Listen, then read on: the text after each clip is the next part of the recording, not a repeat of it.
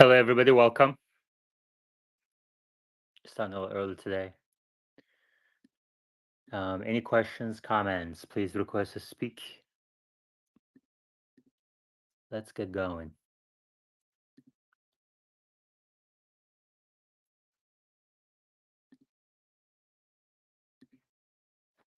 I see Wes in the crowd. Nick.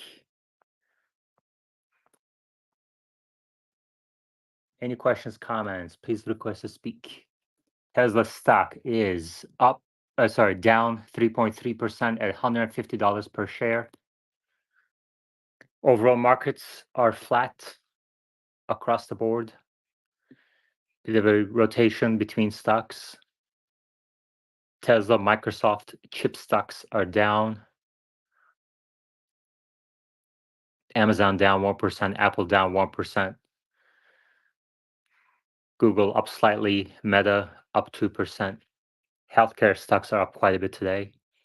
United Health and a couple others. Taiwan Semiconductors down. TSMC down 5% today. Wonder what's going on there. Interesting. Oh, Wes is here. Let's see. Give me 1 second.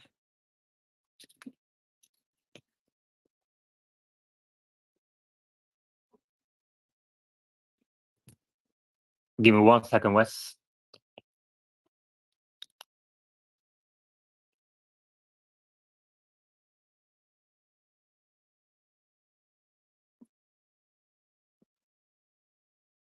How are you?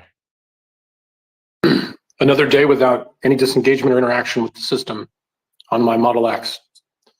That's awesome. That's great. And I would love to hear from anybody that is having any disengagements whatsoever, because I'd love to understand the situation. But that's for me. Yeah.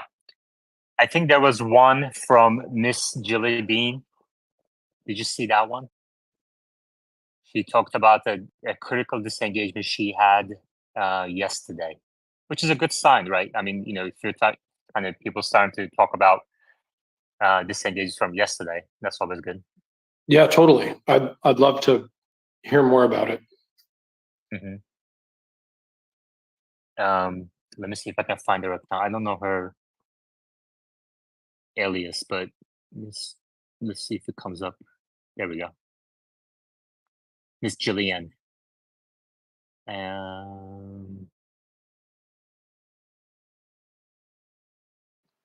So she posted it on X, yes? Yep.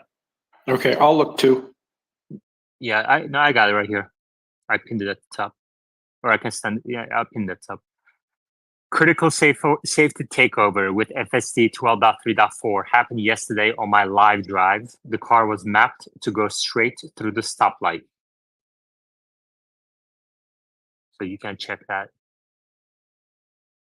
And now we can analyze it, which is a good point to be in. If we're talking about,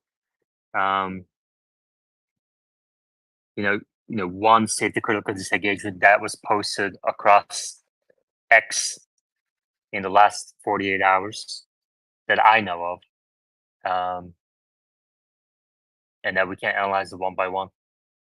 That's a good place to be in, I think. Robert, go ahead.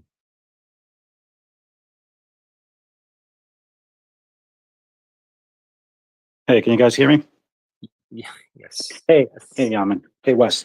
Yeah, I posted a critical disengagement a few days ago when I got 12.3.4 here in Queens, New York City. It got like about 4,000 views. A lot of people commented on it. It looked to me like not really an edge case, although some folks disagree, whereby I'm traveling in the main road on Queens Boulevard, and there is a right exit lane to go from the main road into the service road. The vehicle, in two different instances, the vehicle skipped the exit road, and it went to what it thought was the next available right-hand turn, and it made a turn across the main road, across the service road, where there was a clearly marked sign that said no right turns permitted from main road to service road and vice versa. It's interesting because in one case, the navigation was showing that illegal right turn as a legal turn. So I understand why the vehicle skipped the exit. But in another attempt, which I also posted that video, it attempted to get into the exit lane and then for some reason abandoned the attempt, turned back into the main road, proceeded ahead and tried to make that same illegal right-hand turn.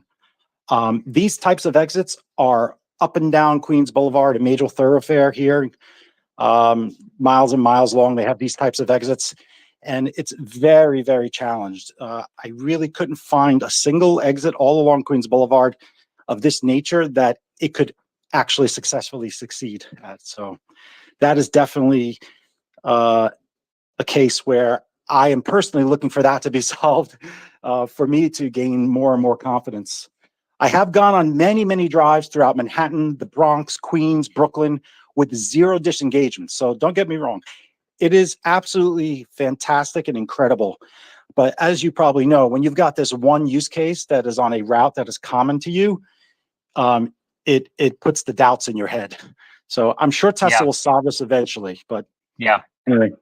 Yeah, I mean, honestly, at this point, I don't think I don't think we ever really needed to. Robert, you have to put yourself on mute when you're not talking. And Robert, by the way, thank you very much for creating this thumbnail that I now use on every single video. So I owe that to you. And my pleasure. Yeah, my pleasure. Yeah, it's on YouTube while this is streaming. And when I publish the video, it's always on there as the thumbnail. So thank you for creating it. I love it. It's really awesome. Now, I think that we don't really need to kind of water down the critical disengagements or any disengagements. I think we should kind of get into habits of, because I think there's going to be so few of them going forward. Like Wes has talked about how he just hasn't had a disengagement. And I only see like one every other day of a critical disengagement. And we can't talk about them, analyze them.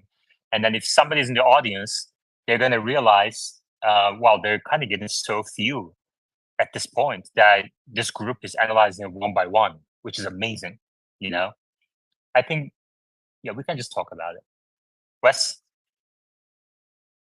Yeah, Robert, that's great data. I'd be interested to see a video. Did you say that you posted one? You said it got some amount of views? I did. Cool. If you have the link, if you could share it, that'd be awesome. Absolutely. Okay, give me a couple of minutes here. I'm on my phone. I gotta. Yeah, okay. Robert, Is it under your X account? Yeah, it's under my account. Absolutely. I even pinned it to my profile. I pinned it to my profile. Okay, great. So let me do that. Okay, cool. Also, just a comment on Miss Jilly Bean, I think is how you say her name. Right. That clip, where it starts, she starts in the turn lane. So I get that it should have gone straight, and she was in the turn lane. It was hard for me to tell because she took over if it was proceeding to make the turn, because I can't unfortunately count on visualizations anymore because the two aren't tied together, it seems. So it's hard to tell if that was truly a critical disengagement or the car just had to make a left turn because it couldn't get over for whatever reason. So my thought about that is, if the vehicle doesn't do what's on the map route, that for me is not necessarily a critical disengagement. It's fine if somebody wants to disengage, but as far as I'm concerned, like if it makes the left, fine, it just has to reroute and come, just get you to your destination safely. And I get that time is a consideration as well. Yeah, so you're saying this is not a safety critical disengagement. It is a disengagement out of convenience, but it's not safety critical, which is fine. Yeah, exactly. It's more of a convenience disengagement. Yeah, but I get it's uncomfortable because you're expecting the car to go straight. So everybody's different, and I get that. I haven't had this scenario unless, and I wrote a post about this, unless you change the route while it's in a difficult situation, like you're in a left-only lane and you change your destination or the route to go straight and it can't get over and it's going to proceed to make the left. It sometimes will move in and out of the lane a tiny bit or attempt it and then come back, and I can see that would make people uncomfortable. But when I'm doing the case of where I have a destination in and I let the car get me there, then that's it. And I've had no disengagements doing that, just to be clear.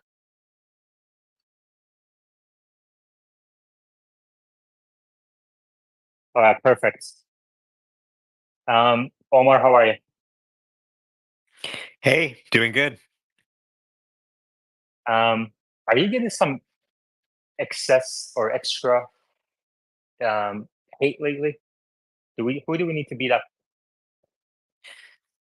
Do I need to it's call nothing my Turkish mafia friends?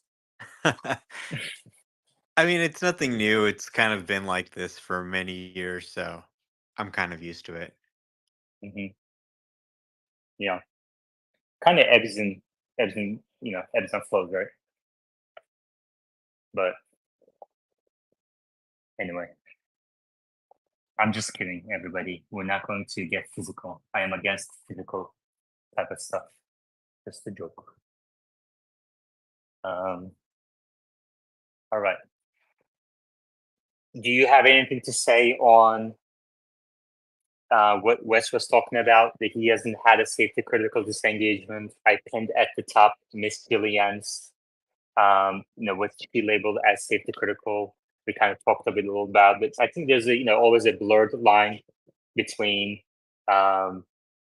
what is safety critical, what isn't. I think the definition changes from person to person, which is fine. It's subjective, obviously. We're not judging anyone's feelings, whether they felt safe or not. But for the purposes of some sort of regulatory approval, I think obviously there's going to be a bit more clear guidelines around what is safety critical. So, but I think it's very positive that we reached a point that we can pin up one disengagement and kind of debate, is that safety critical, or what the FSD team could have done better there, kind of thing. I think that's very positive development for FSD's future. What do you think about that, Omar? Well, there's definitely still safety critical disengagements, and you need to pay attention and be ready to take over. But at the same time, I haven't had any safety critical disengagements on this latest version yet. So I had one takeover that was due to it getting into a left turn lane. That was one left turn lane ahead. There was another left turn lane a few streets ahead. So it kind of got stuck there. I got confused and I had to take over and make the left turn myself. That was the only takeover I've had in multiple days. So last night, for example, we took my Model S and we drove to dinner. It drove us there without any interventions. Then we drove home from dinner. It drove us home without any interventions. So by all means, if you see a safety critical disengagement, share it. And let's track how many we're seeing, at least just anecdotally. I think the way this project is trending, it's going to start to become very rare to have a disengagement of any kind that's required. I mean, in the next build, they're adding the capability to reverse, they're adding smart summon. That's a whole category of reasons to disengage that are eliminated. It used to be you had to take over to reverse. Now that's not going to be true anymore. So I think we're really getting to a point where we're going from how many disengagements did you have per day to how many days since your last safety critical takeover. And I think it's just going to get exceedingly difficult to find a situation that trips this thing up. So if you see one, share one definitely. And it we can kind of track the frequency of that. But we're really moving from, okay, how many eh, disengagements did you have? Or when you have a disengagement, or when you have a zero intervention drive, it's news, right? Oh my God, I had a zero intervention drive. That's what people used to say because it was so rare or surprising to have a zero intervention drive that you had to tell somebody, oh my God, I had a zero intervention drive. What we're actually seeing now, at least for me, and I think for many others, is that zero intervention drives are becoming the norm. So what you're going to start to see happen is the mistakes will actually become newsworthy. Like, oh my God, it made a mistake today. I couldn't believe it. It's been working fine for days, and I finally saw it make a mistake. So when you see that happening, when you see people mentioning a takeover as if it's a rare event, that's when you know we're starting to get close. All right. Perfect. Great start. Welcome, everybody. We started slightly early today. I only have about 2 hours today. And then, yeah. So we have Michael on the board and Alex on the board. Michael had a thread about Elon's compensation. Meta in the crowd, if he wants to come up, and maybe we can focus on it a little bit, unless you guys want to talk about FSD still. But let's see if Michael wants to kind of present his thread. I pinned at the top of our screens Michael's thread. Yeah, thanks, Yaman. So I did some research last night after seeing that Tesla put out that website to try to convince shareholders to vote for reinstating Elon Musk's compensation package. And I found that interesting that they put out a website and the PR was quick. So I did the research, and there's no way to sugarcoat it. The shareholder vote will be very close and has a real chance of failing. And if it fails, Elon will have received no pay for 6 consecutive years, and he may just quit. I'll walk you through a little bit of the math on why it might fail. So there are currently 3.185 billion shares outstanding. Elon owns about 13% of them. The board and executives own 0.3% of them. Then institutional investors own 43.7%, and the other 43% is owned by retail investors and other non-financial companies. So once Elon and Kimball recuse themselves from the vote, it's basically 50-50 between institutionals and retail.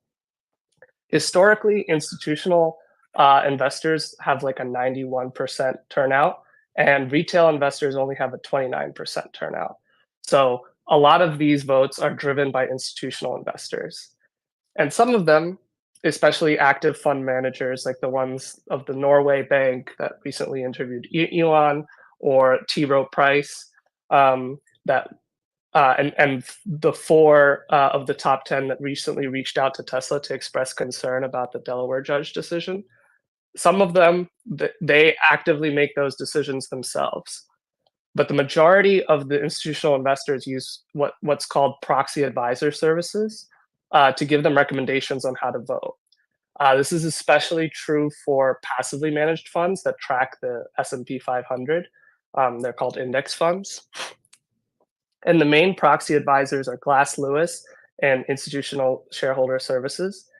And Elon actually called them out as problematic on the Q4 2023 quarterly earnings call. He called ISS ISIS, and also he called them out in a January tweet. And they've caused trouble for Elon and Tesla before. They regularly recommended voting against directors. Sometimes one of them said yes, another said no. But they both recommended voting against the 2018 compensation package. But back then, index funds were not in the picture because Tesla was not in the S&P 500. So they had very little sway back then. Overall, the studies show that an unfavorable recommendation from proxy advisors reduces a favorable vote count by 10 to 30%, and about 20% specifically for equity compensation plans. So again, the passive index funds usually go exclusively with what the proxy advisors recommend. And there are about $5.7 trillion worth of passive index funds tracking the S&P 500. And Tesla's approximately 1% of the S&P 500.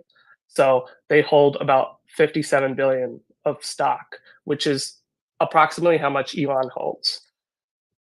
So if the proxy advisors recommend voting against the package again, and the passive funds go along with them, then the remaining shares have to vote 58% in favor for the whole thing to pass. And that brings me to my next point about retail investor sentiment. It's at or near an all-time low. On forums, there's a lot of investors saying they will vote against reinstating the package. The reasons are mixed, but it's mostly because the stock is at 52-week lows. It's lowest in 3.5 years, except for the flash crash in January 23.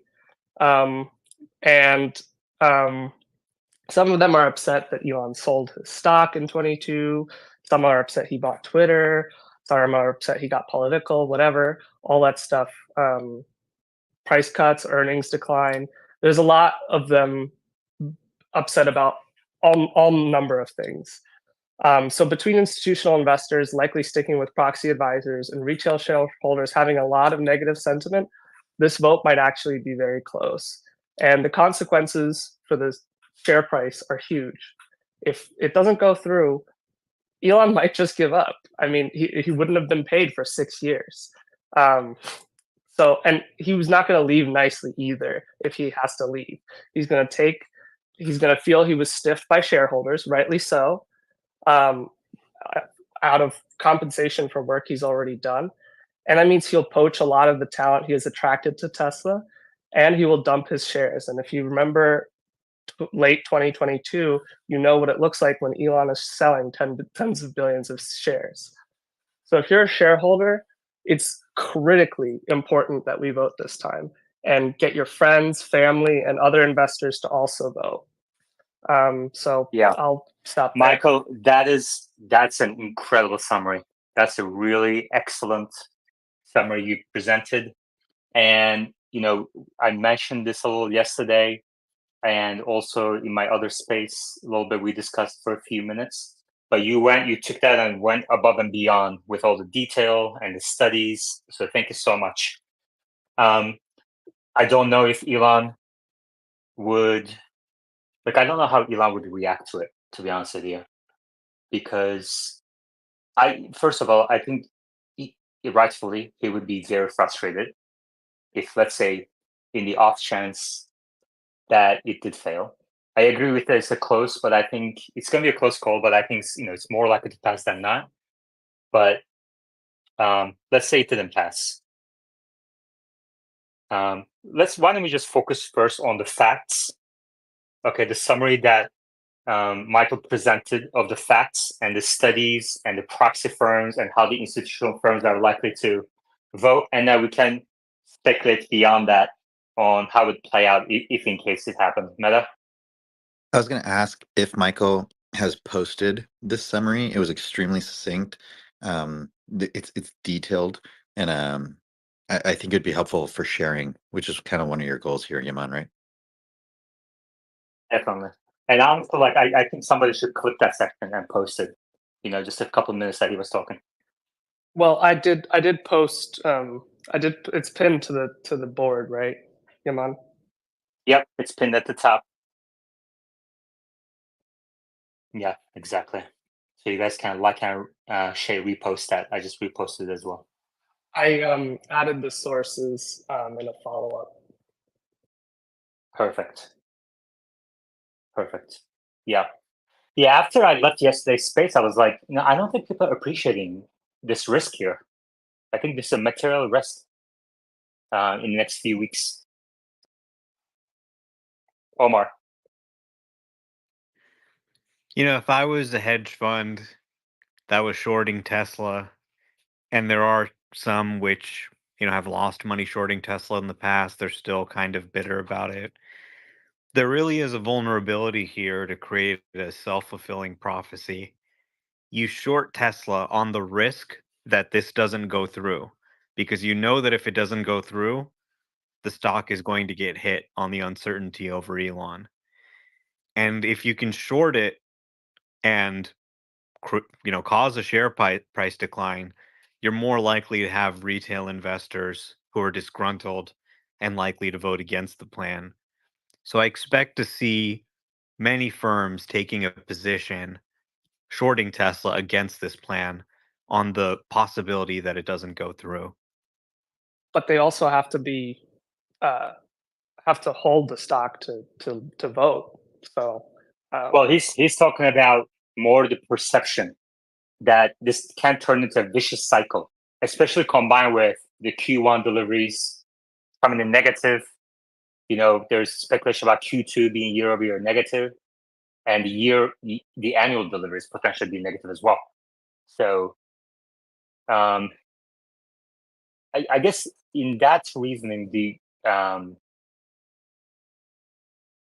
think most like retail ownership of the stock is high, and I think there's a lot of retail shareholders, but I think most of that ownership is concentrated in the hands of people who actually support Elon and the mission, and they would vote no matter what. So I don't know if a decline in stock price could turn into, it might, but I'm not sure how strong that vicious cycle would be. Meta?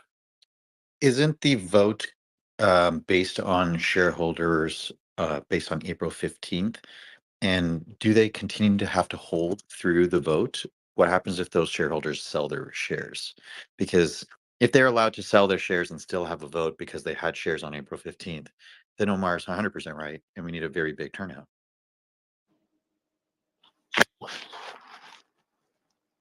Omar? Yeah, Pennington, it you is have to wait on mute. It's shareholders of record April 15th. So if you own shares that day, you get a vote. What you did after that, it doesn't matter. I don't know to what extent people were able to anticipate this vote. I mean, I think obviously it was known that it was coming, but who is going to vote on this is already set in stone. You can't buy more shares and try and influence the vote. It's whoever was holding it on 415. Okay. So we have a bear on the board now. Okay. So just want to put that out there, which is great. We welcome bears. But having said that, it's a sensitive topic. So I'm going to be cognizant of who's on the board. Pennington. I'm not a bear, but Omar spoke about institutions trying to drive the stock price down and self-fulfilling prophecy. But wouldn't this be the perfect time for Elon to come up and say, I'm committed to Tesla regardless? Put aside his tweet that he posted a couple months ago about the 25% stuff. Demonstrate his commitment. Otherwise, shareholders are just sort of swimming in the doubt that he put out himself. And how are we supposed to sort of process everything if the doubt was not created by hedge funds, but by the CEO himself? Omar. Meta, do you want to know? Well, I think that he doesn't necessarily want to say, hey, listen, even if you guys don't pay me, I'll still continue to work anyway. He needs to sort of lay out a legal foundation in the case, in the appeal, for why this compensation package is fair. And I think that's all he was doing. Now, whether he'll actually leave Tesla or not, if this plan isn't approved, I'm more on the side that he would continue to stay. I mean, it's disappointing, but I think he's really excited by what they're doing with Tesla AI. By all accounts, he's more hands-on. He has more direct reports. He's taken more things under his own wing. So I don't think necessarily that it's a sure thing that he'll leave if this vote is not in his favor. But it certainly, I think, puts it into more doubt. He may choose to stay, but I don't think it necessarily is in his best interest of getting this vote passed, especially if we think it's close, to say, hey, no matter what, either way, I'm going to stay on as CEO. But wouldn't this be an opportunity for the board to also say, and maybe they can't? You have to wait on mute and wait for your turn. Meta, then Michael. Yeah, the idea that Elon should just say, you know what, I'm not going to ask for the compensation, and that's going to somehow be a vote of confidence, is silly. Because if this vote were to fail, it's kind of a win-win situation for Elon in a sense. If it passes, it reaffirms that he got compensated, and then they can put up another proposal for making sure he has more control over the company. If it fails, it kind of demonstrates that him spending his time building AI in this public company is the wrong thing. Because as he said, he's worried about institutions being able to have a big say. And as Do You Want to Know pointed out, there's a equal say held by these proxy firms as Elon. That seems like undue influence that is in the hands of people that don't have good knowledge about AI. So while he may care about the car business, AI might be a bigger part, and he may have to do what's right for the world and say, you know what, I can't do this in a public company.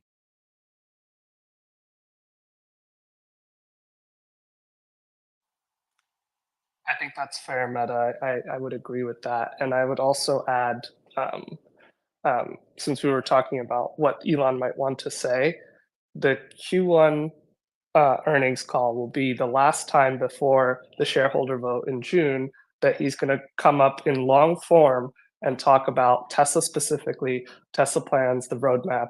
I already pointed this out before, but I just want to reiterate that it's what he says on this call is actually pretty important, especially since a lot of the blowback might be due to the negative sentiment.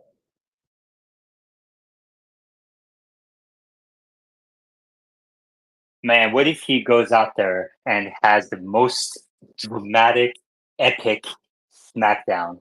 Okay, like literally goes on for like half hour about the Fed raising rates or something. Okay, and then basically just kind of create a list of things that people have complained about of him saying on the call before, and just go through that list for an hour, and then the vote still passes. That would be epic. I think that would be fucking awesome. Omar. Yeah, I do think that's a big part of the backdrop to all this is the conversation around rates.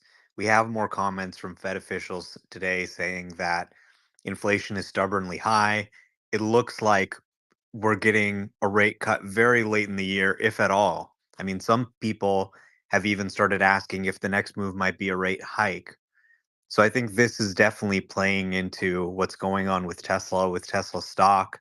It really is a perfect storm of shit, but it really stems from these interest rates, the effect on deliveries, the effect on the EV market. And until we see some signs that inflation is coming down and that we're actually going to see rates start coming down, it's difficult to really forecast some of the growth that we saw during the lower rate period.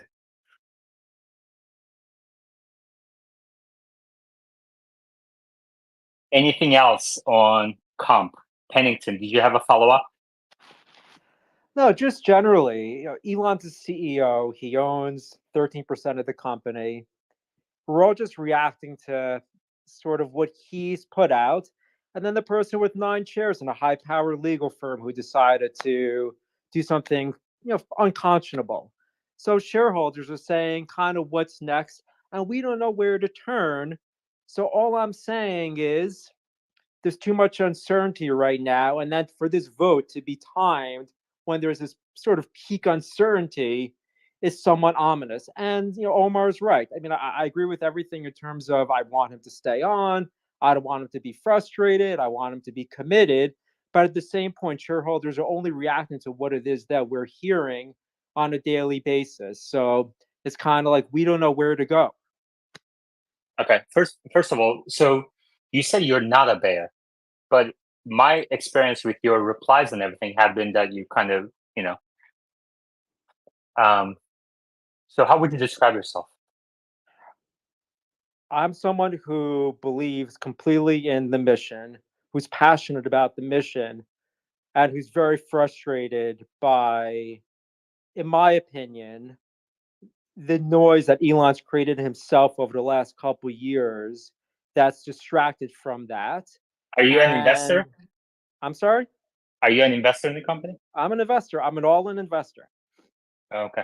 So All I'm right. just I'm a frustrated investor, and I sort of just react to these things by looking for some accountability. And there's been issues with interest rates. It's been frustrating for the market, particularly for Tesla and its sales. But there's a whole litany of other things that Elon has control over. And I don't feel like those have been handled professionally or properly. Omar, then Michael. I agree with Pennington. I think this is one of the most dramatic shareholder votes I can remember. It really is a referendum on Musk in many ways, and it couldn't be happening at a worse time. But the judge's argument that shareholders were misled, they voted for this, but if they knew that the directors were not too cozy with Musk, then they would have voted against it. And if now, after the fact, after we already know it's vested, after we've already gotten the results for free, the shareholders still approve it, well, then there's really no argument against it. But, just the situation is just, you couldn't write a movie this ridiculous. Where when I was reading that website yesterday and it said, Elon Musk, has created so much value for us. And yes, it's true. But at the same time, you kind of cringe because there are so many shareholders who do believe so much of this was self-inflicted, that he didn't need to buy X, that he didn't need to tweet all this stupid shit, that the price cut strategy has been disastrous for the company, and they really place most of the blame on him, rightly or wrongly. I mean, ultimately, the buck does stop with him as CEO. And now, at this moment, he's coming and asking them to reaffirm his compensation plan when we've already gotten the benefits. At least, I saw Leo Koguan retweet somebody who said, well, we already got all the benefits. If we deny it, it's like a stock buyback because, we get those shares back or whatever. So it really is kind of a tough sell. Maybe instead of just saying, hey, I've brought so much value to the company, which of course is true, he really needs to come to shareholders on this earnings call and say, look, I'm sorry. We're going to get things back on track. Okay, before Michael Pennington, I looked through the replies. I must have confused you with somebody else. So I apologize for labeling you as Bear. I don't have any evidence of that. All right. Thank you. And Omar, could I ask one more question? Yeah. If you don't mind. So the vote that's taking place now, is solely about a compensation package in the past. But that has nothing to do with the 25%. So would we all agree that the 25% is still an issue regardless of how this vote comes out? And secondly, and this is also just to the board, I'm curious what people think about it. FSD, Optimus, they're owned by Tesla. So even if people vote this down, is Elon just going to say, you know what, I'm so pissed, even if my mission is best fulfilled by keeping these products and me developing within Tesla, I'm just going to say screw it and walk away and start from scratch? Okay, let's go to Michael, then Meta, then Omar. Yeah, I'm not sure I have a response to what Pennington was saying, but I just we can just do Meta than you if you want. Okay, that's fine. That's good. Okay, Meta. Just because Elon leaves Tesla, it's possible he sells all his shares. It's also possible he doesn't sell all his shares. He leaves someone else in charge to run the vehicle side of the business. But he says, you know what? I am going to leave. I'm going to build AI at XAI. I'm going to build robotics at XAI. I'm going to compete with a guilt-free conscience because the shareholders didn't vote for me to stay. He could decide to sell his shares, raise money, and compete on XAI. Anybody who thinks that AI is a moat that is super unachievable and FSD has gotten a big thing, like I know we all like to talk about the data advantage, but realistically, you look at Waymo, you look at the individual involved, look at Llama 3 coming out today, and it's competing with things like Gemini 1.5 on certain benchmarks. It's a tiny model competing with big models. And this is happening at an exceedingly fast pace. So while it is true that FSD is far ahead, without Elon there, without the people that Elon attracts to work there, it will get lapped. Tesla cannot get complacent. They have not won the race. That's awesome. That's a really good point. Underappreciated. All right, Wes, and then Michael. I think, and I hope you can hear me okay. I think that other people on this space may have worked with Elon before very, very closely. And for me, my impression of him is that it's never been about the money. It's always been about the mission. And even if he doesn't get paid this time, they're going to have another compensation plan that he will deliver on, and he will get compensated for his work somehow, some way. That will happen, so that they will make it right in some way, form, or fashion. And I don't think that he would leave without the mission being accomplished, because without him there, that is not deterministic. Yeah, at least not in the US. Yeah. I agree with Ford and GM pulling back on their plans. Definitely not in the US. It's not accomplished.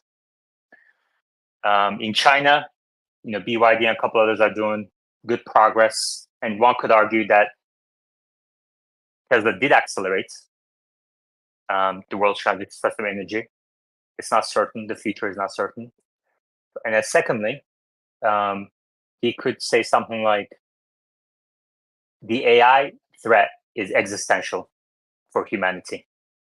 And it's more near term, more drastic. So he could justify it that way.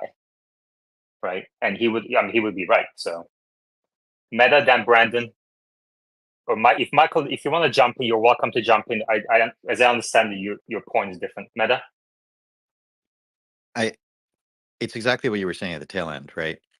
I agree with Wes that Elon wouldn't leave if the mission is not accomplished, but I would also argue Elon puts a lot of value on loyalty and respect, like a lot of value on loyalty. I think it's clear from his actions that if the vote didn't support him, then you're basically asking him to work to make money for a plurality of people that don't support him. So putting up another vote and forcing it to pass, which he could do with his shares, it seems like the antithesis of what he would want to do, in my opinion. I think he would say, all right, this is a guilt-free. I'm sorry people invested in it. I made a bunch of people a lot of money. If you invested before 2019, you're still up, right? If you invested afterwards, like, okay, be an adult, you're responsible for your own investments. But at this point, he can go and say, I'm going to work on AI. I'm going to build robotics. Robotics are going to be able to make the vehicles.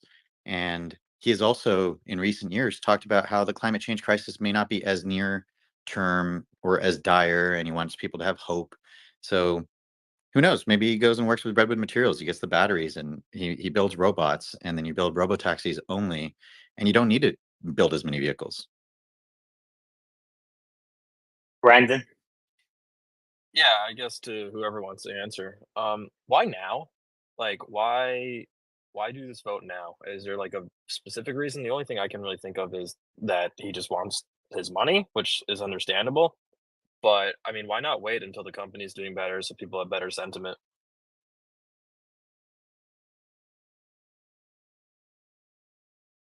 If you're not with him when it's hard, you shouldn't be there with him. Yeah, the other thing is like that, and also, I don't think people realize the urgency here.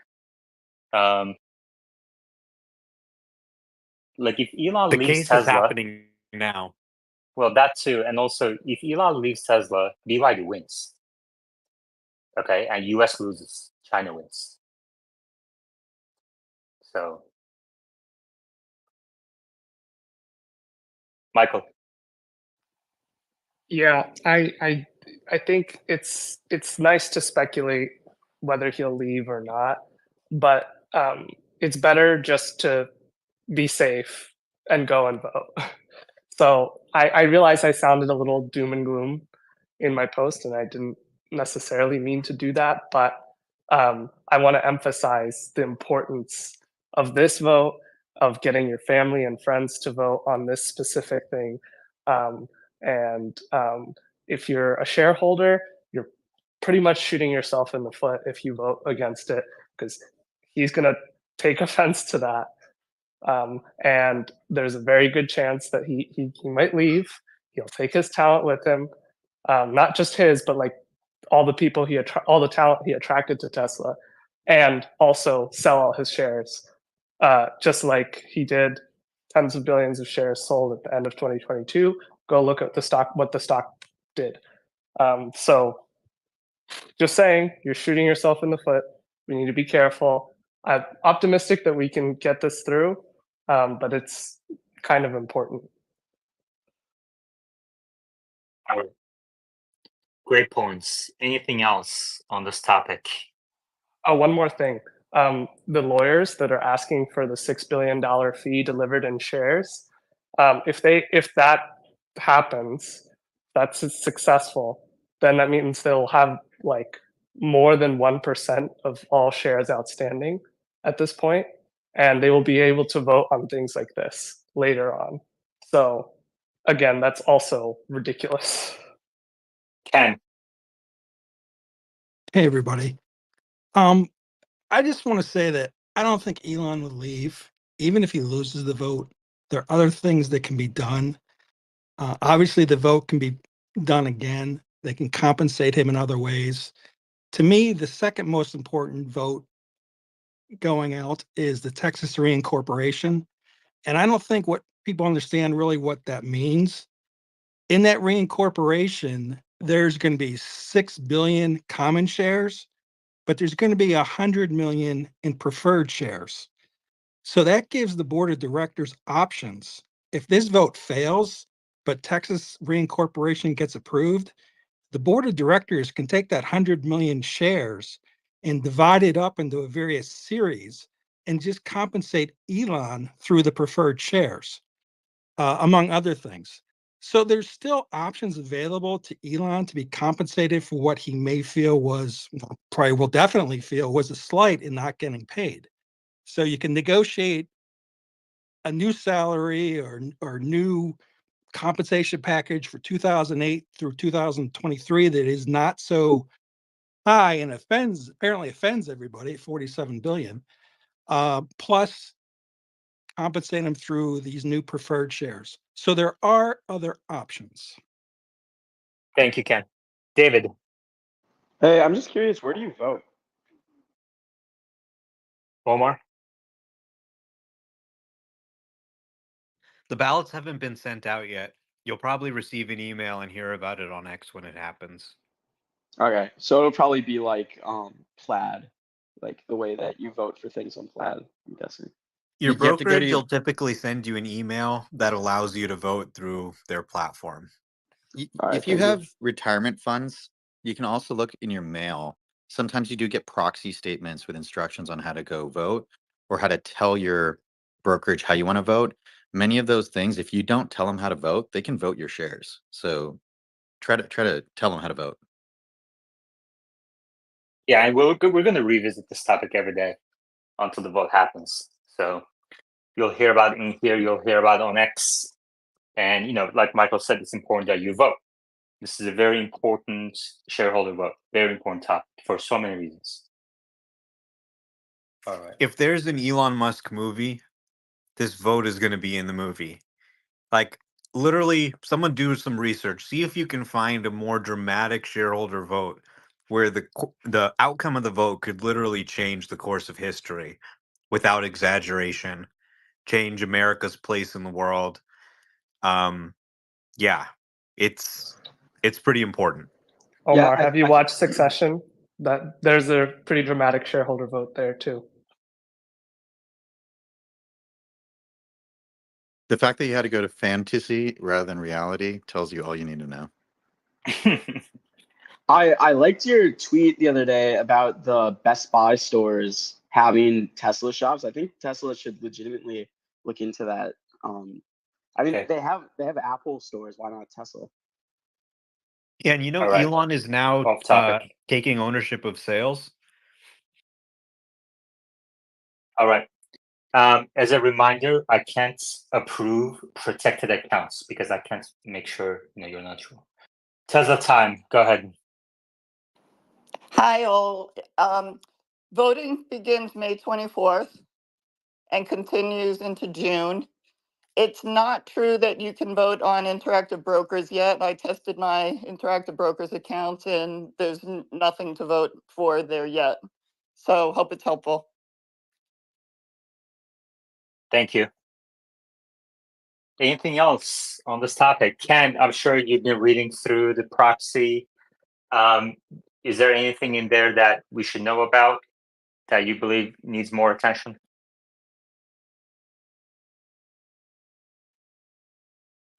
Outside of how Texas reincorporation is going to impact Tesla itself, it's pretty straightforward, really.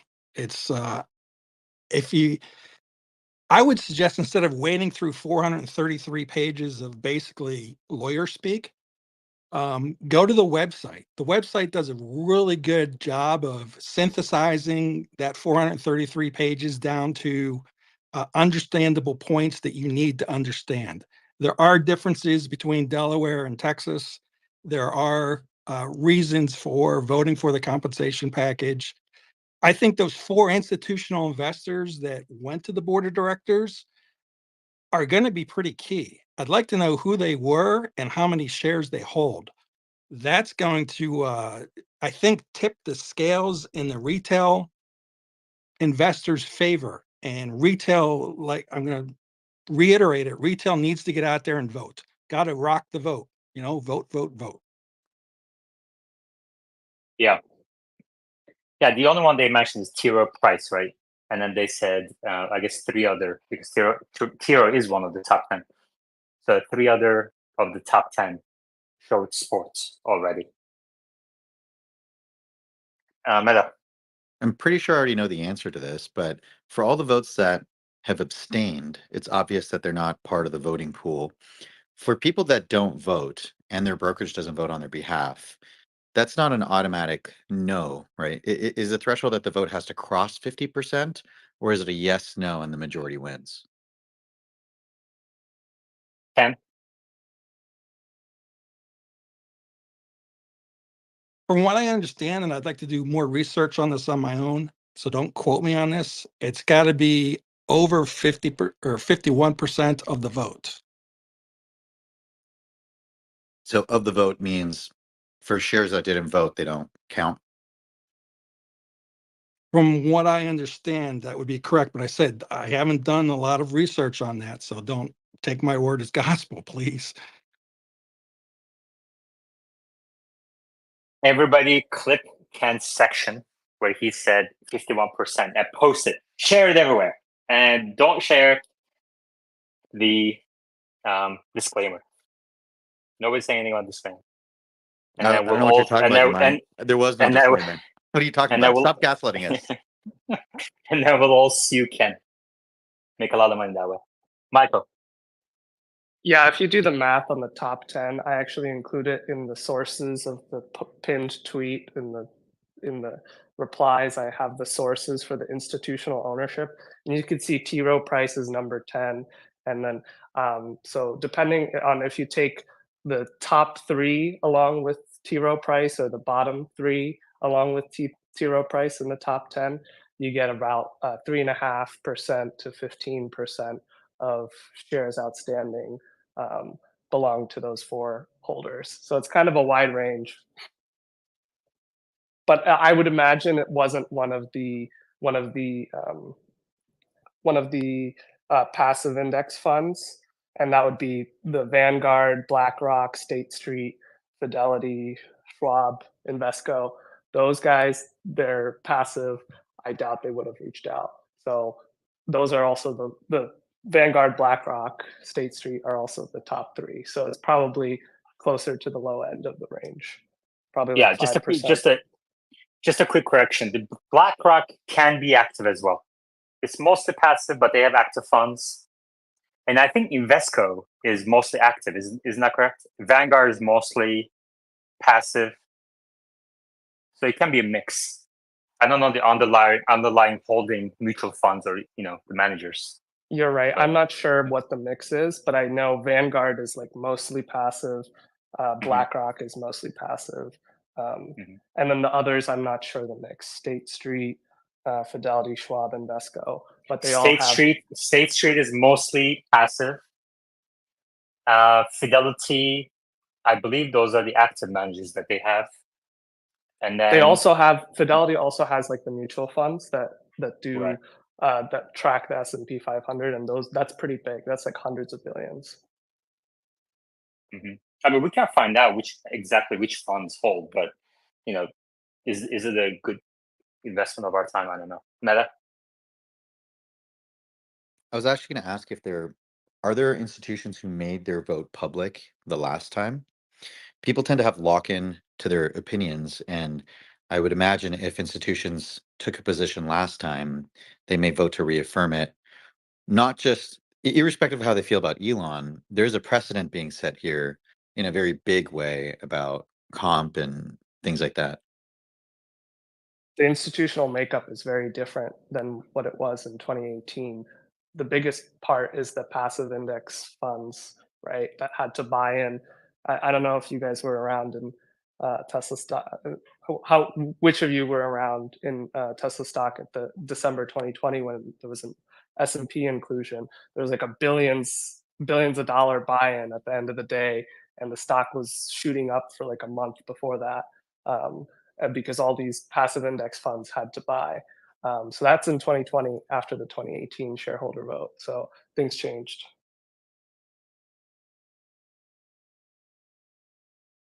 Okay, so I'm looking at the top mutual fund holders on Yahoo Finance. Okay, Yahoo Finance, Tesla ticker, top mutual fund holders.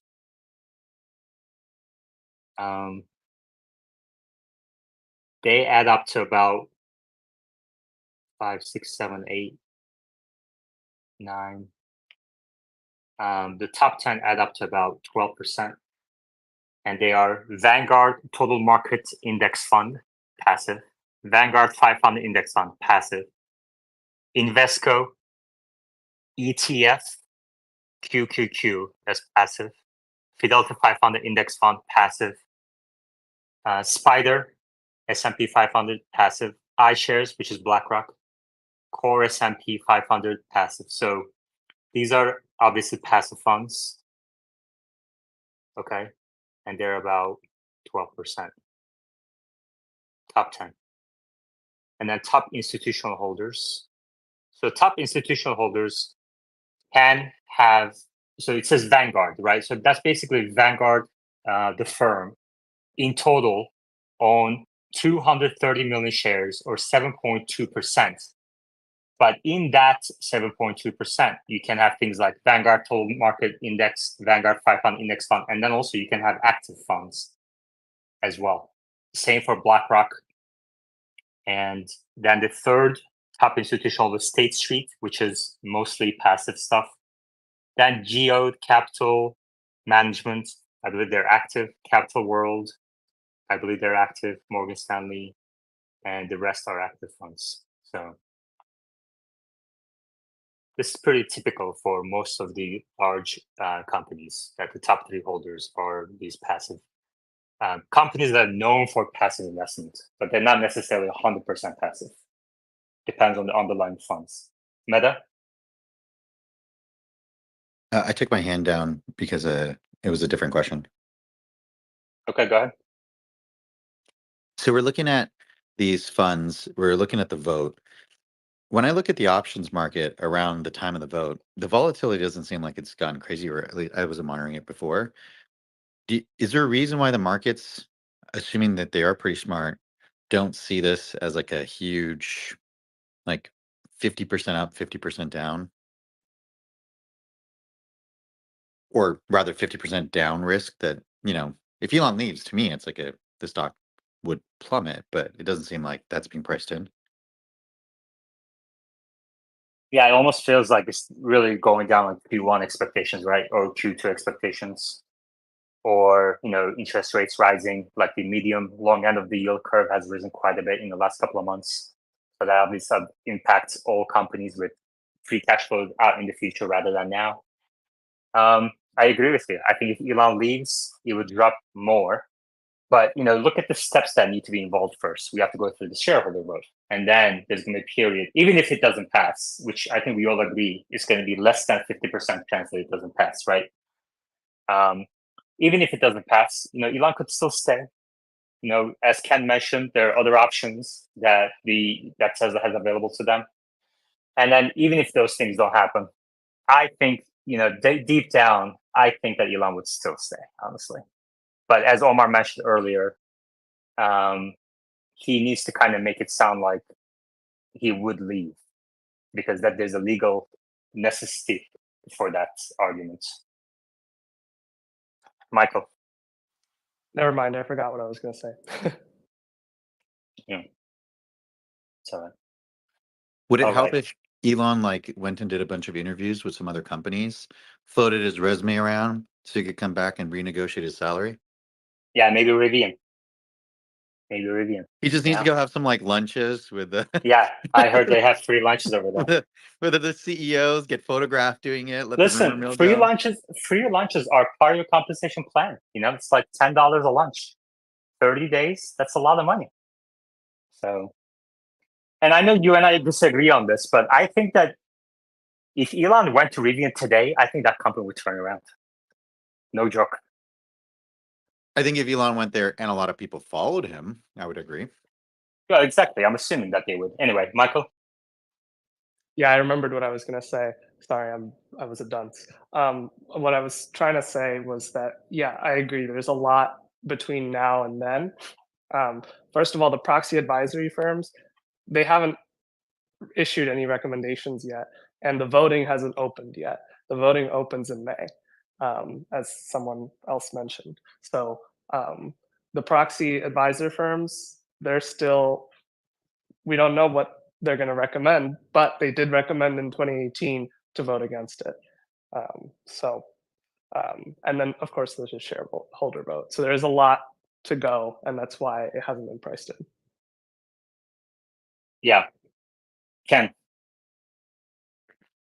Okay, it's actually for the percentage of voting needed to pass the proposal. And do you believe it's proposal 2? It is. I'm looking at the proxy statement right now. Test the proposal to approve executive compensation. No, hang on a second. Which proposal number is it? 3? Which proposal is it? I'm sorry. You have to Proposal 4, test the apologize. proposal. Ken, I want to make it clear to everybody. You've already contributed 100 times more value than one could reasonably expect from you. Anything you say is the gravy. I appreciate that. Proposal 4, this is what's needed. Majority of total votes of shares of Tesla common stock cast in person or by proxy on the proposal. Sorry, could you translate that to English, Ken? I would say over 50%. So if you can get 50.1%, then it would be approved. Right. So basically, if somebody doesn't vote, it just diminishes the denominator. Correct. That's not saying people shouldn't vote. It's just saying Correct. go vote. Your vote will count for double almost. Right. Again, rock the vote. Yeah. All right. Maybe the proxies should recommend that the institutions abstain and let the rest of the people figure it out. Since they're passive, right? They should be passive. Yeah. I'm curious what the ISISs of the world is going to do. ISS and Glass. I mean, what do you guys think? I mean, Michael, you've done some research into this. What do you think they're going to say when they issue their opinion? I think they're going to say no for 2 reasons. Vote no for 2 reasons, because they've said vote no in 2018 in the first place, and the second reason is that they have a bunch of governance concerns. They've been gumming up the works on other board of director nominees. Like I mentioned, sometimes one of them said yes on a board of director nominee, and another one said no. And then the other reason that I think they're gonna say no is Oh God, again, forgot. That's okay. Omar. I would think that Martin Viecha, before putting this up on the ballot for this year, must have probably talked to some of these large institutions that have significant holdings in Tesla and asked them what their opinion on this was. Do you think so, or are they just kind of shooting in the dark here? Yeah, but they would have done that in 2018 too. I think they should do it, of course, but doesn't help when Elon is calling them ISIS, even though it's hilarious. But I remember the other reason. The other reason is that they're not fiduciaries, so they're not a fiduciary to whoever they're advising. So if they advise a fund to vote down something that is not in their financial interest, and the fund follows their recommendation, they can't sue them for leading them astray.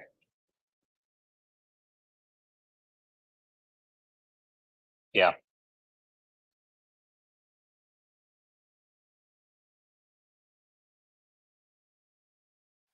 In other words, they don't give a shit. They're their own. I mean, the entity. one incentive that this company, the institutional investors have, it's a very big incentive that if you want to participate in any of Elon's companies going forward, you better vote yes. Like if you vote no to this, you're definitely not getting the invite to invest in other companies. So, and rightfully so, right? Do you think they know? Do you think they know who voted yes and no? I thought so. Is it kosher for the for like probably Martin knows, but is it kosher for him to disclose that? Like, is he allowed? I Probably would not. think so. Ken? I'm sorry, I was reading something else. Does Could you the repeat the company question? know? Does the company know? Does Tesla know who votes yes or no? I think they do. So the question is whether it's a public vote or a private vote. Not public, but the company to know. That's a great question. Honestly, I do not know. Oh, wow. I kind of assume that they do. Does anyone know the answer to that question? If you vote no, I believe does the company know? answer is yes. Yeah. All the votes are tallied, and who voted what is recorded. Yeah, exactly. I would be shocked. Otherwise, there's no way to know, whether the results were manipulated. You can ask them, "Did you really vote this?" "Yes, I did." Well, Michael was Well, saying maybe the investor relations could know, or maybe the broker could know, but maybe the company. But I'm like, why wouldn't you? I mean, it's essential, I think, which shareholders are voting what for the company to know going forward, I think. I don't know. Ken? actually, all the voting goes to their accountants. So PricewaterhouseCoopers would be handling the vote for this annual meeting.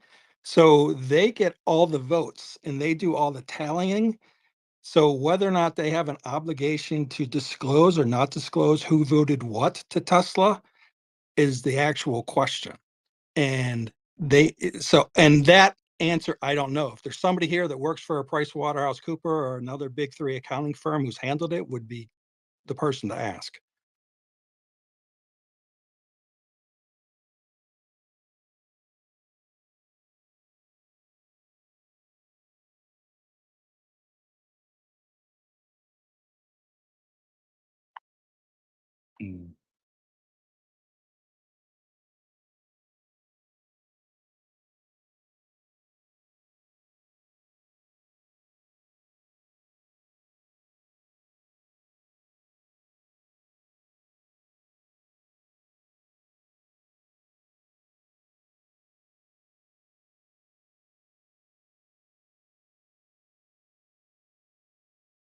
Well, a quick Google search says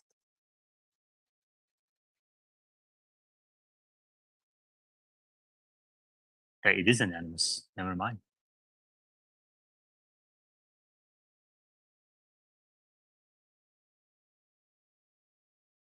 Well, that changes things.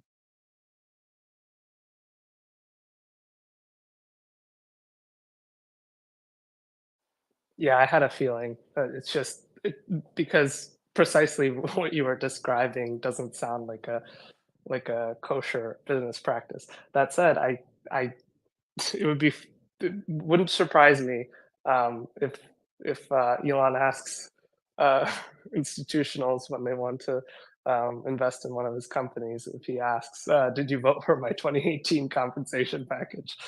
Um, but then again, he also doesn't care about money that much. So, but it wouldn't surprise me.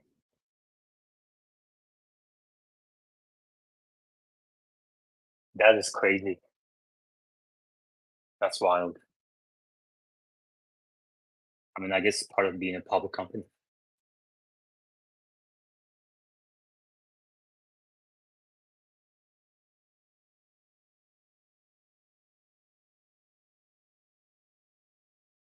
Henning, go ahead.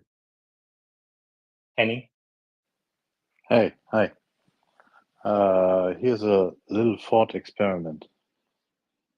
So, what would happen if a vote turns out indeed no? I would say, clearly, from the past years, it's obvious that the Twitter purchase has directly impacted such a decision.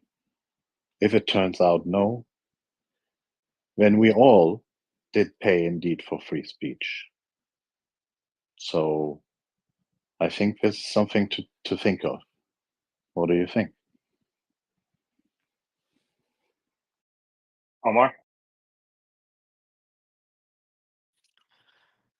Did we all pay for free speech? I mean, I think that there's a number of factors that have impacted people's outlook about EVs. Some of it is legacy automakers and oil and gas companies pushing back.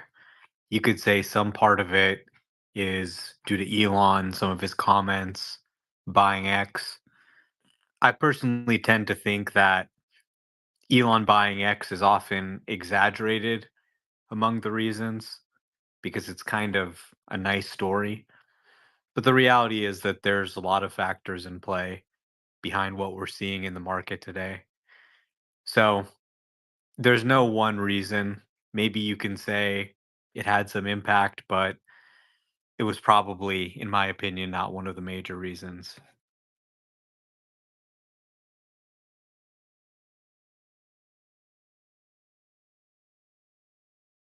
Any other questions, comments? Please request to speak. There's a question in the comments that says, would that be ethically, let's see, what's the actual wording? DGM says, wouldn't that be a conflict of interest? Unless you vote yes, you're cut off from my future dealings. That isn't ethically correct, he says. I think it would be ethically incorrect if people were assuming that it's private vote, but then the company found out. But I mean, if I were Elon, why would I want to work somebody who basically, like in the future, why would I want to work somebody who voted against my compensation when I earned it? Omar? Yeah, one other thing I'll add is that it's looking like X dataset and the Grok models are going to be really important for solving self-driving. So I think overall, when history's written, it'll turn out that this was a tremendous benefit of an acquisition for Tesla shareholders and didn't really cost the company anything. They should maybe talk about that on the Q1 call ahead of the shareholder vote.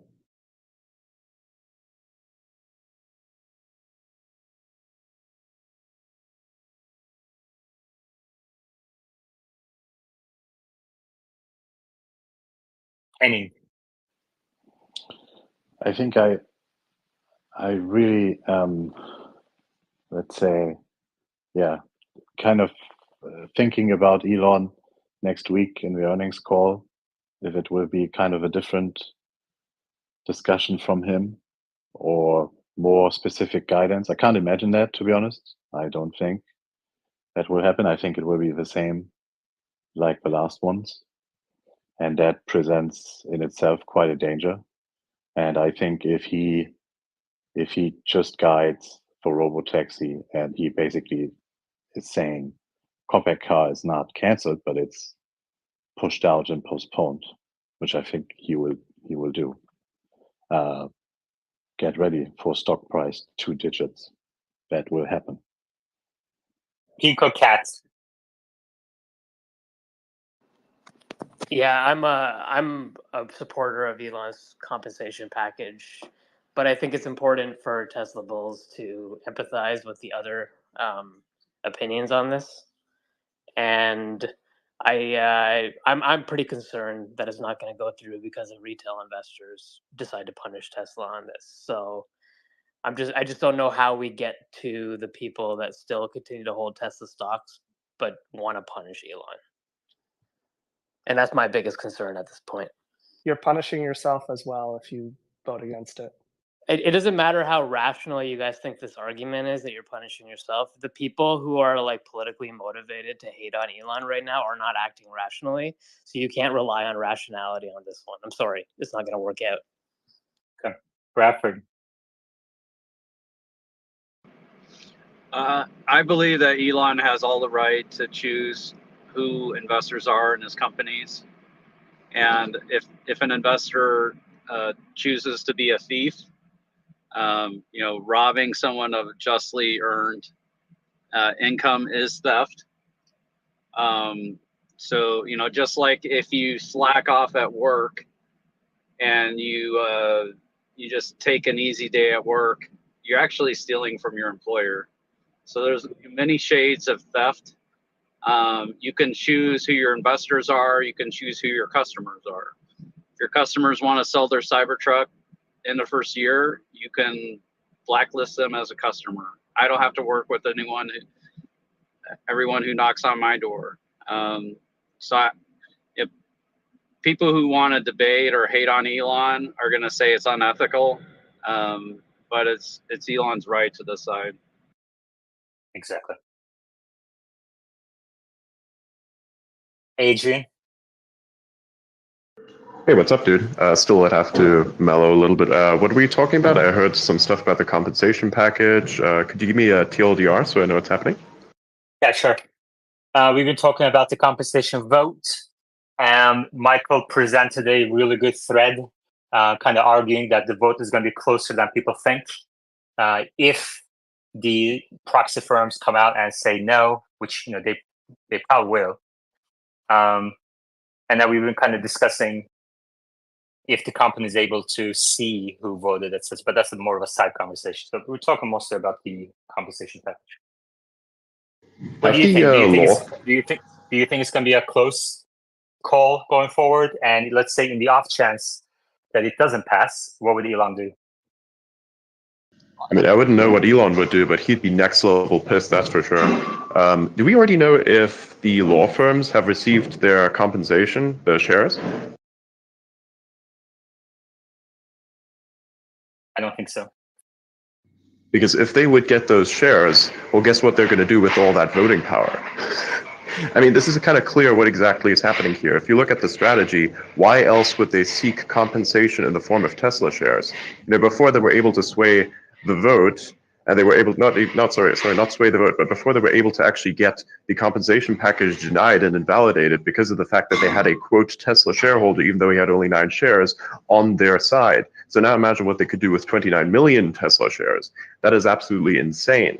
So I think the vote will actually be very damn close. I mean, you said it yourself with all the retail investors and such. I mean, it's not really fair. And long term, if you want to punish Elon on his efforts, he's just going to go elsewhere.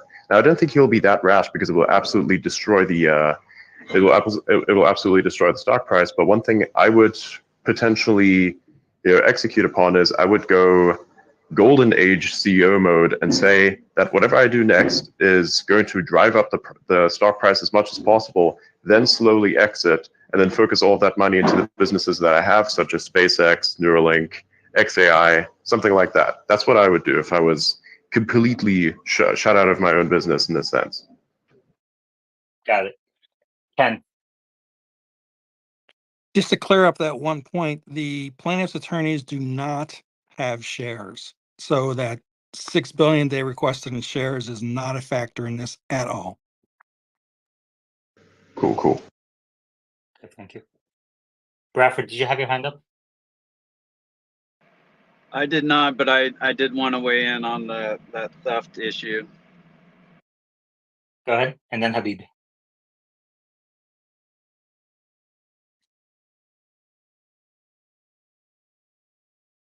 Habib, go ahead.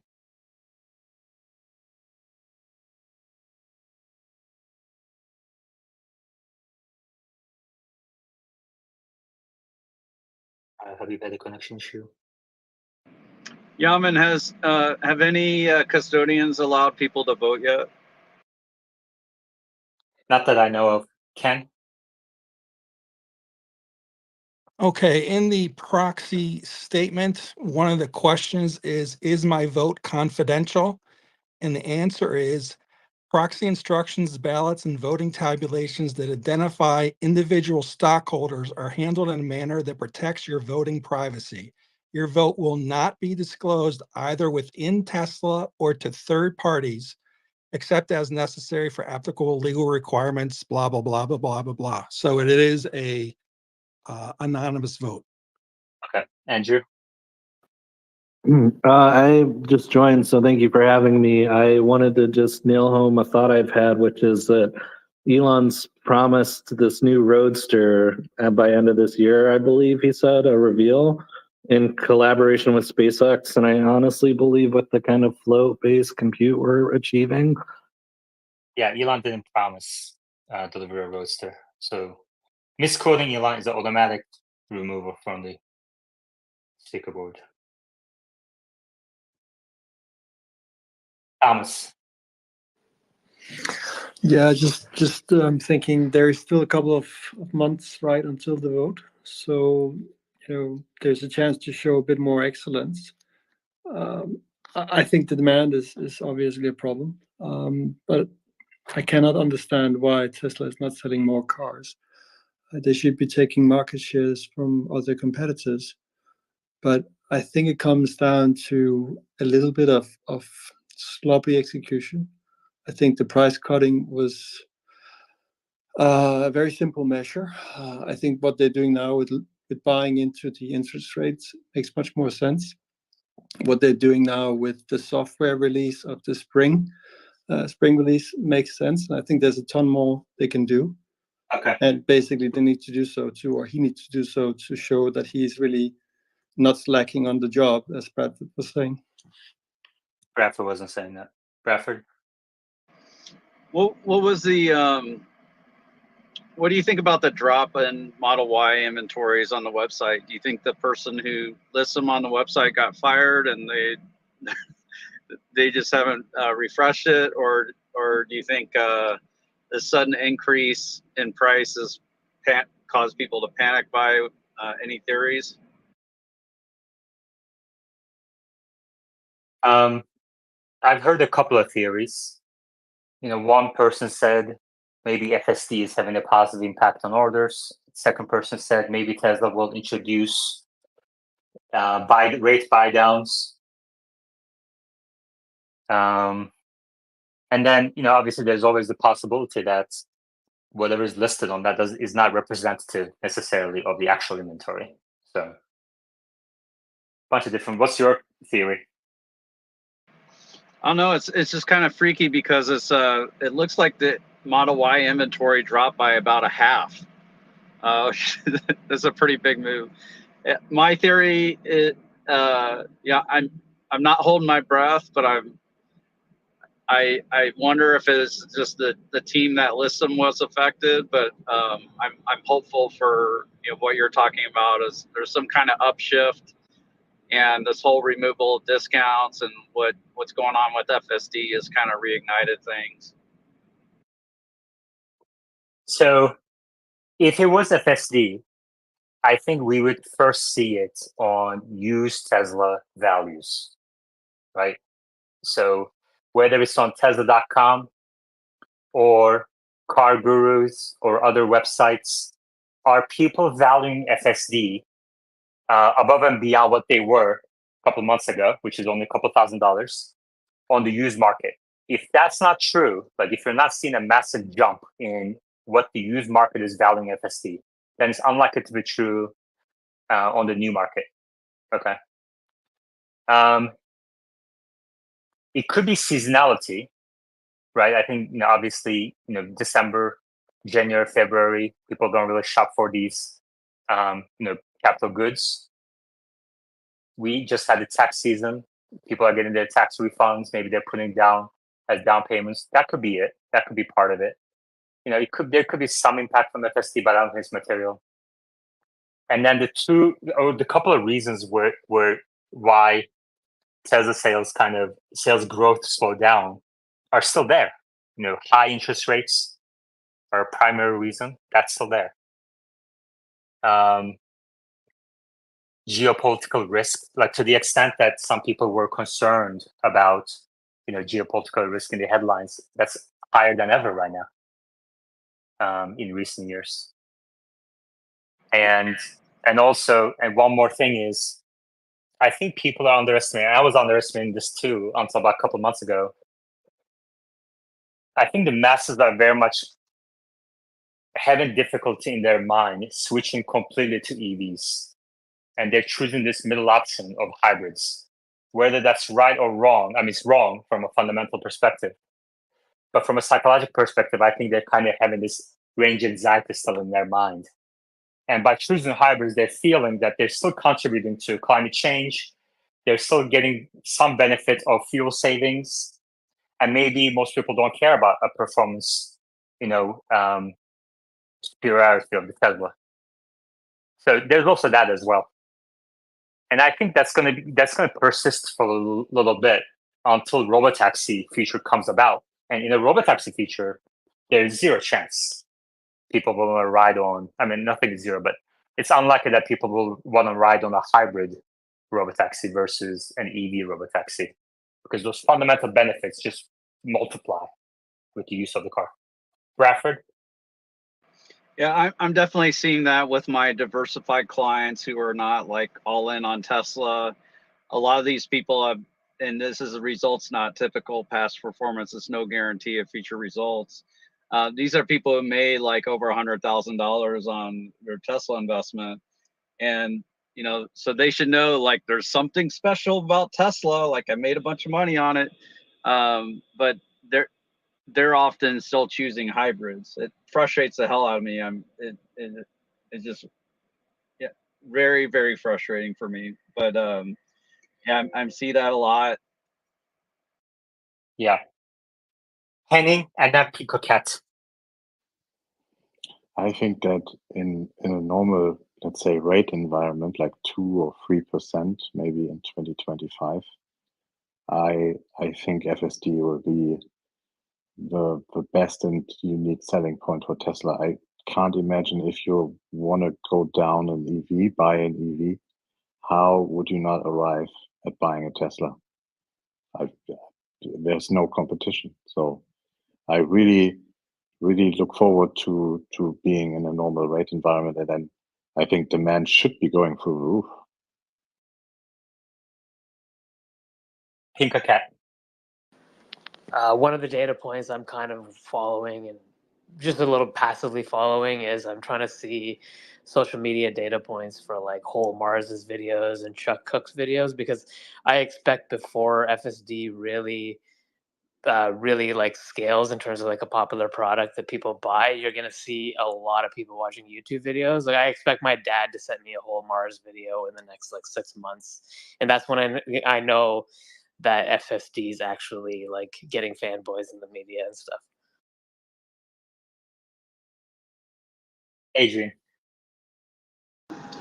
For FSD, I think, yeah, dude, I mean, the more you post about it, the more it actually becomes a viral thing. But at the same time, you should also, like, someone like Xander does this really cool thing where he lets people experience the Cybertruck every now and then. He just like basically lets people in, have a look at it, drives around in it, and then people talk about it because it's a really interesting experience.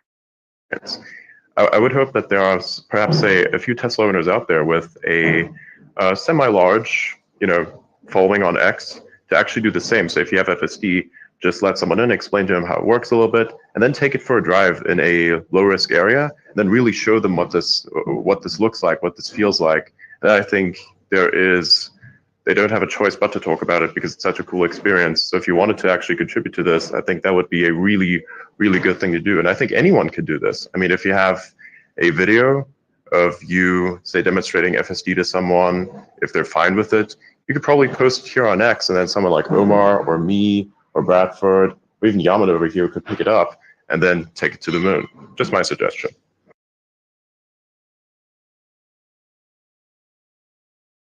Omar, do you have anything to add to that? I mean, I think people just need to experience it for themselves. This is a technology that is ready for the mass market today. It's ready for people to start using on their day-to-day drives. It's going to improve their lives. And anyone can afford it. Anyone who is in the market for a new car, there's a Tesla in your price range. And if you're in the market for a used car, there's some amazing used deals too. These used Teslas and used EVs are flying off the shelf from what we hear from even legacy dealers. I just saw someone tweet the other day, I've got my Model 3. I need to sell it quick because I'm moving across the country. This is a, piano black original Model 3, but it can run FSD just like any other Model 3. And he said, I'm selling it for $20,000. We'll do the sale through a dealership. So you can buy it for $16,000. So you could buy a used car for $16,000 and then subscribe to FSD for just $99 a month and gain access to this life-changing technology. So I just hope that everything Tesla's done for affordability doesn't end up being in vain, and that it actually helps people who are interested in this technology get a car that can run it and start using it, because that's really what we need to change the world, is for people to start using it. And it's not so much about when will it be driverless. It's more just about how many people are using it for most of their driving. And I think that number is going to start increasing fast right now. Robert?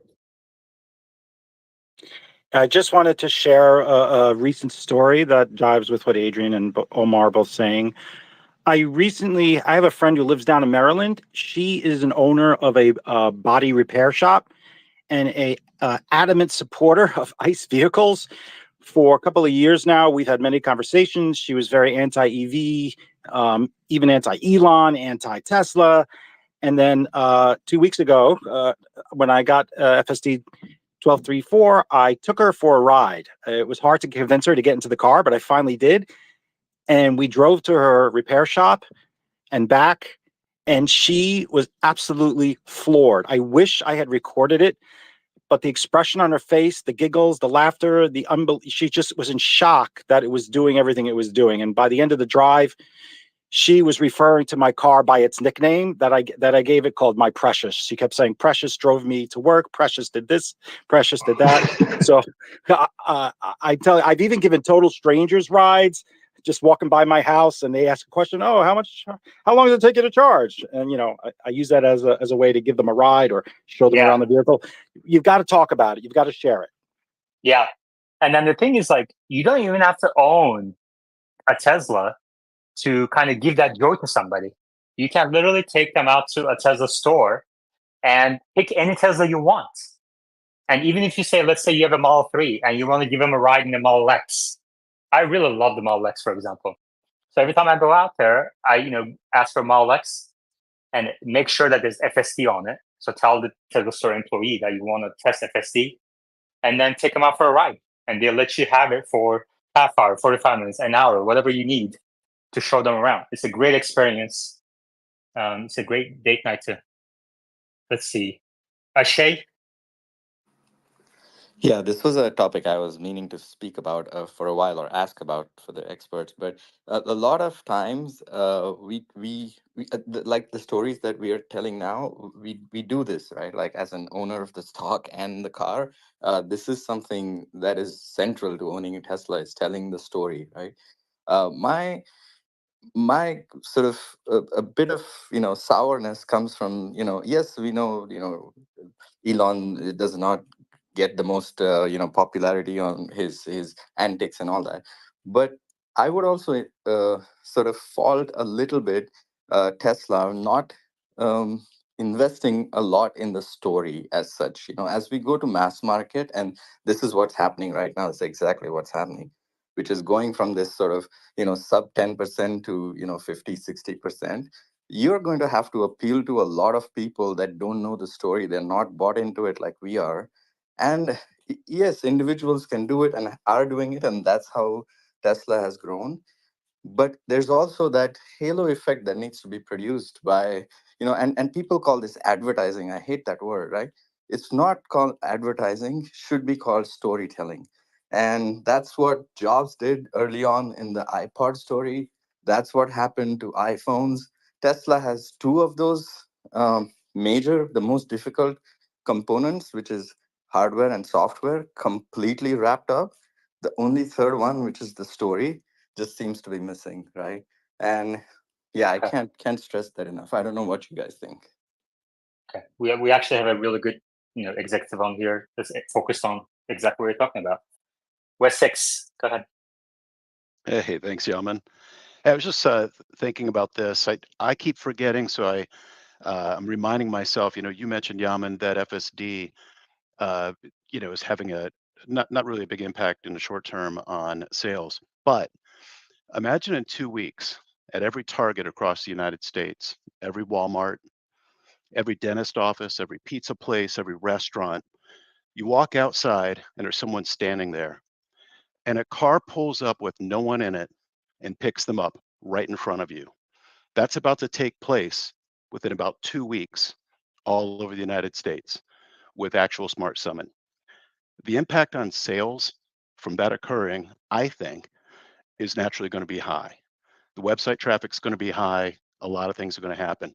And I keep forgetting about this, but I'm so excited about the potential of that and reverse summon. So just thought I'd throw that out there. Thank you. Are you working out right now, Wes? Why is your voice shaking? I'm holding my dog. She tore her ACL.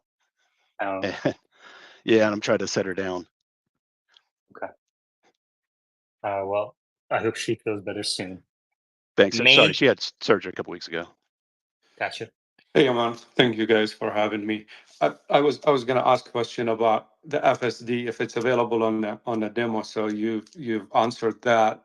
But is it being mentioned to people who stop by Tesla office and will that sales advisor? Well, I hope those sales advisors are taking Elon's directive to heart and doing so. But we don't have to wait for them, right? We can just spread the word here. I mean, we have thousands of people who visit here. Everybody in here knows dozens of people close to them, and then that's how the word spreads. Yeah. Second question. I just want to get your opinion on the lease to buy option. I keep hearing it's not an option to buy out your lease. Why is that? Do you have any idea on why wouldn't Tesla want to sell the car if it's being leased? Well, Tesla started leasing out the cars in early 2019 for the Model 3. And then Model Y started, I think, about a year after that. And since then, I got to put you on mute. If you're not talking, just put yourself on mute so it doesn't get static. Elon has always believed that the robotaxi network is around the corner. And that when these cars are returned, Tesla wants those cars on the network. And that's in line with the mission, right? If a Tesla owner, to the extent that they want to add their car to the network, that's great. That increases use of that asset for the mission. But some owners won't choose to do so. And that's an underutilized asset. So if Tesla takes that lease return back, Tesla can make sure that asset is used 100% on the Robotaxi network. Now, also, but obviously, the robotaxi network hasn't started, right? So far, it's been delayed. FSD hasn't gotten to that point just yet, but it's improving. But in the meantime, in 2022, Tesla did benefit from kind of getting those assets back and selling them on the resale market when the resale values were high. So I think that's the primary reason why, and I don't blame them, right? If you believe that your asset is today undervalued, you want that asset back. Wouldn't you do the same thing? Yeah, wouldn't you think Tesla has an option to maybe recycle some of these vehicles for new models, or recycle some of the parts or equipment that the vehicle has that doesn't get damaged by the usage? Yeah, of course, but I don't know if that's the primary reason why there's no lease buyouts. And then the other thing is, I think people are really overestimating what would.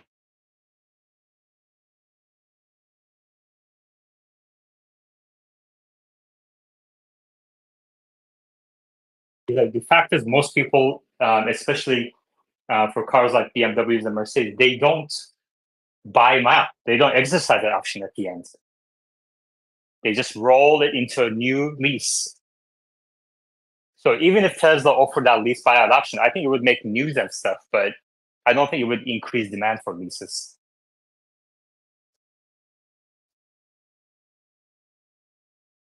Omar, what do you think? Thank you.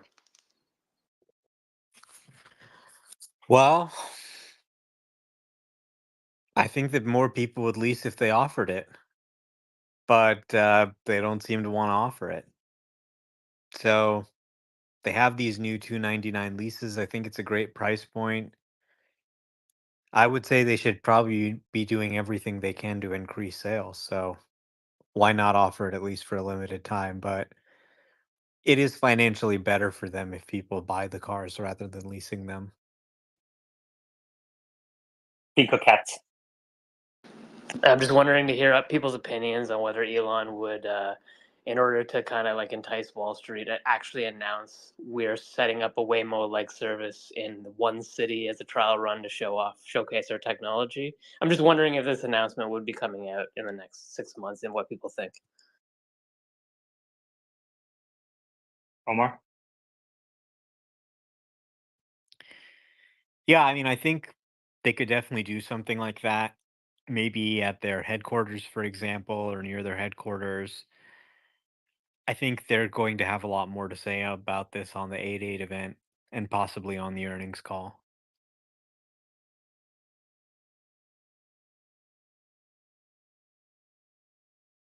I think a commitment and an actual announcement that they're working with the city would be one of those things that gets the annoying Wall Street bulls, not bulls, but people like Ross Gerber would have to turn around their point of view at that point in time. It would just kind of make them look stupid if they didn't. Yeah, sort of an enclosed area. Like, for example, the parking lots around Giga Texas. Giga Texas is very large.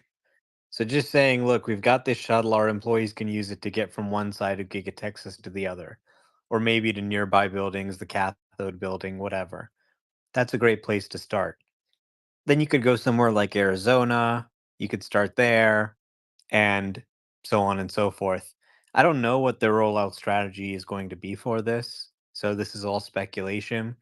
But there's definitely ways to start in a small enclosed area, expand to an easier suburban area, and then once you're sort of proven out in these sort of less challenging environments, you can go to full on urban chaos like San Francisco or Los Angeles or New York City. Carry the trades. Hey, what's going on? I think you invited me to, probably in related to the leasing tweet, or what do you want me to talk about? Yeah, exactly. I pinned it. Okay. Yeah, so I actually was watching some clips from the Autonomy Day 2019, and Elon talks about a variety of topics that I think everyone should rewatch, because a lot of his predictions came true. Everything from his prediction about the end-to-end neural net, all the way through, why they have clauses about not being able to buy back your car after a lease. They certainly intend to purchase those vehicles and operate them as robo-taxis. They actually have a slide that specifically states that. In addition to that, they also, Elon mentioned that there's a clause that was implemented a few years back per this video, so several years back at this point, that states that you cannot use FSD or self-driving capability outside of the Tesla network. So something to keep in mind for everyone, because I think a lot of people have this wrong impression that you can buy these cars and then you can Uber will compete with a competing robotaxi platform that operators can plug into, and it's just not the case. If you own a Tesla, you will only be able to robotaxi in the Tesla network.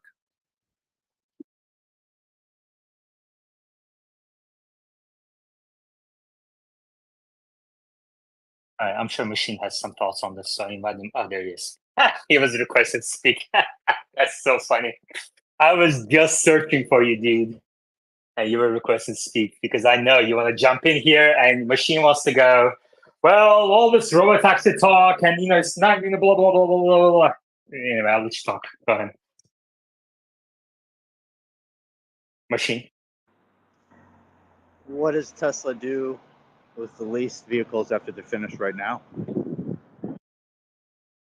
And sell them on the used market.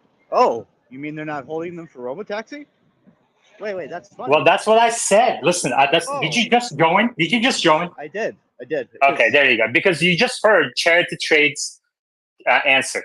And the reason why I didn't leave it at Charity Trade's answer is because of people like you. Because I know nonsense going on here. Okay, they're not holding these vehicles to sell them as robotaxis. Hardware 3 is not going to be robotaxi capable. Right. It's just an FSD L2 assist. Well, it's a nice you're marketing assuming. gimmick. You're assuming. Give me a break. Everyone wake up and smell the roses. You're making a Is he trolling? No, he's not. I mean, this is actually what he believes. Plus what he believes, plus a bit of an exaggeration in kind of certain statements, because he doesn't know hardware 3 is not going to be added to Robotaxi network. He's assuming. Omar. Yeah, I think he should upgrade his car to hardware 3 so he can check out what it's doing. If you look at the pin video, I'm driving my dad's Model S with hardware 3, and it's driving through the streets of LA in rush hour traffic, some really tight areas, and it did it all 1 hour there, 1 hour back without any interventions. So just check that out and see what hardware 3 is capable of before sort of dismissing it as a robo-taxi. I think there's a much greater chance than people realize that hardware 3 has everything it needs to be driverless. And of course, they haven't even trained a hardware 4 model yet and touched the capacity of that hardware. And they're already designing a hardware 5. So hardware 3 is honestly looking pretty damn impressive, I have to say. Charity Trade and then Machine. Machine is so funny. But the problem with his thinking is that he's applying the same logic over and over again, which is Elon's been wrong. Where are the robo-taxis and all of these kind of cheap shots that really distract from the point, and I think really brings down the level of conversation. I'm serious. I actually truly believe that. I think you have to understand, and we're all Tesla investors. We all understand how Elon thinks and plans and how accurate he can be over time. This autonomy day was in 2019. And if you guys don't remember what happened in 2020, right? COVID, batteries, supply chain, everything, it has delayed a lot of stuff. Now we are reaccelerating. And this is a different chapter. And I think that old way of thinking is not going to apply in this new world. So when you think about, leasing, it's like, yes, it's a cheap shot. You can definitely say, oh, well, why aren't they buying now? Where are the robotaxis right now? And sound like an idiot. Or you can think, this is their policy for a reason. Hey, Machine, would you like to say a few words on your old style thinking? Yeah, no, I mean, he's right in the sense that it likely is true what Elon is thinking has been delayed, right? He probably did think we're gonna have FSD solved by now. So we're not gonna sell these leased cars because we want to keep them for the network, and that's been delayed. So that is true. And Elon's been wrong and on timelines, and he'll be wrong probably again. So I mean, it is true. He may be keeping them legitimately in his mind because he wants them to be part of the robotaxi network. So I mean, that is legitimately true. I mean, but I don't think that's raising up the level of conversation, because the fact is that in reality, if you want to talk about logistics of ramping up a new product, which the robotaxi network will be, you're not going to suddenly turn on a switch and have 2 million cars suddenly turn into robotaxis. There's going to be a ramp, and most of that ramp is going to come from the next gen vehicle platform anyways, which is going to have the probably a better sensor positioning. Who knows? More compute. Who knows if there's more cameras placed in the front of the car, like the Cybertruck, etc. These are going to be the real robotaxis. I think people really need to be conservative on their estimates of deployments of these vehicles. Good. Omar, and then Henning, then Ashay, then Main. So I think that, first of all, it's interesting that in 2019 they announced this lease buyout thing. In 2022, those lease buyouts started coming back, and there were no robo taxis. But hilariously, there was a huge shortage of used vehicles, and Tesla ended up making out like a bandit on those used vehicles that they got back because the residual value was much higher than expected. And that flowed right to the bottom line and contributed to, the general bullishness. And those Tesla customers who had leased, they were forced to buy a new Tesla at the current prices, and we saw a lot of growth during those years. And they paid whatever the price was because they were in love with their Model 3 or Model Y, and there was nothing else on the market like it. So it ended up being very good for them financially. I think if everybody leased, then it would make their cash flows less. They would probably make more money over time, but their cash flows would be reduced, and that would be potentially problematic. So I think that's the main reason they haven't done it, but it's possible that they could revisit it now. Now, on the other subject of the robo taxis, I don't think it's really that important that hardware 3 and hardware 4 um, are necessarily robo taxi ready.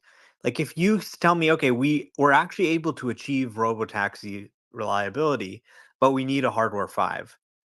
That's okay. At the end of the day, at least you have it working on hardware 5. Hardware 3 and hardware 4 are going to continue to be as good as they can do. They're going to continue developing it. They're maybe going to offer a retrofit if you need, for example, a better computer or a better camera. They can do that. If it's the difference between it being driverless or not, it'll pay for itself, even if it's a $10,000 retrofit or something like that. That's not important. If they can get autonomy working on one car, that's huge. If they can get it working on the old cars, which I think has a greater probability than people are sort of letting their imagination give it credit for, then I mean, the world literally changes overnight. Ashay. Yeah, hi. Not trying to comment on the hardware issue. I live in that world. I design chips for a living, and I know what is going to happen. So, can talk about that later. But the lease car fleet is kind of an interesting question that Machine brought up. So what I also have no idea what happens to the leases that are going up now. Is it there is a storage facility where they're keeping all these old Model 3s and Ys on hardware 3, or do they show up on the used inventory on the website, or what how are they managing this if they want to maybe use it for robotaxi later? Machine. They're selling them right now. And I believe that's where most of their service margin comes from. Is that included in service, I believe, is used vehicles. I don't, Iman, you have to correct me if I'm wrong. Correct. So, ultimately, if Elon's true to his word that he wants to use these vehicles in the robotaxi network, when they start withholding the vehicles, and not selling them anymore would be a true indication, right, that they're getting ready to actually ramp this up and believe that it's coming soon.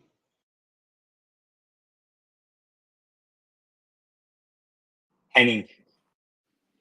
Yeah, and this is why I think that a true robo taxi network is still 2 years out at least. So I don't buy that they are going to use current vehicles, although I think technology-wise, hardware free will be able to do it and be capable. So, but I see no way that that they are starting, let's say, robo taxis with current Tesla models. I think they will use the robo taxi unveil to let's say indicate it and drive forward their vision, and they are going to produce them, and these are the first vehicles. I would love to have a demo like at the factory or in closed city spaces to really drive, let's say, marketing for that.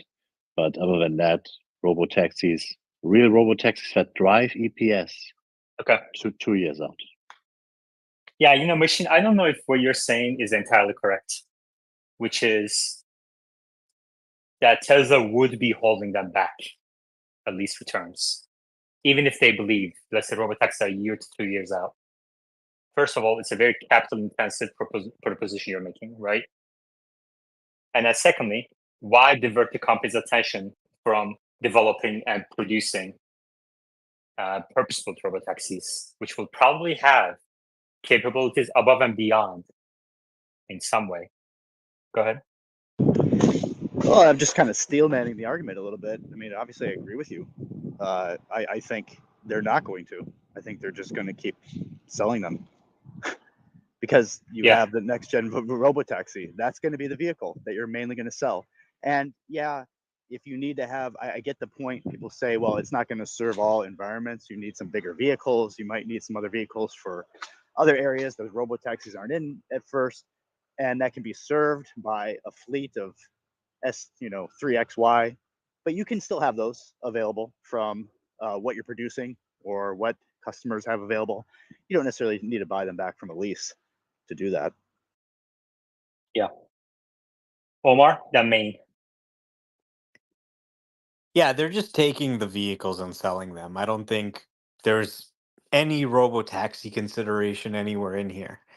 At the point that you achieve robo-taxi level reliability on the software and you want vehicles to build out your fleet, well, then you've got a steady stream of new vehicles coming in. You don't need to keep the old vehicles around. And of course, you've got the next gen vehicle and stuff like that as well. But I think what people are really missing here, there's this central question of, is the focus on FSD a mistake? Do we, by focusing on FSD, actually not do other things we need to do, and then the business ends up growing because FSD isn't achievable? And I think it's important to emphasize they don't really need to solve driverless imminently. They just need to be the best. As long as they're the best and people can buy a vehicle and they can subscribe for $99 a month and you can show growth, you can show that people are starting to see this new way of driving. They're starting to use this software. It's starting to change the way they drive and they want more of it. They want more as the software gets better. That's what I think is really important. And if we can just show Wall Street earnings growth, we can just show them subscriber growth. We can say, look, subscribers are growing at this rate. We think this is fueling demand. We think this is a success. We're crossing billions and billions of miles. That's a story there, even before autonomy, because it shows that they're making progress towards autonomy and that the value will be even greater after that. But there's still quite a significant business right now on the ADAS side. Machine, that main. I think, I agree with Omar partially. I still think, though, that, I agree with him in the competition standpoint over ultimately if Tesla is improving faster than anyone else, then what does it matter? They're going to be the first to robotaxis anyway and ultimately be a multi-trillion-dollar company. I agree with that. However, if you are at all concerned about the share price and valuation of the next 1 to 2 years, I really do believe institutional investors are going to devalue the company if there's more if they're pivoting to depending on robotaxis as more of the future growth. If Tesla doesn't lay out a very clear plan and confidence instilling plan for how they're going to get there, specifically from a software standpoint. And so for me, over the next few years, I'm waiting to see if that comes to fruition before making a heavy investment again, because I believe institutional investors may sell off. Main. Yeah. So which I'm gonna shift it back to the lease. So some opinion that they resell them. I did some googling. There is a lower percentage of people actually, buy out their lease. It's a little bit less than 50% of everybody that leases from all over, car manufacturing. So I'm gonna just make it 35% of people buy out their leases, which I think it doesn't hurt. I know like Elon will not do something just randomly. I know there is always a plan for not allowing the lease to be bought out. Okay, and that's what I was trying to get to is the robotaxi sounds more realistic. That they're going to use all these cars to I have a question. to start that program. I have a question for you. Yeah. What is the source of the data that you cited, which is a little less than 50%, you said, buy out their leases? Mm-hmm. I want to see the source. I want to see the study, and the period also matters. Like, for example, in 2021, 2022, you're going to have a situation where if the resale value is higher than the residual value in the contract, then obviously more people are more likely to buy it. And then secondly, and I guess thirdly, I would guess that even if, I would guess there is a difference between people who buy out, let's say, Toyota Corolla leases or Toyota Camry leases versus BMW, Mercedes leases too. Consumer preference, price points, I think all of those things matter. So before you continue, I would like to see that study that you cited. Okay, Henning. I agree with Machine, to be honest. I think that the robotaxi vision which brings multi-trillion-dollar valuation, which is the right one to take. But I think overall, as a shareholder, given the last 3 years plus, I think people are really exhausted and they know what it's going to mean. I mean, if you look at the comments from Baron about the valuation and also Model 2 impact, if that's postponed effectively, then yeah, I think I understand the vision and I think it's theoretically the right thing to do, but short term, it will crush the stock price. Machine. Yeah, I wasn't here before. Did you guys actually discuss that? The Barron's son, Ron Barron's son's comments? No, not yet. No, we didn't. Go ahead. Well, he basically just said, if they are indeed postponing the Model 2, that would significantly alter our valuation, and we'd have to go back and revalue the company. And that's Barron, who's been pretty bullish. Well, hold on. Revalue the company. What else did he say? And what are the exact words? And also, is this son a portfolio manager or something?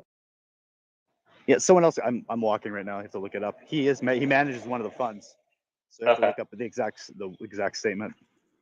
Okay. I mean, so what?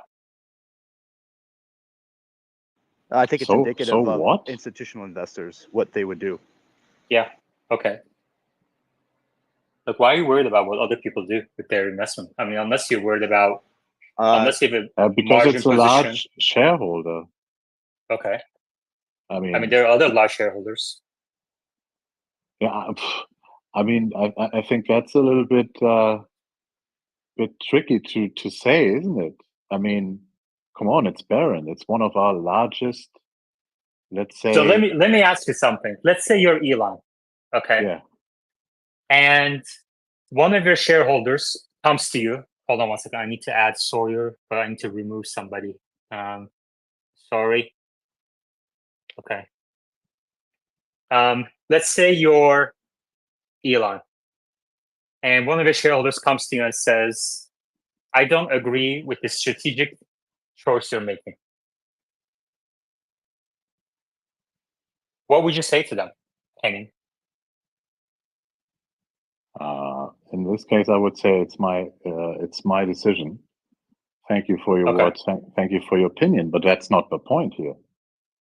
That's not the point. The point is that you have a legitimate voice of the investor and shareholder community who got the thesis over the last multi-year horizon right and has a valid concern. That's the point. Okay. But then would your answer, I understand that, but would your answer change? Would you make a different decision when you're deciding for the long-term focus of the company? Okay, then I don't understand what the problem is. No, the problem is, I think that it's not, I think one of the important points to remember is it's not always the, let's say, easy side here. And sometimes I think that you get a feeling that everything is going okay and everything is going in the right direction, but people need to have a long-term horizon. I know we are always saying that, but if Model 2 gets postponed, I mean, we are talking about 5 years because the stock price will be crushed. So well, you're making an assumption that it's 5 years, one, and then secondly, I think the answer would change. Like to the answer, really, the question that matters is: would your direction change if one of your biggest investors comes and says, "You know what? I might sell my position if you go this direction." In a case where you need their money, let's say you need to raise money to execute, then sure, take into account what this investor is saying, maybe, right? If you can't find any other investor to kind of meet that demand, but Tesla doesn't need to raise capital right now. Tesla has $30 billion on the balance sheet, no debt, right? And then secondly, I think the answer could also change if this investor is also strategically important. Like let's say that the investor actually knows about what they're talking about, right? Let's say let's say they're expert, some sort of investment firm or an individual that has experience in machine learning, AI, autonomous vehicles, etc. That maybe pay a little closer attention, but that's not the case in this case either, right? They're financial investors. But it's Barron.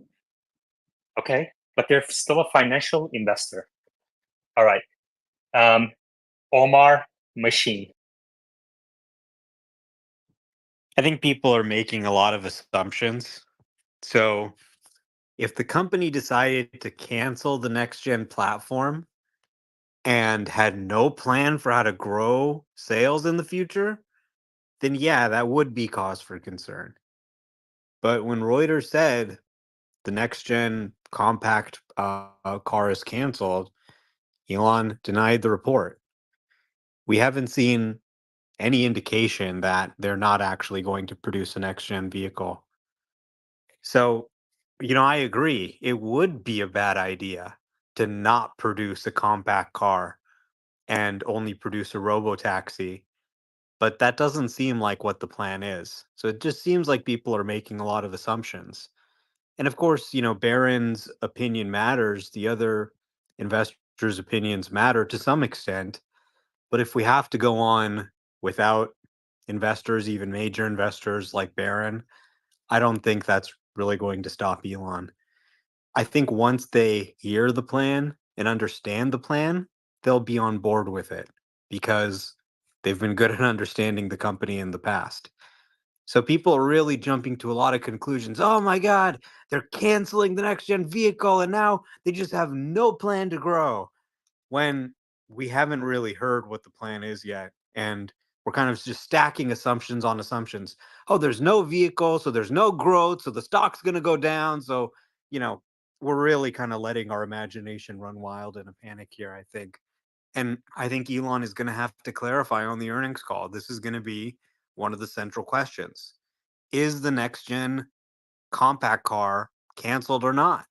He's going to have to answer that point blank. He's going to have to go into details. And if he says, look, we're still making the car, but it's maybe going to be, late 2026 because we're actually going to start with the Robo taxi and we're going to start doing the next gen platform with that. But it's actually the same production line and it's actually setting us up to produce the compact 2 later in the year. Then I think the street would say, okay, sure, maybe this makes us a little bit uneasy, but it's fine. But really, that's a question we need answered on the earnings call. Clarify this Reuters report that has been on everybody's mind, despite the denials. Are you going to make the compact or not? What's the plan here? Clearly, there have been some very major changes at Tesla. You see these layoffs, Elon taking control of sales, Elon taking control of other areas. He has more direct reports. He's calling the guy who runs the website and telling him he's taking the driver's seat in a way that he hasn't before. And there's definitely something going on. It does seem like they've said, okay, we need to prioritize the Robo taxi over the compact. But I don't think it means that the compact is canceled or that we're looking at it coming out years later than expected. Machine. I think Omar's got it pretty right. I would just say everyone's answering questions, but you're not asking. We have to ask whose question are we trying to answer? And if you're trying to address Elon Musk, what does he think? He doesn't give a fuck. He doesn't give a fuck what Ryan Barron or Barron's son or Barron's baby's son or who's in a crib or whoever. Okay, he doesn't care. Okay, he's gonna do what he wants. He thinks and he believes and he has the data that motivates him and lets him do it. So fine, he's out. Long-term investors, if they believe in robo-taxis in the future, they don't care either. This is great.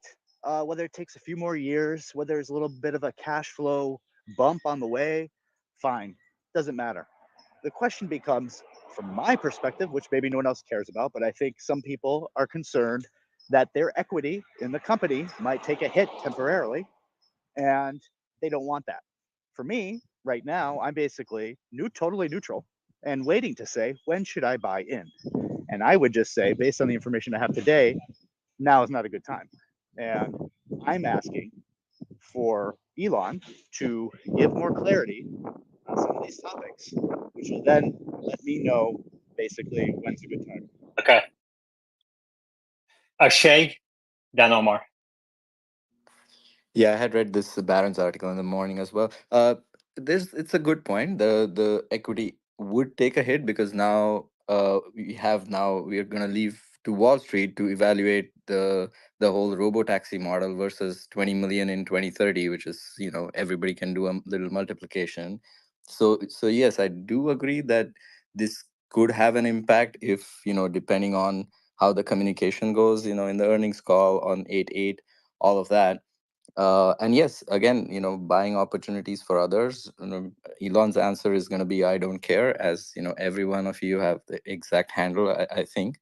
The question does remain that, it is going to create a bit of a air pocket for the stock. And I think it might be wise to kind of know that this is coming. And again, doesn't change my investment thesis, but yeah, I do sort of align with the comments that were made earlier, Omar, Machine, Yeah. everybody. Yeah, just FYI. So Machine dropped an F-bomb. Farmer George reminds me in YouTube Live. And Machine,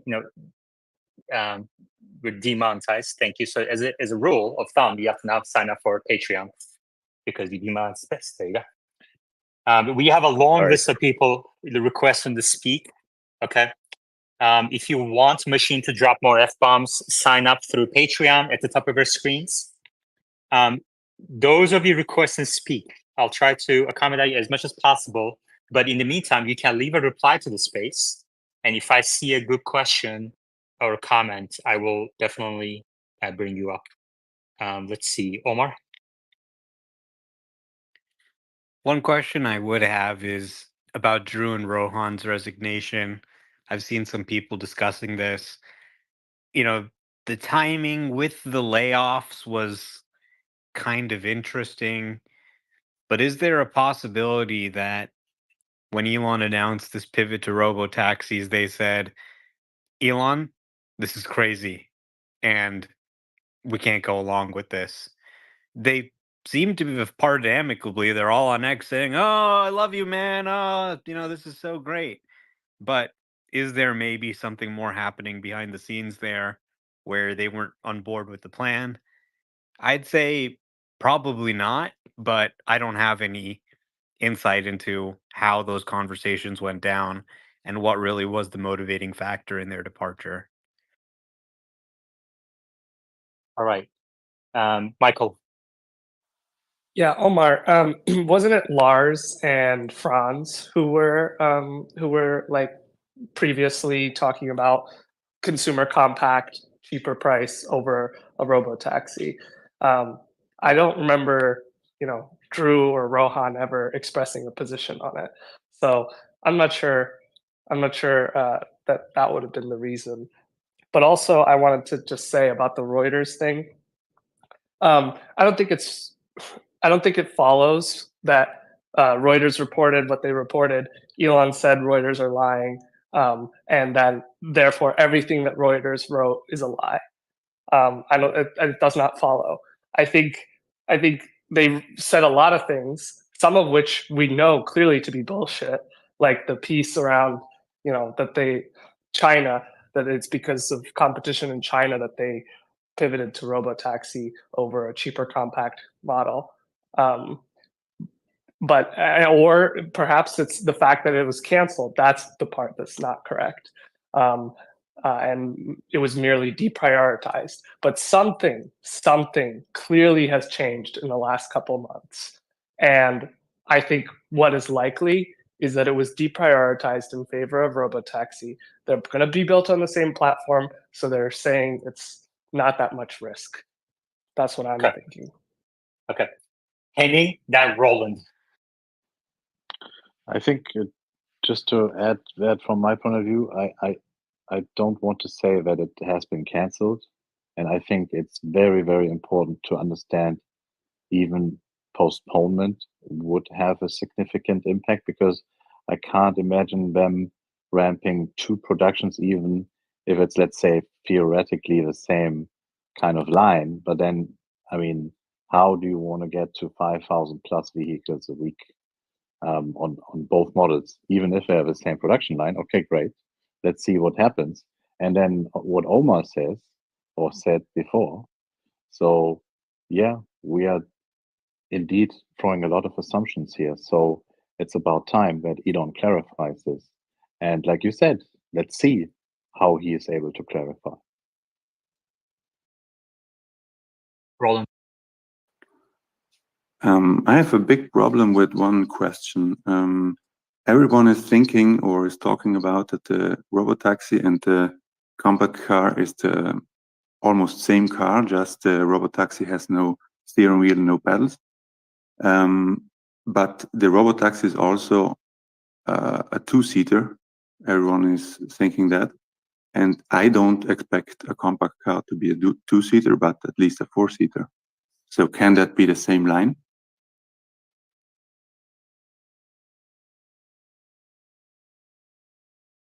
I think so, yeah. Okay. Charity. Yeah, so on that topic, Elon mentioned that they would basically be identical because he said if the robo-taxi starts to show promise, they'll just simply start deleting parts and launch and accelerate the launch of the robo-taxi.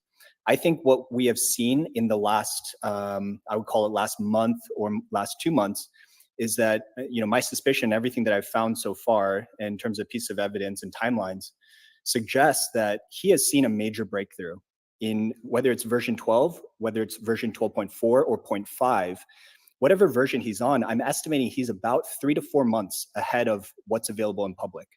So there's something drastic he saw in this last 6 to 8 weeks.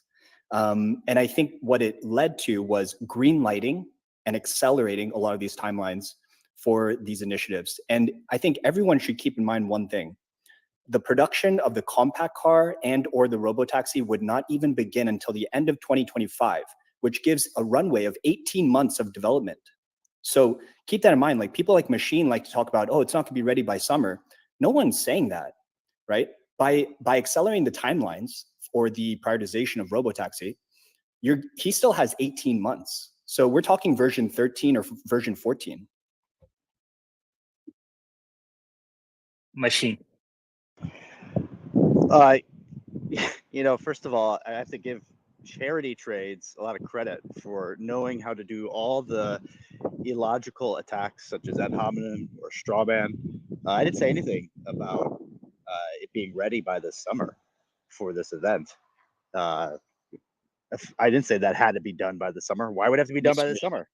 Why would it have to be done by this summer? They're obviously not having a car this summer. You know, but I don't expect much detail coming from someone who used to go up and ask a question at a Tesla event from the name SMD Capital, which is just like Elon's SEC. Okay, it totally unprofessional. Probably was a dumb question too. And go get your shine box. Go down to listener. Such a clown. Pennington.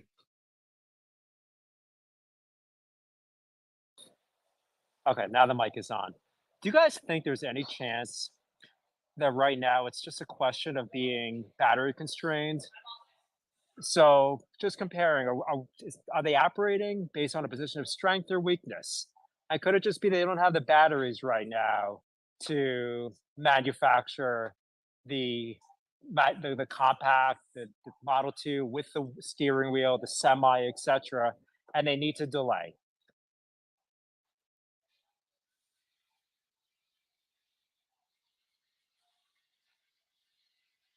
Michael.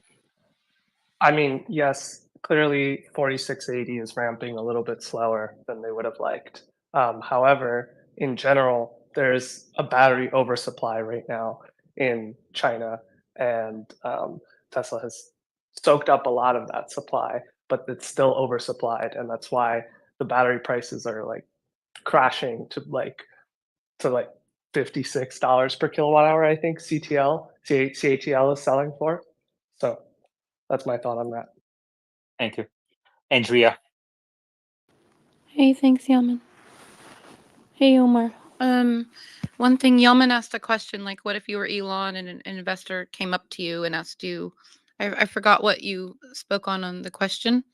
But I think that if any investor of Tesla walked up to Elon and they said, you know, this is how I feel and whatnot, he would say like, why do you feel that way? And like, inform me, educate me. He wouldn't just say, because I said so.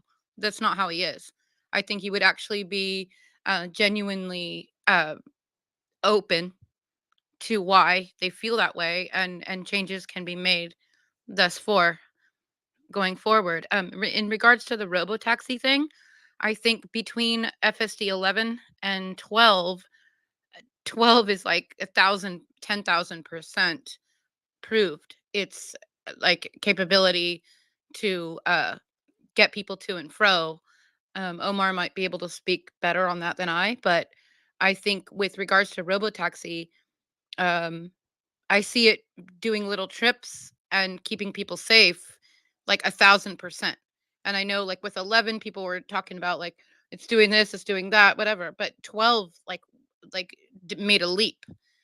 Oh, bye Omar, I love you. So yeah, that's all. Okay, thank you.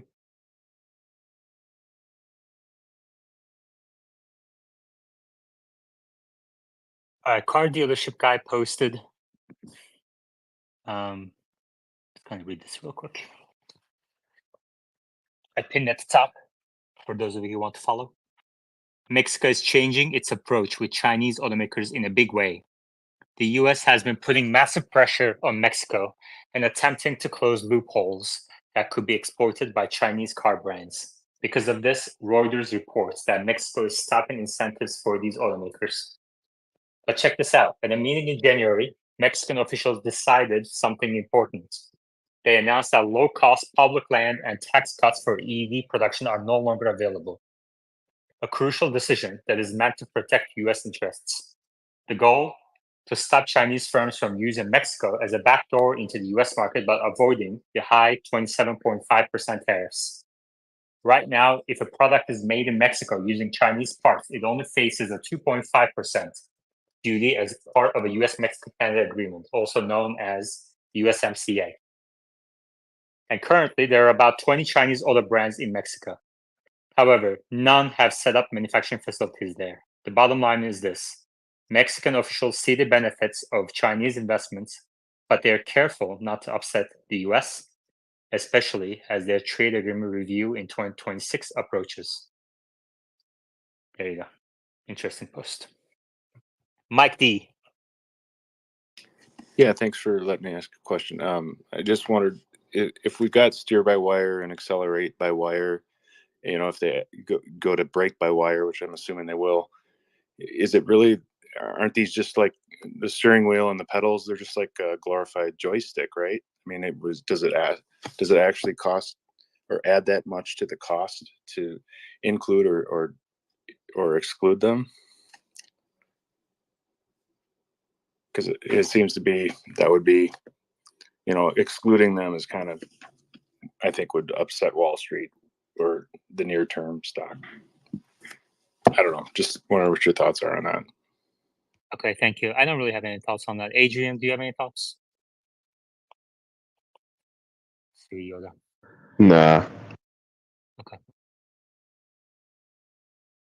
Yoda? Yeah, I think to kind of unpack the decision for Elon to prioritize the robotaxi, we can actually pretend that right now, what happens if the Model 3 is already feature complete as a robotaxi? So forget the smaller form factor, but imagine if Model 3 is already feature complete. What should Elon and the team make? A Model 3 without or with a steering wheel? Now, if the premise is that right now we're pre-regulatory approval, then you want to make the Model 3 with a steering wheel.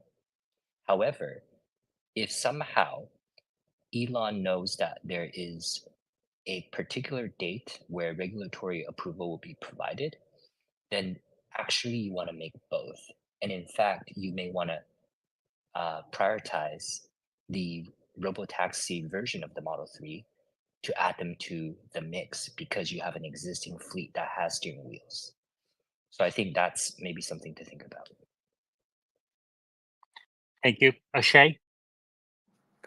Yeah, just to respond to Mike earlier, there is a significant cost of adding, controls, user manipulated controls to the car. So yes, there would be. But more than that, I think the robo taxi is going to have would need to have a different layout and a different set of hardware, like auto closing doors, that the other car may not have, right? And overall, like, yes, it would not be just deleting or adding input controls to going from robotaxi to the consumer product. I don't know what others think, but that's my understanding. Andrea? Yeah, Ashay, thank you. I think that like just having the wheel there, even if for cosmetic, whatever, I mean, it has to be operational. It's a car, right? I think just having it there might put people at ease, those who might be skeptical, but I think there needs to be an ability for a human to take over as with any vessel, right? Any vessel. That's all. Machine, what do you think about this?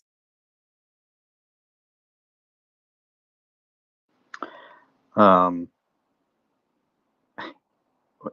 think that basically these two vehicles, back to the question if it should be two-door or two-seater or four-seater, like maybe they can make the compact actually a two-seater.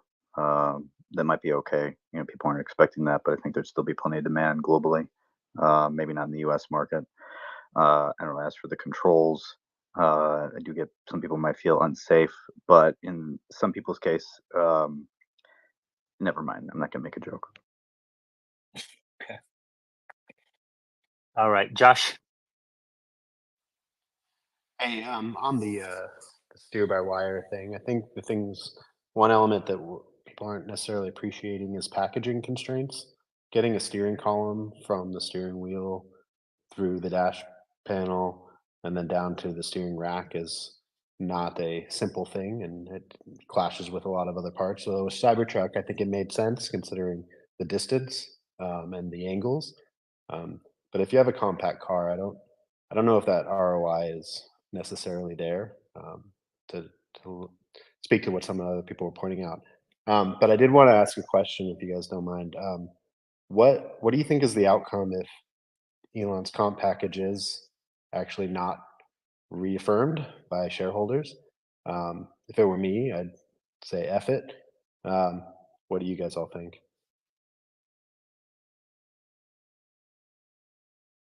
Yeah, we talked about this earlier. If people want to kind of in an extended fashion for the first hour, if you can go back and listen to it when the space is over, or you can go to YouTube and go back and rewind, watch it while this is live as well. Obviously that's speculation, but nobody really knows. But deep down, I think Elon cares deeply about the mission, obviously. And I just don't see how you can leave the company that's done so much and that you built just because, it's obviously unfair and he would be pissed and everything. But at the end of the day, if you truly care about the mission, this is your avenue of achieving that mission. So, but he can't come out and say that today. Okay. He can't come out and say that today.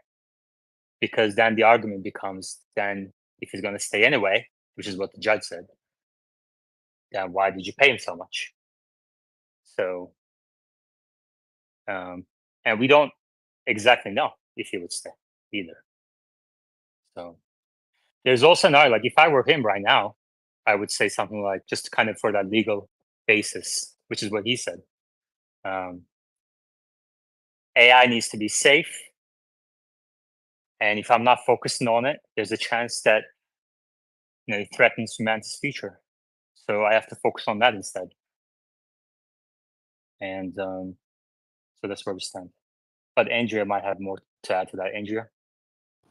Hey, I just wanted to quickly say, I think Elon has a right to be able to trust his investors. And if one goes to sue after an agreement was made to meet a quota was met, you've got stock in it, and then, it's going up and down or whatever. But if you're not in for the long haul and you're just going to sue and you don't even really need the money, and you went back on your word, your handshakes, like, how solid is this table and this board when, that money's going to go right back into what you've invested in. And I think that's all I know about it. That's my take on what I've read. So I don't know how you all feel about that. If I were a Tesla investor, Scoble's touched on this many times. You stick around for the long run because you believe, not because you care if it goes up and down. I mean, if you care if it goes up and down, that means you need the money. Cash out, then cash out. Go put it in Nvidia or whatever. But if you actually believe, and I texted Omar the other day that Tesla should just brand everything that Elon owns with the Tesla name. If everything was branded Tesla, boring Tesla, Tesla SpaceX, Tesla car, Tesla t-shirt, Tesla, fucking diners, whatever, pardon my words. But I mean, if you just put the damn name in everything, then there you go. Boom, done. Problem solved. And one Andrea, person shouldn't let me ask you a ruin it for question. everyone. Let me ask you a question. So how long have you been investing in Tesla? I don't have any. I have nothing. Adrian, fuck you. I'm just, supporting it. Okay, gotcha. Interesting. Would you buy Tesla merch? Is that it? So you don't want to buy the Tesla stock or the car, but you would buy the Tesla merch. Is that the crux here? Yeah, well, my $12 t-shirt might be a little bit less than the car, but I would, buddy. Interesting. I shake. Not to mention the cell phones. No, I agree with your sentiment, Yaman, because I don't think there's a danger of Elon leaving, but at the same time, that's no reason for complacency. I think we have to make sure he gets paid. Not for the very least that it was already agreed, and it's just unbelievably unfair, and how much it just pisses me off. But so the reason for these communities and the purpose is to kind of rally the individual investors. And I think no matter what we think Elon would do, if this was not approved, I think it's unto us to make sure and try our hardest to make sure it does get approved. So that's how I would summarize the whole discussion of earlier. Adrian. I mean, really, just pay the man his money. I really agree. Like he worked his ass off. He made the value of the company exponentially increase. If you like take away this incentive for him, and he uses his money not just because he wants to enjoy himself with it, probably not at all, but he has a vision to actually get to Mars, and he needs this money to fund his activities at SpaceX and to offset the big dent in his portfolio that the Twitter acquisition had. This place is still not profitable. Twitter is still not, I mean, X now is still not profitable. It needs the money. So if you don't like this platform, yeah, sure, it's going to die, but he actually needs the money. Sure, he has the money still, but he's operating on the fringes with his plans. So whatever you can do to accelerate those plans, the better, because that will drive up the value of all of his other companies that you would potentially be able to invest in. Like imagine if SpaceX is able to achieve various milestones until a certain point that they get public. You have another thing to invest in because it's backed by the same guy who made all this money for you with Tesla. And sure, I mean, the stock is volatile and all, and it's not going to lead to massive dumping of the stock if you give him a compensation package in terms of stock itself. It's just going to drive up the value even more so. So, I mean, just pay the man his money. He made the work. He gave you your money if you're an investor, drove up all the value everywhere, gave you amazing tech. I mean, the car's driving itself. You have a bulletproof vehicle. What else do you want? I mean, this is insane. Michael. Yeah, totally agreed. I saw a funny post from Sasha Yenshin about this situation, and it's basically like you get the bill at the restaurant, um, and you're like, "Oh, okay, I'll pay." And then you're like, "Wait, hold on a second. Did the chefs, did the kitchen pass inspection? Did the board do everything that they were supposed to, cross the I's and all the T's?" And you know what? Never mind. I don't want to pay, even though you got your meal. So, Penny. Yeah, I think there's a lot of reasons that we ought to pay the man. Some of them, are selfish, like if we want him to stick around, you can debate whether or not he'll stick around. I think, that's such a small part of it. You can also talk about, like Adrian did, funding his mission and how important that is. And if you want that to happen, then you need to pay the man also. But I think it really boils down to something much more simple than that. And there was a contract and he met the milestones. So if you can't pay the man, then what exactly are we doing? And why does anyone have incentive to work or create contracts or anything else like that? It is so fundamental to me that when someone delivers on the contract, you pay them. And it just I don't know. I'm frustrated by anyone that has any argument against that. Josh.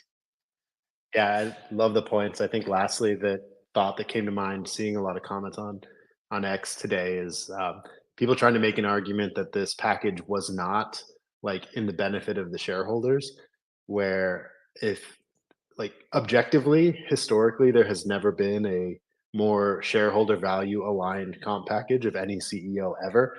And I wish we could, scream that from the mountaintop. That what more could you ask from a comp package for a CEO than what was determined in 2018? Hopefully, we can continue down this path of like aligned priorities and objectives. But it's really sad to see a narrative sort of forming that since he earned this compensation, this behavior since then makes people doubt whether he should get the comp. Like that doesn't make any sense. But thank you all for revisiting this.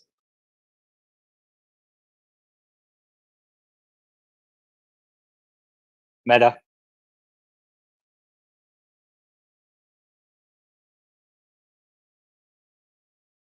I was coming in here to just do a quick appreciation. I know you mentioned you only had a certain amount of time, and you give a lot to the community for whatever you did to like reorganize your calendar. So thanks. Thank you. Yeah, thank you. I'm doing things in the meantime. It's one of those days where I was kind of multitask, which is okay. Which is all right. I did have another topic. Did you guys cover the chart from the release where they talk about the different board of directors? And I thought it was interesting that they have a specific call out for the ESG section. Go ahead. I can post it into the chat so we can talk about it. 1 second. Mm-hmm. For those of you who don't know what ESG is, I think it's environmental social governance. It's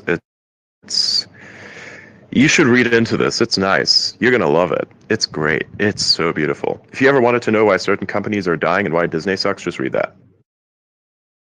Yeah, I posted it here. Oh, is it okay if I put it in the top?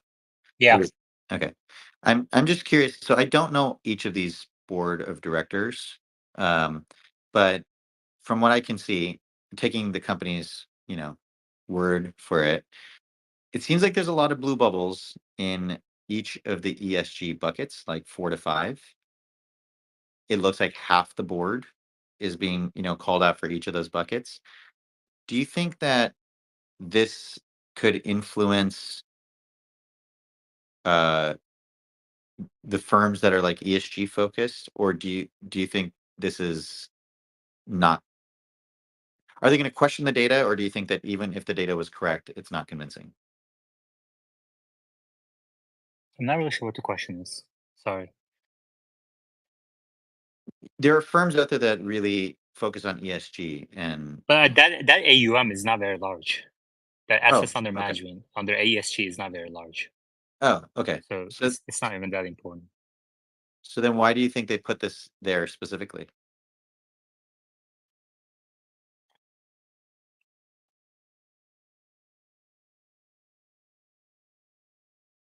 At bottom section right there. Yeah. I don't know. This was the one part that stuck out because like it seems like Elon doesn't like ESG, yet he put it in there. Maybe that's a good thing to do, to kind of just say like, you keep saying we don't have ESG, but we do have it kind of covered. The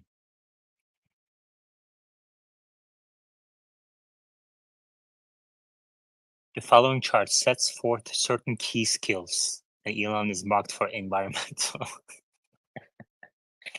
That's really funny. It's just funny because they do have Kimball Musk under governance, so obviously some of these will probably get questioned, but it's curious that they put this there. Yeah, that's so funny.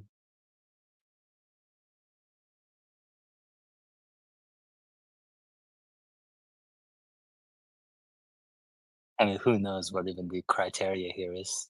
Like Murdoch is not marked for any of those.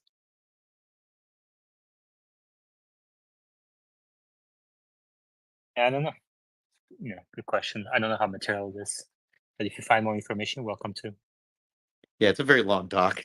So Yeah. as things pop out, I'll bring it up. Okay, sounds good. Wes, Ken might be able to answer that question, so let's see if he's in the audience. Wes? I've got a point on a different topic, so I can wait. FSD related. Yeah, go ahead. Yeah, so I'm driving around. Oh, that's fun. I was trying to break 3.4, and I think I finally figured out why it's having, or some people are having issues and some aren't. And it all revolves around last minute map changes. So I've been messing with that quite a bit. Now I can get it to reproduce pretty reliably when the map changes and you are requesting the system to do a maneuver. And so when that maneuver changes, it tends to there seems to be a seam there where it doesn't use as much map data as it should, and it gets a lot less reliable and a lot more funky. So a lot more jerk, a lot more steering wheel movements. Anyway, that's what I wanted to mention. Yeah, I found a repeatable one that's very similar. So if you find if you take a particular on-ramp regularly, you'll know where the city stack to highway stack conversion is. If you have your blinker on and you try to change a lane and you're almost through the lane change and the stack changes, it almost jerks its way back. I have reported a few times, but yeah, there are definitely some glitchy behaviors in some spaces still. Yeah, there's definitely a seam there where it's utilizing some amount of map data. And I get that there's also a seam with the 11 to 12 handoff.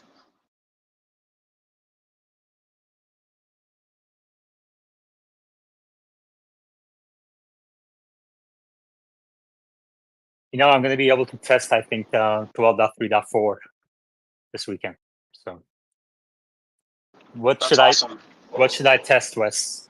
Anything you Throw want to kind everything of at it, man. I think it's important to realize where the system, I'm just trying to get out of my kid's school parking lot. It's important to note because we haven't really had this before, and I don't know if Meta's noticed this, but now we have urban lane assignments, whereas before it was only highway lane assignments. So it shows you with arrows on the navigation which lanes are applicable for turning and which lanes are straight, and which lanes are multi, all that stuff. And now we're getting that for urban streets as well. And I would note that when that appears in your nav, sometimes FSD will plan an odd path. It'll swerve a tiny bit. And so I've noticed that. And that's when it tends to kind of make a bad choice and pick a wrong lane. And then it chooses the wrong lane at the last second. And just like Miss Jillybean, sorry if I'm mispronouncing that, had kind of, it went a different way than the route. It tends to not perform as well when it goes off the route and doesn't really obey the map data. So I would pay attention to those things. But all of the maneuvers where it's following the nav route that you have, like it's static, the nav route is static. It's rock solid. I can't think of any other way to explain it. Like it just works every time. Okay, we're switching to no hands mode. No hands mode. Okay. So less moderation and Meta. Go ahead. Then Adrian. Then Michael. Yeah. So the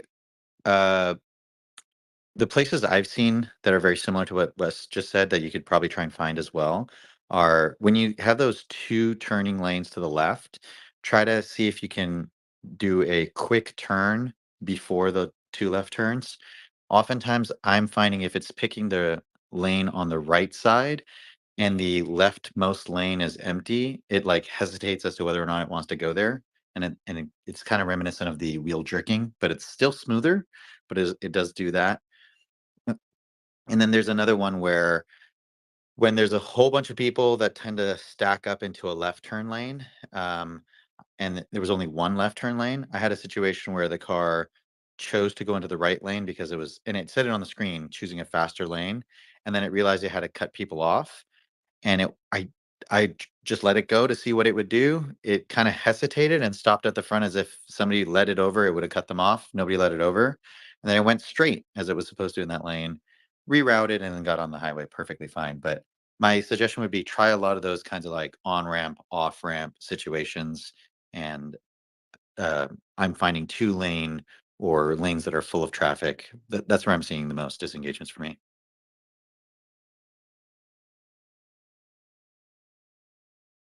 Adrian. So how's the so there are two questions here, more on the technical side. How is the navigation route actually chosen? When you say navigation route, do you mean like the long route, or are you referring to the near-term planning? No, I mean, like when you are putting a location in where you want to travel to, it takes a specific route, and this route often is not even the most efficient. Like, how exactly is that route specified? That's what I mean. Yeah, so we have some understanding of that. They clearly use Google Maps in the United States. In China, they use a different provider. However, Green the Only has also shown this with a lot of data that there is clearly a Tesla map service sitting in between. And that's how, it'll route to superchargers and things like that. Google Maps has a very complex API. You can certainly look at it, say, give me a route. Don't give me routes that are like longer than a certain amount. So Tesla has an algorithm behind the scenes that says if somebody's going a certain distance and the car has a certain amount of charge, then it needs to reroute to superchargers. You can see 3 different options. The API does have those kinds of options too, where you can say fastest route, most fuel efficient route, and shortest route. I think those are the 3 that you get to pick from. And I don't know what the default is for Tesla, but if I were to guess, it would probably be the most fuel efficient route. So it could avoid hills and various things like that to achieve that. So then, wouldn't it stand to reason that these are the most traveled paths, and at that same point, these would also be the best paths to travel for something like FSD? And if you were to take it outside of these paths, which would then thereby with this assumption be least traveled, it would actually by default always perform worse. So if you wanted optimal performance, always choose the default path, right? Yeah. Also, when people are going out there trying to break things, right? If you collect data about how many trip disengagements you have, but you're also trying to find trips that cause disengagements, you're naturally going to be constantly picking different trips. That being said, it's good data gathering for them, right? I don't think they care as much about how many miles they gather as much as they care about how many disengagements they gather. They just tend to correlate.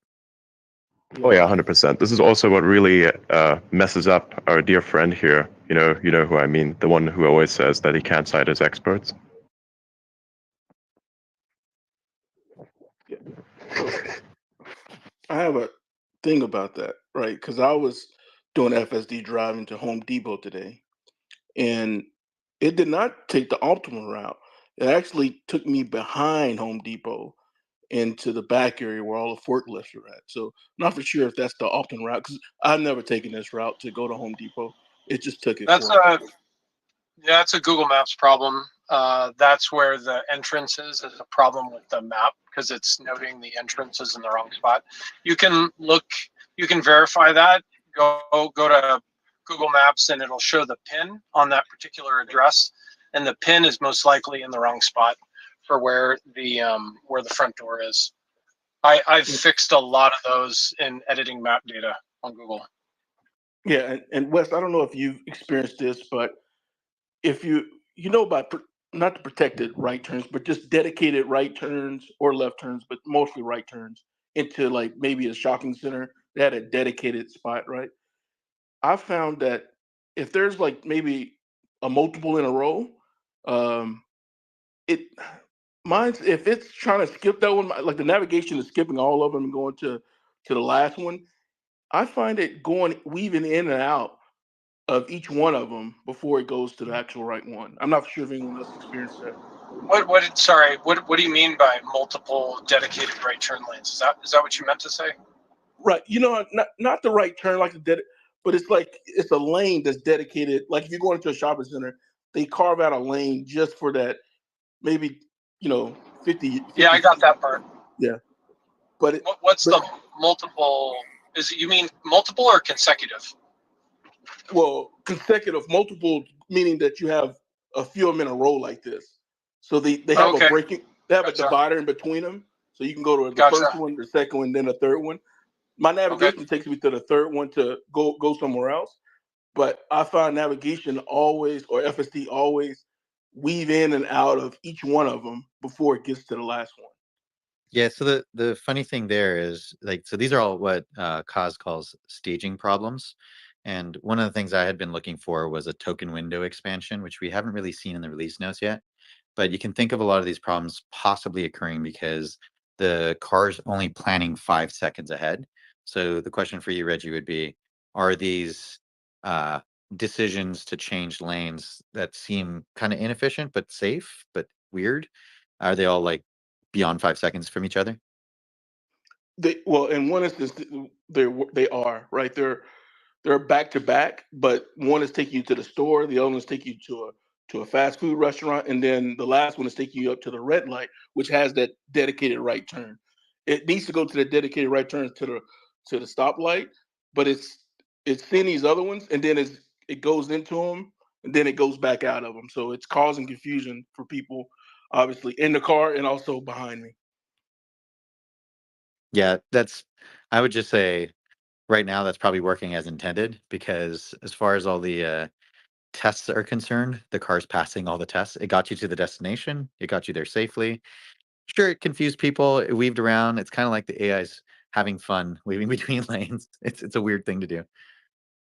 Amy, we're in no hands mode. Feel free to jump in.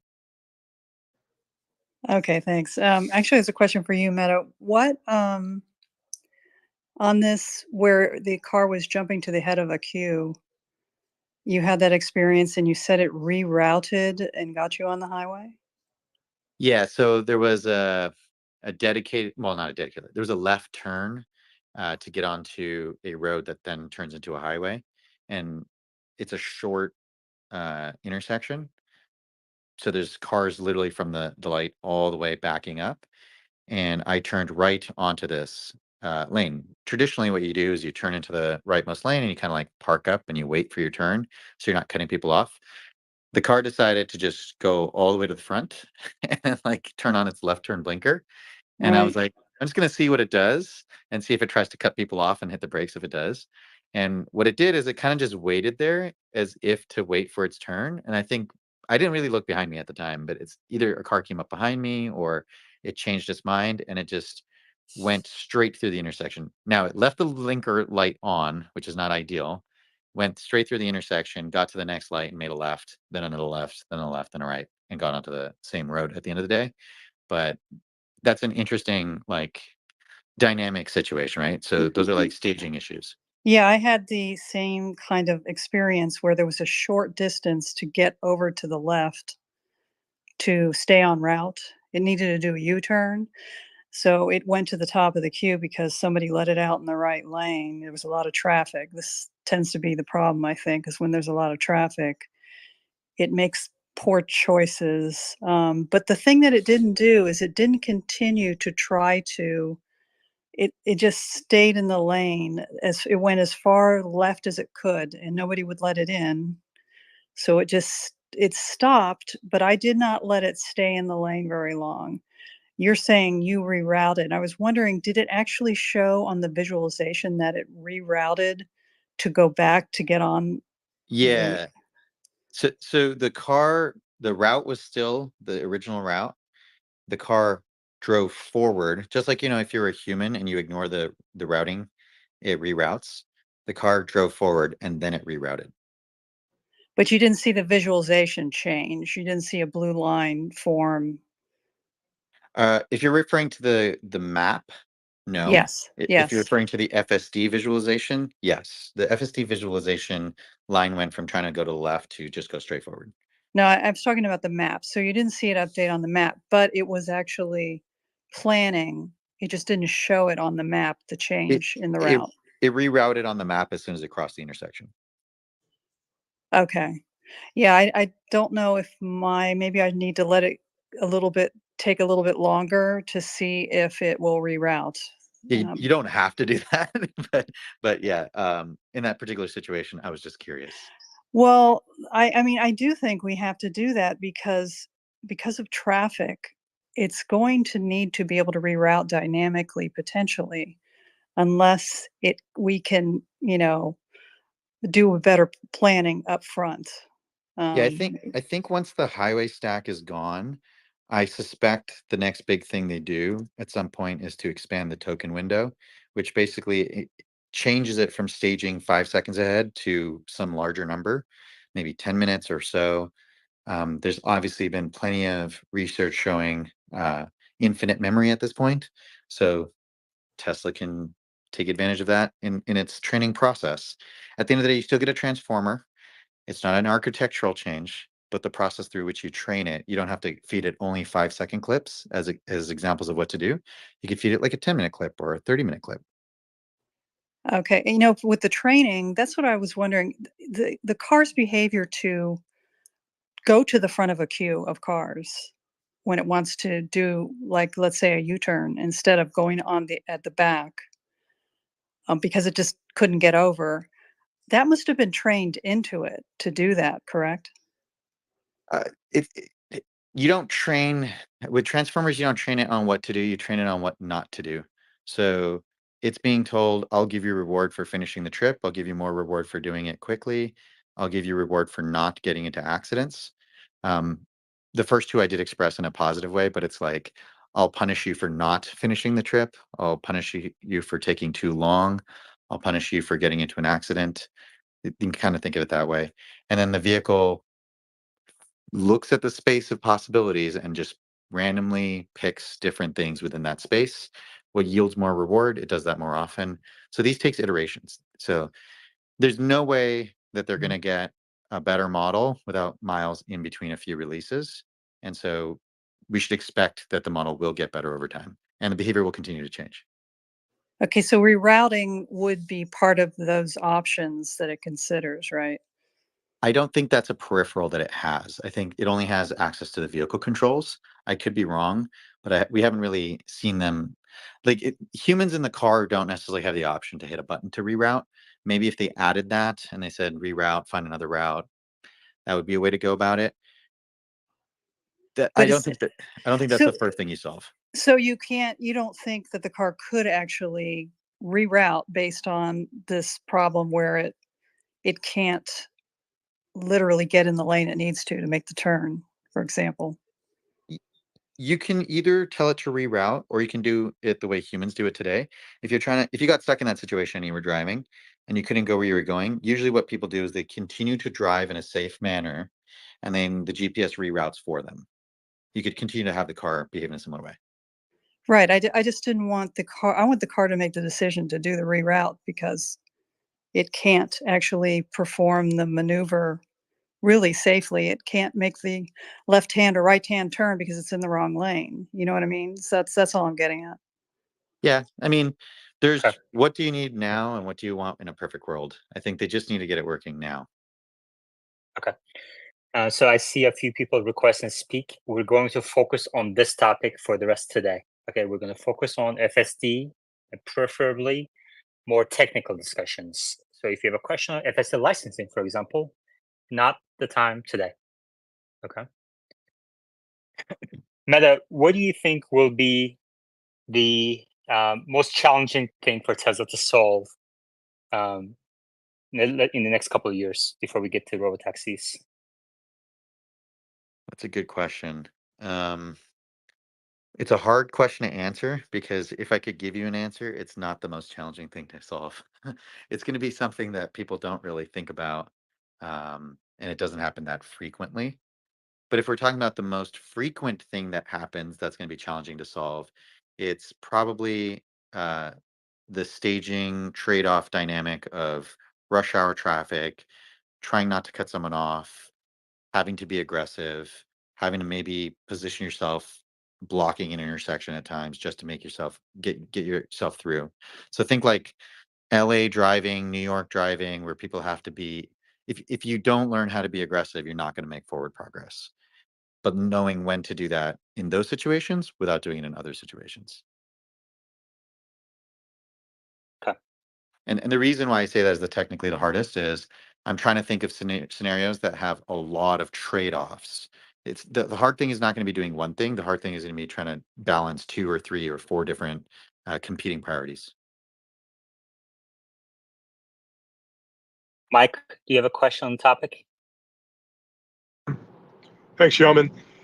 Meta, earlier in the space, you mentioned that in the event Elon leaves Tesla, that could be a significant setback for the development of FSD, and other autonomous programs could lap Tesla FSD. As it relates to Tesla's data advantage, having 6 million automobiles with FSD or at least shadow mode enabled, how could another, can you elaborate on how another autonomous program could leapfrog Tesla's, given Tesla's data advantage with the 6 million automobiles? I mean, we can look at examples like Waymo. They're already in existence. There's a different discussion to be had about their manufacturing capabilities or their weak point. The reason why I'm saying that is I would suspect that if Elon left and the Tesla doesn't find another CEO that's like Elon, which, good luck, then you're not going to have progress being made. So Tesla slows down to a crawl, doesn't make any more forward progress. So I might have got a call. yeah, I was just saying, when one party stops making forward progress because their leader leaves, other parties will lap them.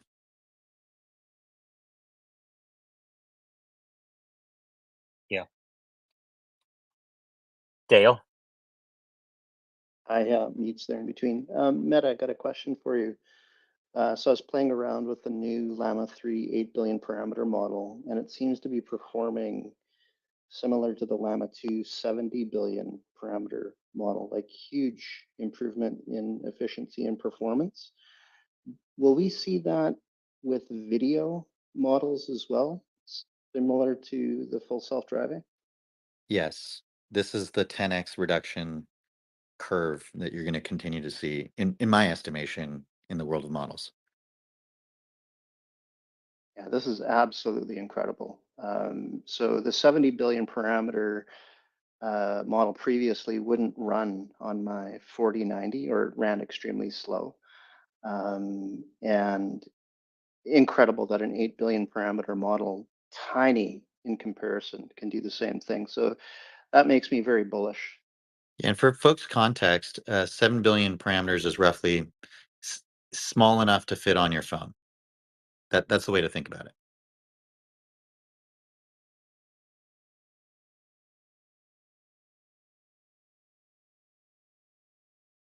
Grant, did you have a question for Meta?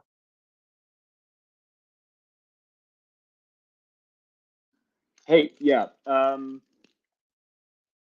the FSD and technical sort of topic that you've guided us to, I'm not trying to be overly cynical, but I'm curious what you think a robo-taxi design needs to look like if it's not fully determined what the hardware requirements are going to be, or even what like the legal requirements are going to be potentially. Like, how do you think the robotaxi is going to look? Are you expecting it to have more compute than a typical Model 3 today? Is it going to have more cameras? Like, how do you think it might be different?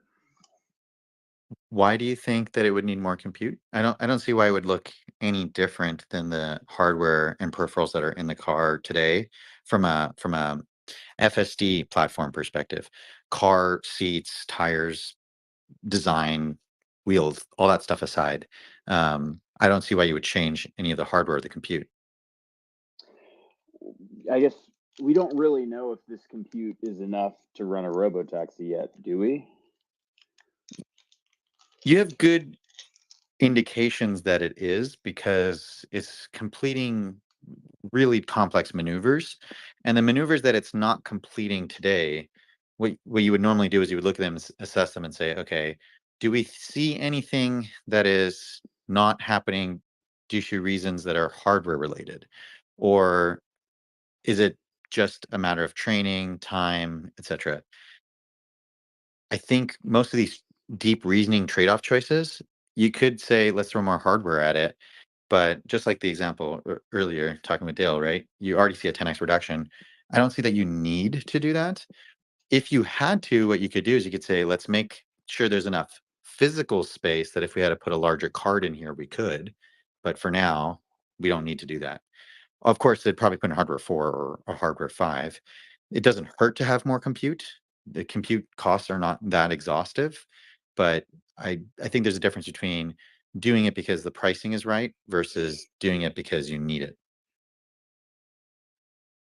Yeah, I mean, what's your expectation in terms of what it's going to look like? I mean, do you think that it's just going to be, I don't know what the hardware numbers are. I mean, I understand it. I don't know when 5 launches or where we're at, but like, is it going to be the next gen hardware platform, or do you think it's just going to be the same as everything else? Because honestly, to me, it kind of feels like if it's just Grant, missing your a audio quality is really bad. Okay, so we're gonna go to Ashay. Ashay. Oh, just to follow up on Meta's response, just a quick question, Meta. Do you think so? The one thing that I do find the car might be a little.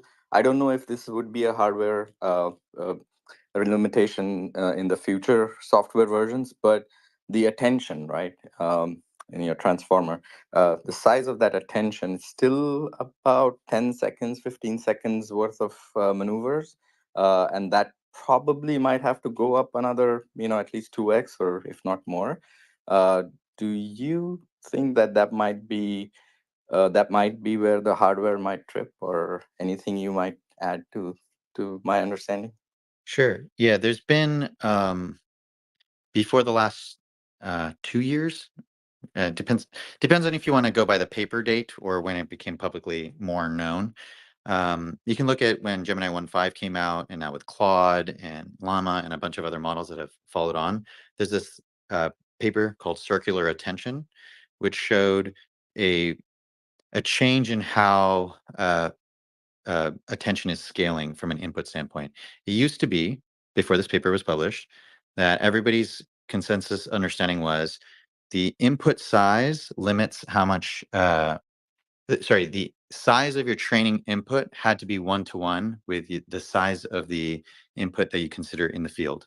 So the car takes 300 frames per second, which means that in training, you can only use 300 frames per second. However, with circular attention, what they've shown is you can actually take in a lot more context in the real world, and you don't actually have to have the exact same context in the training. As an example, Gemini 1.5 showed they were able to process 0.2% of Wikipedia as an input. They obviously didn't use 0.2% of Wikipedia for every single token during training. That would be absolutely crazy from a computational cost perspective.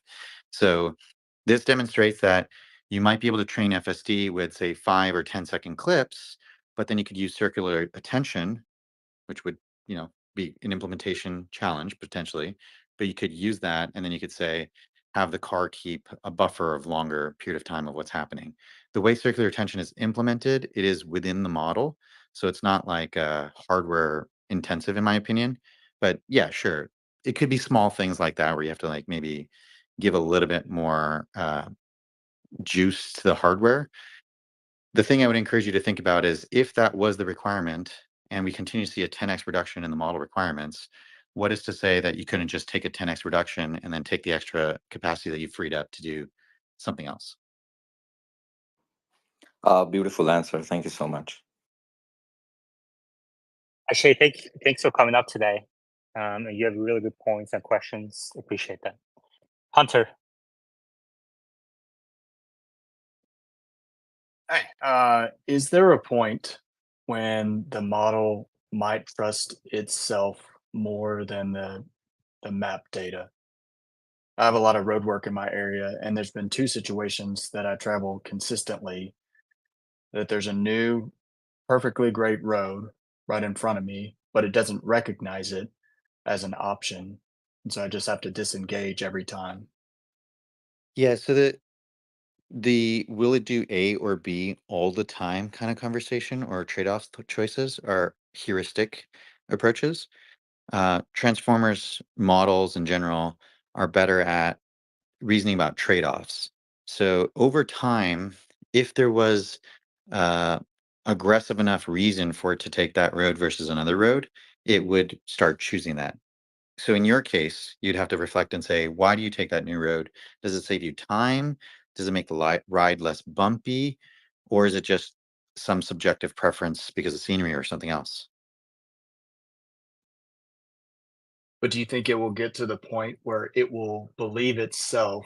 I guess the model, it will believe its own model more than the underlying map data that's saying you can't go that way because there's not a road there, when the car can see that there's a road. That's irrelevant, right? You as a human, you see there's a road there. Let's say you're going down somewhere and you see a road where the map doesn't think there's a road. You're not just going to always go down that road. That doesn't necessarily mean there's going to be a better outcome. There's some reason why you're choosing that road. So you have to think about what that reason is.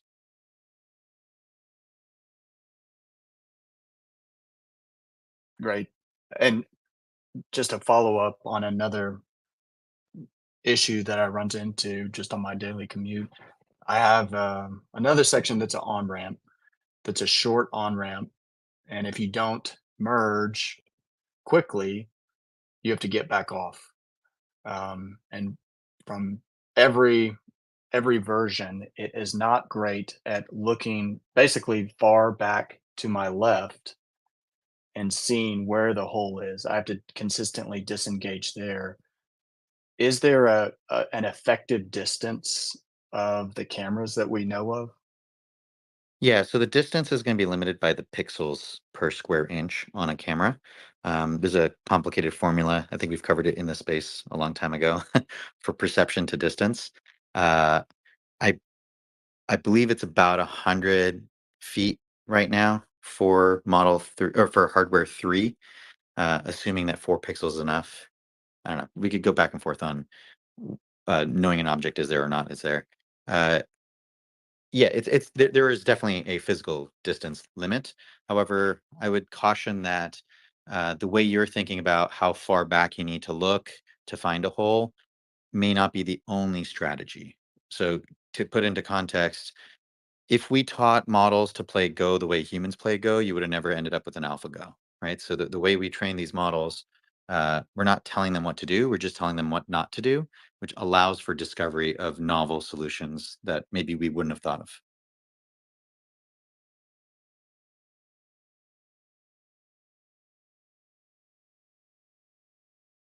Very good.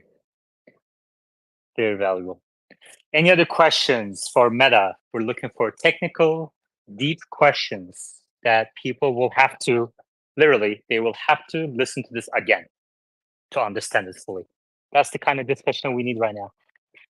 That's a good point because it's hard for me to simplify it. So Yeah, exactly. right? Exactly. Like we have different modes. Right now we're looking for so difficult that Meta will have to breathe first to answer the question, and that people will have to listen to twice, 3 times to get it. All right. Mike.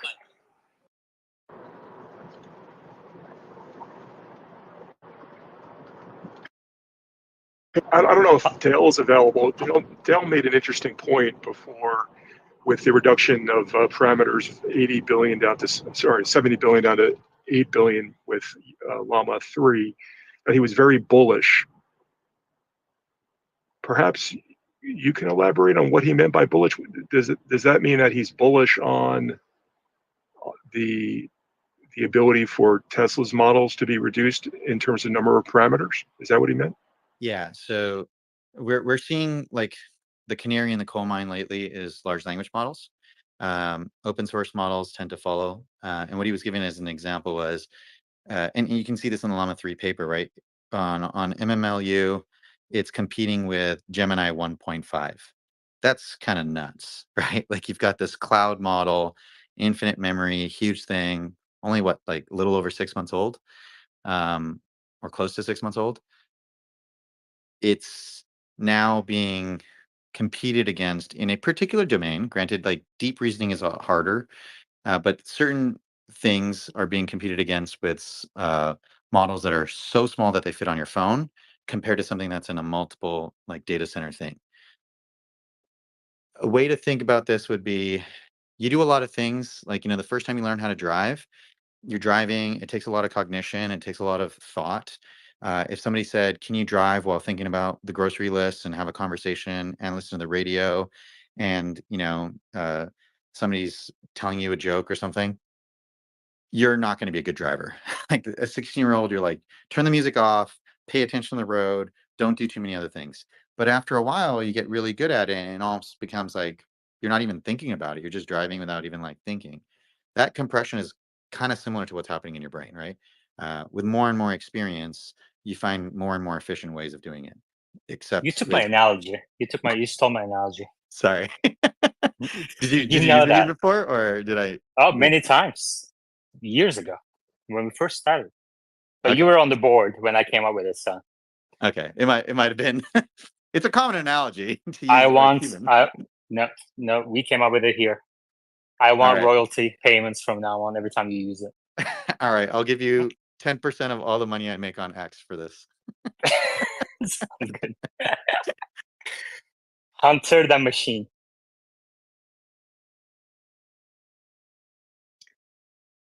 So I think it was the first time we had a earnings call at Giga Texas. Somebody asked Elon, and he thought it was a good idea, but I'm curious if anything structurally would need to change of the cars being able to understand each other's data.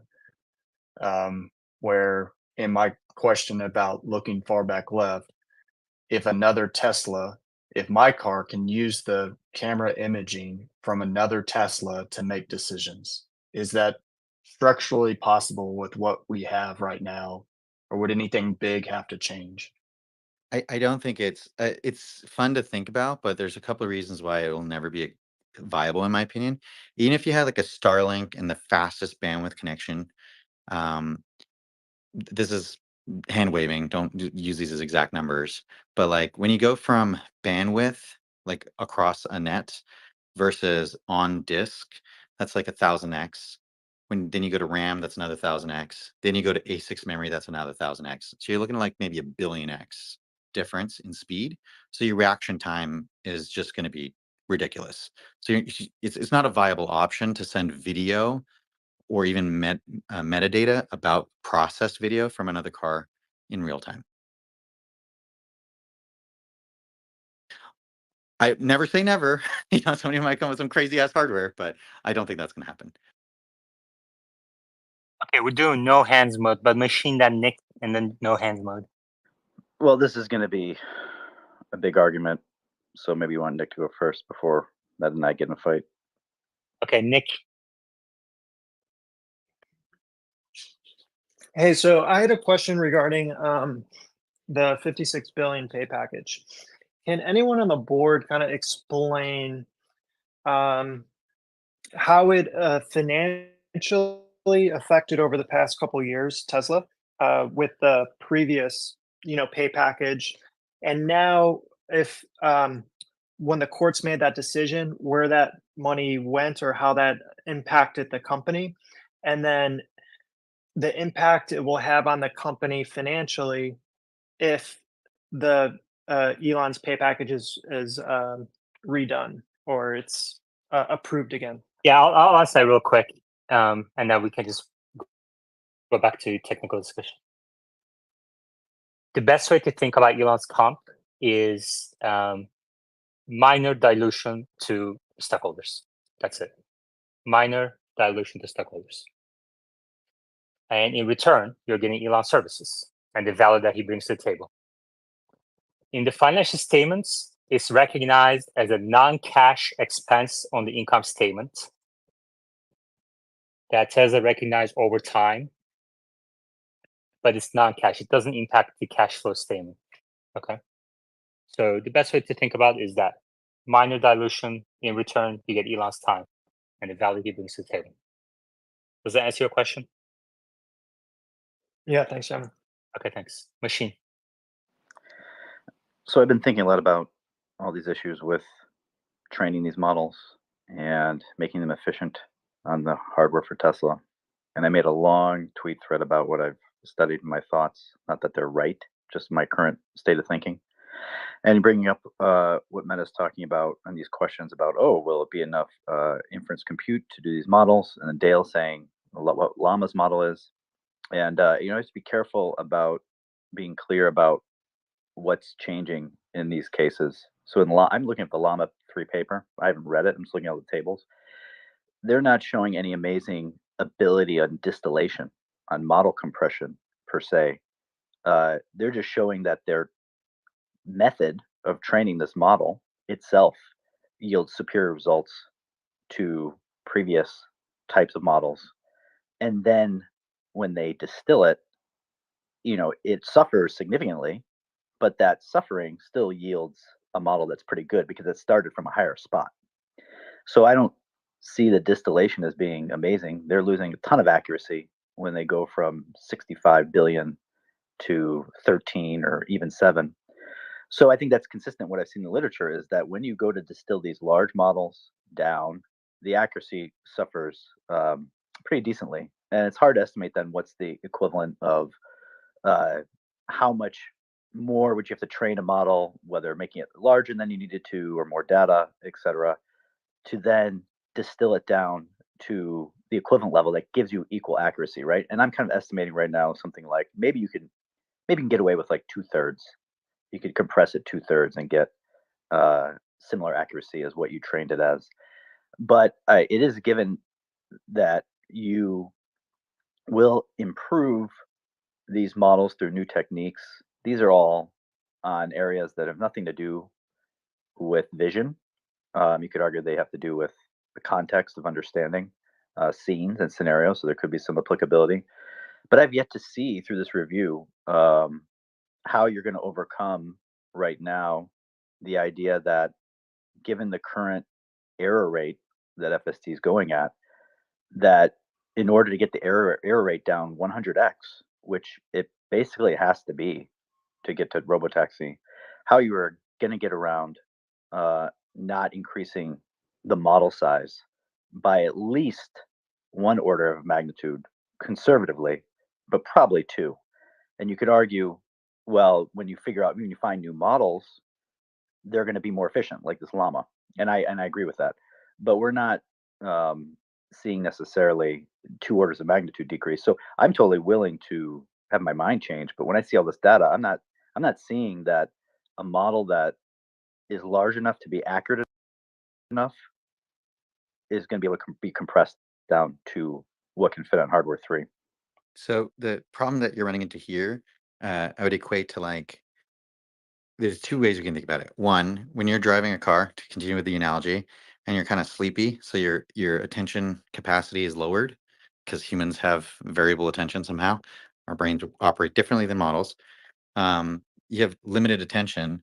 Your driving is going to be less high quality than if you were well rested, right? So we can agree that if you reduce the equivalent of parameters, there is a reduction in quality. That's not what is the 10x reduction I'm referring to. The 10x reduction I'm referring to is 6 months ago, a 7 billion parameter model could not come close. A year ago, a 7 billion model couldn't come close. And 2 years ago, they were just not a thing. Like 3 years ago, if somebody said, I'm going to make a 7 billion parameter model that's going to compete with GPT-2, you'd be like, what the hell are you talking about? That's not a viable outcome. So in 2 years, we've gone from impossible to holy shit, in certain domains, this thing is competing with a data center equivalent of a model, which, the parameter count is not known. But you look at things like GPT-4 and people are hypothesizing 1 trillion. So the fact that something that's 7 billion with things that people are hypothesizing is 1 trillion is even being compared on certain, domains should say it all. The fact that it's beating some of them is just nutty. I agree. It's nutty, but you see it in this. I see it in this table right here, this table 3 on this paper. The GPT-3 model, or whatever, all these models are like 100, 200 billion parameters, and a llama model of 13 billion is, equivalent. My question is, in the vision domain, have you seen that sort of trend to that level? Yeah, so the specifics of why this is occurring is important, right? The reason why these models are getting so good is not because magically we've discovered a mechanism to make smaller models better, but we can't apply that mechanism to larger models. The reason why they're getting so good is because if you take away some design constraints, then you can actually achieve more. So as an example, you could say the larger models design constraint is it must be able to solve all things, think deeply, and be very accurate in its speech. And if you say, you know what, this small language model, all it's got to do is make jokes. Well, suddenly you can have crazy compression, right? So traditional AI model building used to be additive, right? So the analogy I've used, and I know Yaman doesn't like this analogy, I'll work on it, Yaman, but like it's like you're building with clay, right? So you're trying to build a statue, you're adding chunks of clay, and you're limited in how much clay you can add at a time. That was the traditional AI construction method. You can think of LLMs and transformers and multimodal models, etc., as a deconstruction method. So you start with the largest space you can think that the statue is going to need to be able to fit in. And this goes to like, your concern and others, which is like, if you know you're trying to make something that's like a chair and you start with enough clay to fill a room, you could probably get a chair out of there, right? Sorry, I said clay, stone, right? You could, even if you mess up, you could probably find a way there's going to be an ability to fit the chair in the amount of work you started with. But you also can reason like, this is an excessively large amount of stone. I definitely don't need this much stone, but it's okay. I'll ship my cars with this much stone and I'll get really efficient at making a chair and I won't waste as much trying to get there. The analogy is a little bit stretched, but that is the key. So if you change the operating domain, so like you look at Sora is trying to make videos for people that are like flying a kite, monkey surfing, all these kinds of things. Well, FSD doesn't need to know about that. It doesn't need to know about people surfing. It doesn't need about kites. It doesn't need about language. So the neurons that are dedicated to all that work and all their neighbors and all the connections associated with that go away. And that's how you achieve the compression. So that's the same thing that's happening from the large data center models down to the phone models. They're targeting specific things and dropping other things like deep reasoning. So that makes sense. It's a focus model. Why would you think, given that Tesla, I'm assuming with V12, is already trying to create a focused model? Would you agree? They are trying to create a focused model. Yes. They're not starting from Sora. Agreed. So why would you think, if you do think, that they would be able to go from their current state to another 10x reduction in, say, parameters for the same accuracy over a short time frame, let's say in the next year? Yeah. So distillation, we can think of it like an instantaneous reduction where you sacrifice a small amount of quality in exchange for less parameters, right? So as we've talked about this paper many, many times, the chinchilla paper, we can all hopefully visualize the graph at this point, right? Distillation is you're reducing the amount of parameters without significantly increasing the amount of tokens in order to achieve that. So your quality comes down, right? So the curve, you only have to stay on that optimal curve if you're trying to maintain the same level of quality. But distillation for smaller models, you say, we're going to sacrifice quality by not doing certain things.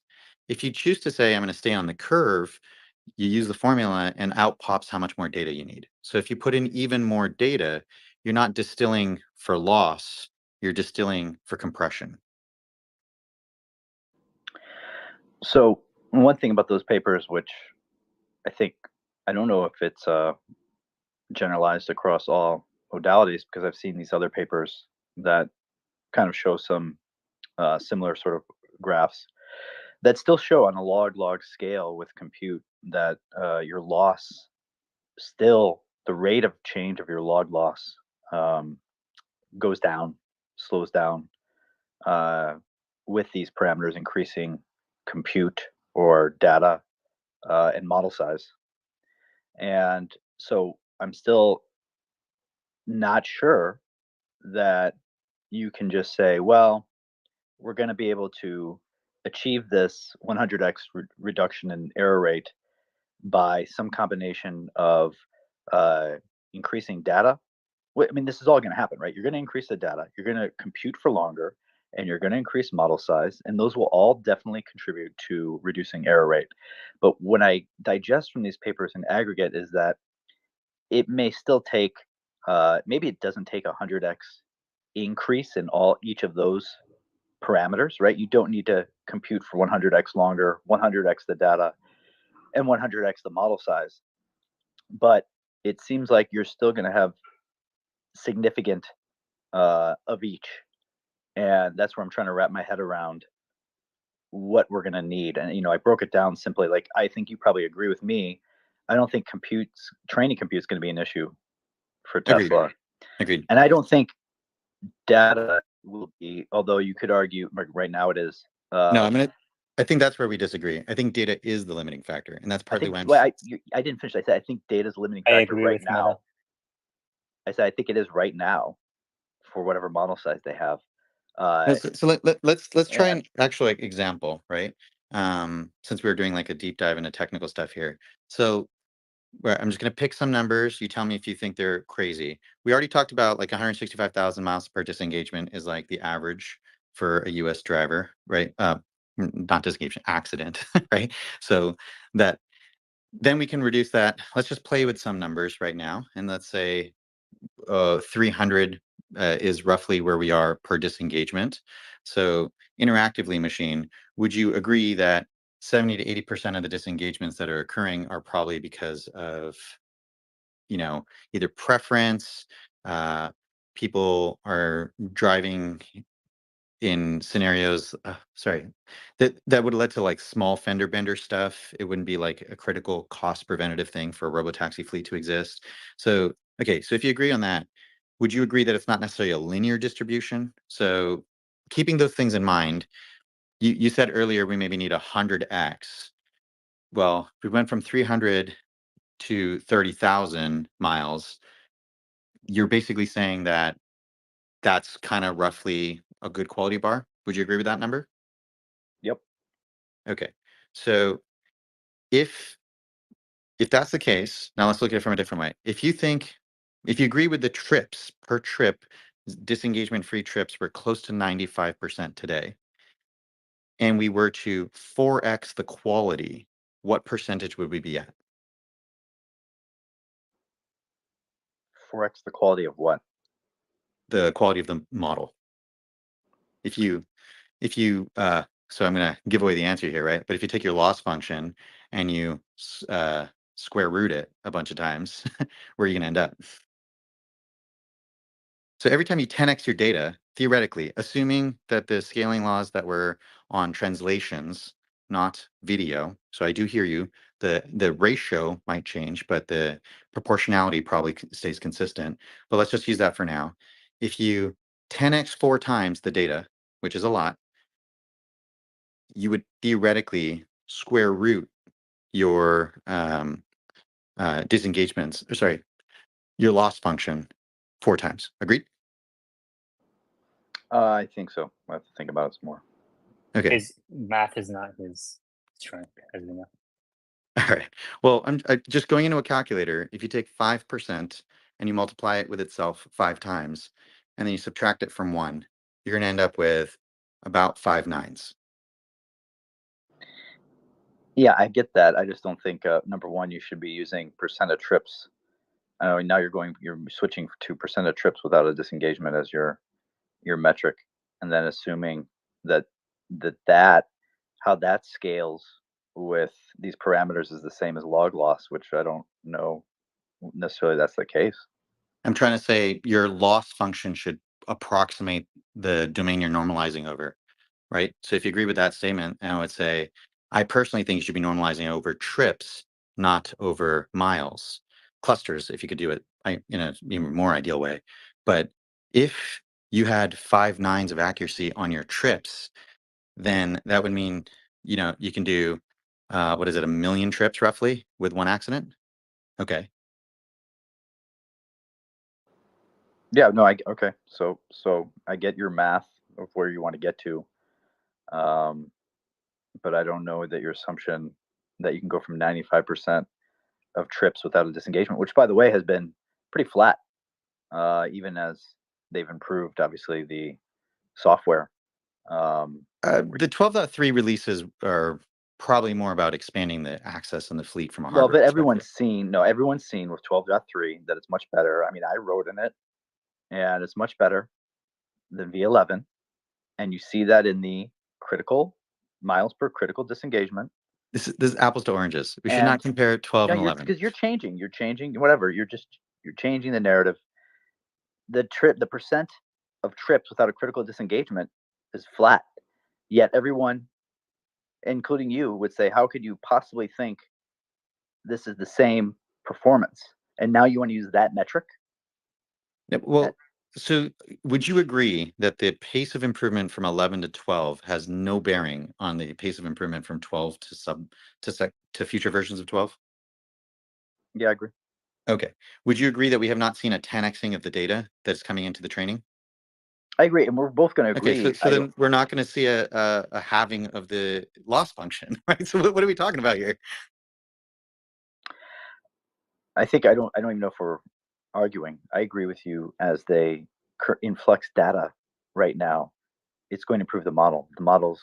I didn't even finish my point before because both you and the host interrupted me. You know what happened? You guys were having such a great conversation, and I insulted the machine's mathematical abilities, and all of a sudden, he started taking the entire thing personally.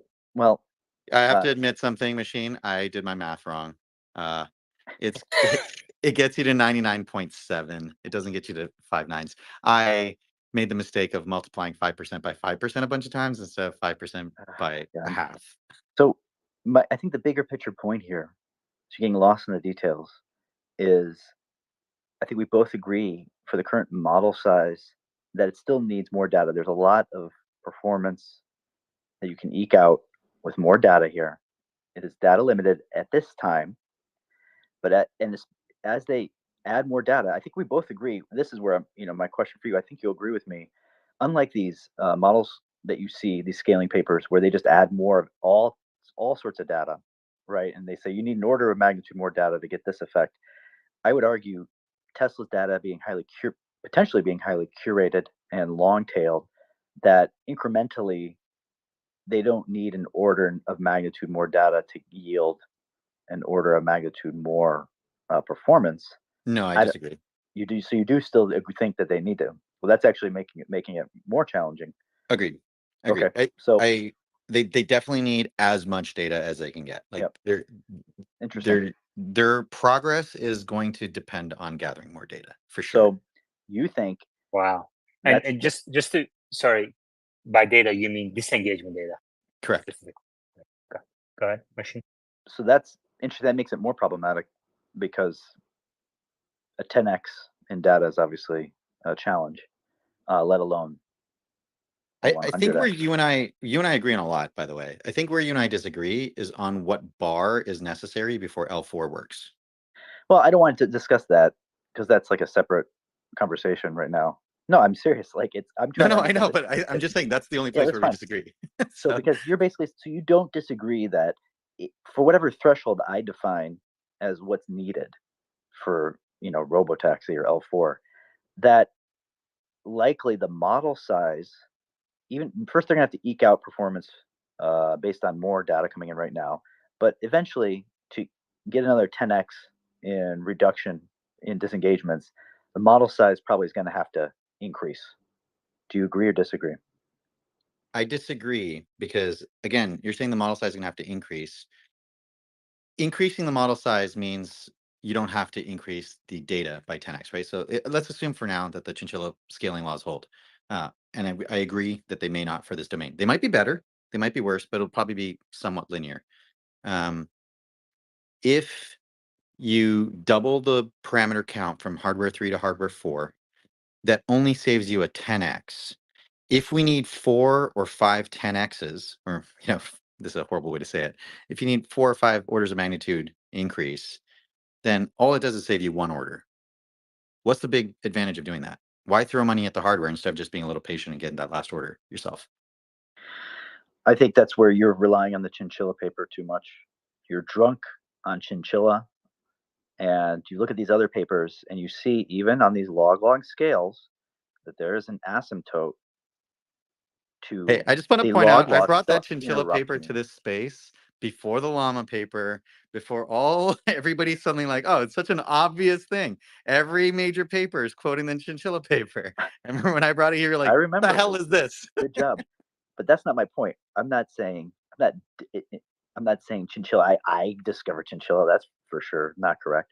What I'm saying is, if you look in other scaling papers, and I'm focused, I'm not saying FSD is a purely vision-based problem, but if I look at in the image space, you look at these scaling papers and you don't see a consistent linear decrease on the log scale forever. And nor would I, in common sense, ever Yeah. think for sure that these things are going to increase linearly over time forever. So I know you're looking at a bunch of scaling papers. Did you look at the MOE papers, the Mixture of Experts papers from 2018? Probably not. No. Okay, put that on the top of your stack, because what you'll see with that is you combine that with Chinchilla, and you can see this is how Claude, this is how Llama 3, and this is how Gemini 1.5 all, there's a bunch of other factors to the paper, to the models, of course, but they all in their papers quote the MOE of effort. Now, Tesla went end to end. That's not that's like, had they continued to have two separate models, it would have been kind of closer to an MOE thing, the way V11 was going, but they've already gone V12. We can talk about that. Maybe there's gonna be a V13, and at which point I would say yes, they have to maybe re-architect. But the MOE papers show it breaks the relationship between exponential data. Sorry, let me say this clearly. As you increase your input size, you don't have to exponentially increase your parameter size. You can do it linearly. That's another factor to consider, right? So the more time of video you can consider, like staging, instead of thinking about 5 seconds of video, maybe you can think of 10 minutes of video. It might give you different results, like the examples where somebody's turning and they need to know to stay in the lane so they don't cut people off, or they need to plan how to get into a lane so that they can aggressively negotiate something, all those kinds of things. That can be addressed with an input window change rather than a total parameter count change. So you're saying if you word this right, if you double the input window, that will yield more performance than doubling the number of parameters? I'm not going to say that as a blanket statement. There are some problems you can't solve by just throwing more parameters at it. As an example, if I said, I'm gonna play a 30-second clip. In that 30-second clip, 10 seconds in, someone's going to flash a number, but I'm only going to show you the last 10 seconds of that video clip. Can you predict what number was shown? Yeah, of course you can't. No, this is Bayes error rate, right? It's like the estimate of there's given the sensor input that you have, there is some true error rate that you can achieve, right? So if you only give someone 5 seconds of data, there's going to be some events that you just can't see. Yeah, in that time. and the first second in the 5 seconds is, or sorry, the first millisecond in the 5 seconds is garbage. The first few milliseconds are garbaged out anyway. So we say 5 seconds, but it's not really 5 seconds. Still, with all this, I guess, I'm still hung up on the fact if I look at these papers, I'll look at the MOE papers you suggested. I see the big trend being bigger models for more performance, in addition to more training data and compute for longer. And then you see these trends with some of these models like Llama achieving better, but the way they're doing with less parameters, but the way they're doing it, like you suggested, is they're being focused. And so we're looking at a specific system, which is Tesla FSD, which I presume is already somewhat focused. I assume they can get more focused, but I don't think they're going to be doing Llama-like.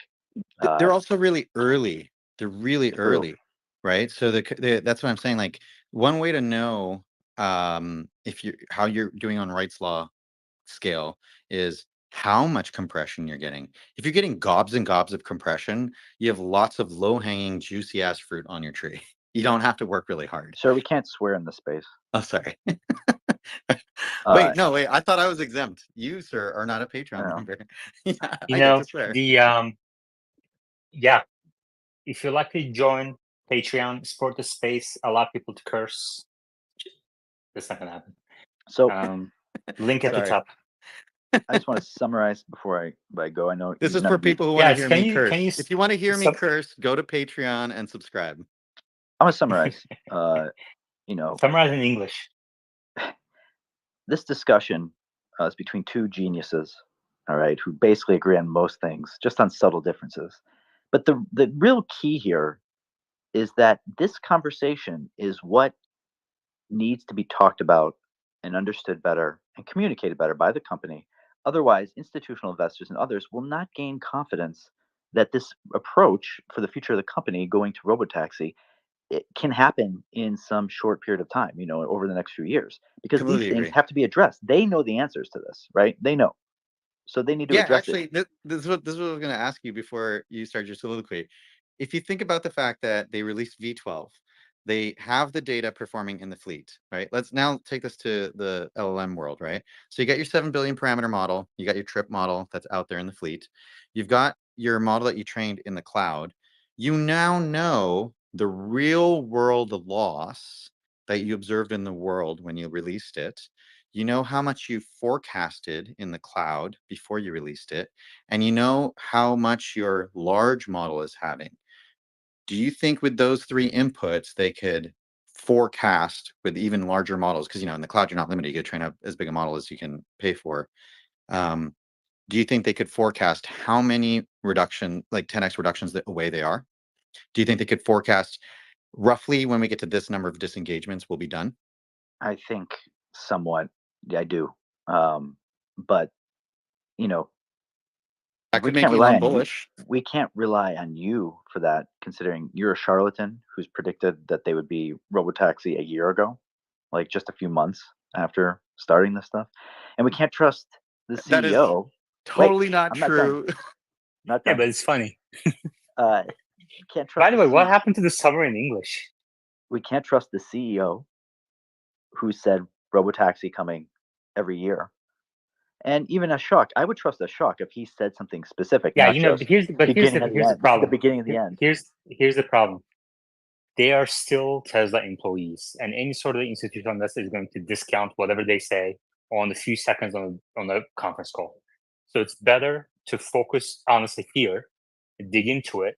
But the thing is, it can't just be a conversation between you two. Every now and then we have to take maybe like every 5 minutes or 10 minutes. One of you needs to summarize in plain English for the rest of us. And then over time, if we have thousands of people in here, kind of by osmosis, learning, institutional investors will eventually catch on. All right, I'll summarize. I was going to take a try. Yeah, after summarize, I'll please. summarize. All right. Yeah. I'll summarize. Basically, I think I look at the data overall, empirical data, and say, this seems like it's going to be challenging for them to increase compute, data, all that to get to the achievable metrics. But I think over some period of time, it'll happen. And I'm conservative. Meta looks at the best papers that give the best possible outcome for each condition. And then he says, yada, yada, yada, problem solved. I think what Yaman was asking you to summarize was the discussion, not your opinion. So I'll try that. Machine has been focused on looking at, there's this thing called knowledge distillation, which is how are these really large models becoming effective, like in the Llama 3 papers. And the way they're doing that is by reducing the number of problems they actually address. So they're not actually becoming smaller, but they're showing that if you only need to solve the following problems, you can do well.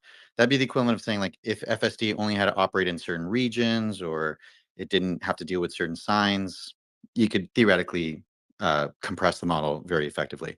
That's not something that's applicable. And I think Machine and I agree on that. That's not applicable.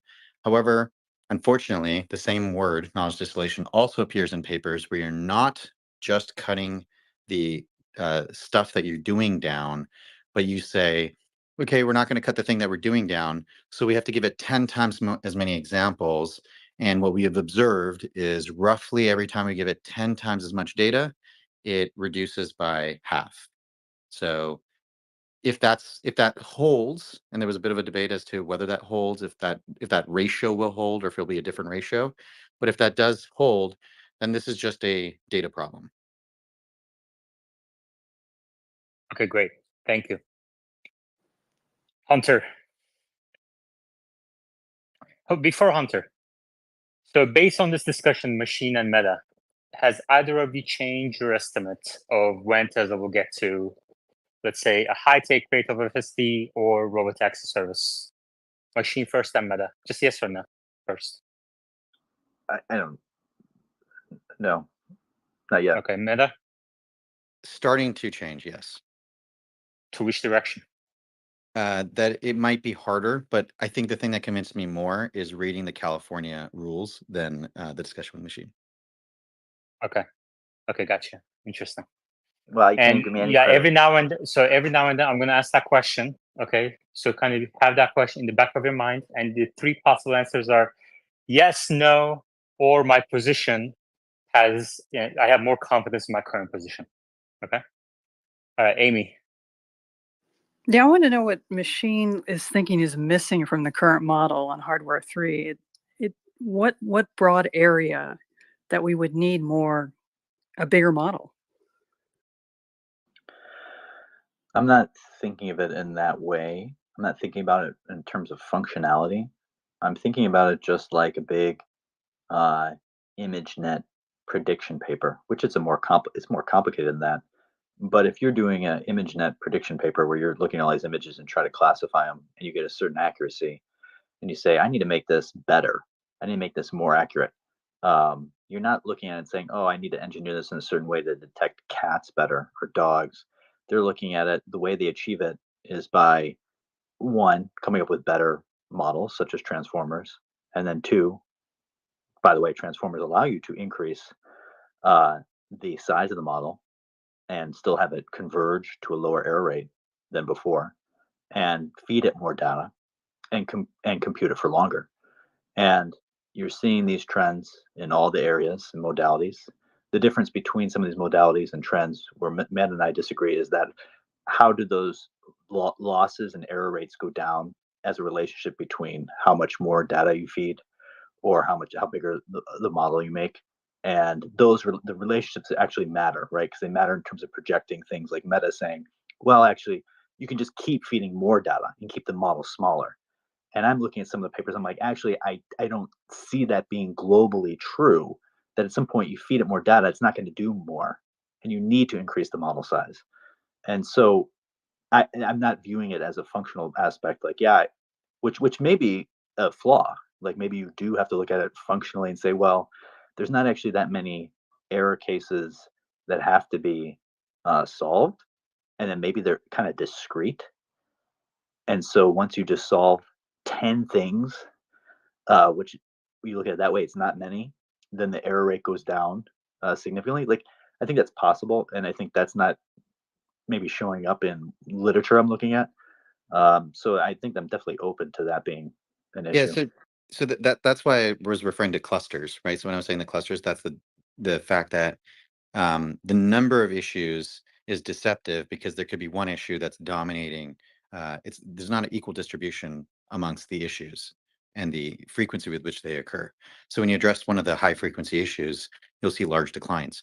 But it could be that the high frequency issues are the ones that require a lot of deep reasoning. So they may be the last ones to be solved, not necessarily because they don't want to solve it, but just because it requires more neurons. So the other way you can think about it is there's also a trade-off. There's a few different trade-offs they can make. You touched on one, which is you can synthetically expand the size of the model by reducing the reaction time of the car. Would you agree with that? Yep. Okay. So there could be a time where it's like, okay, the hardware 4 drives like a higher reaction time driver and the hardware 3 doesn't drive with as if it has as high of a reaction time. Sure.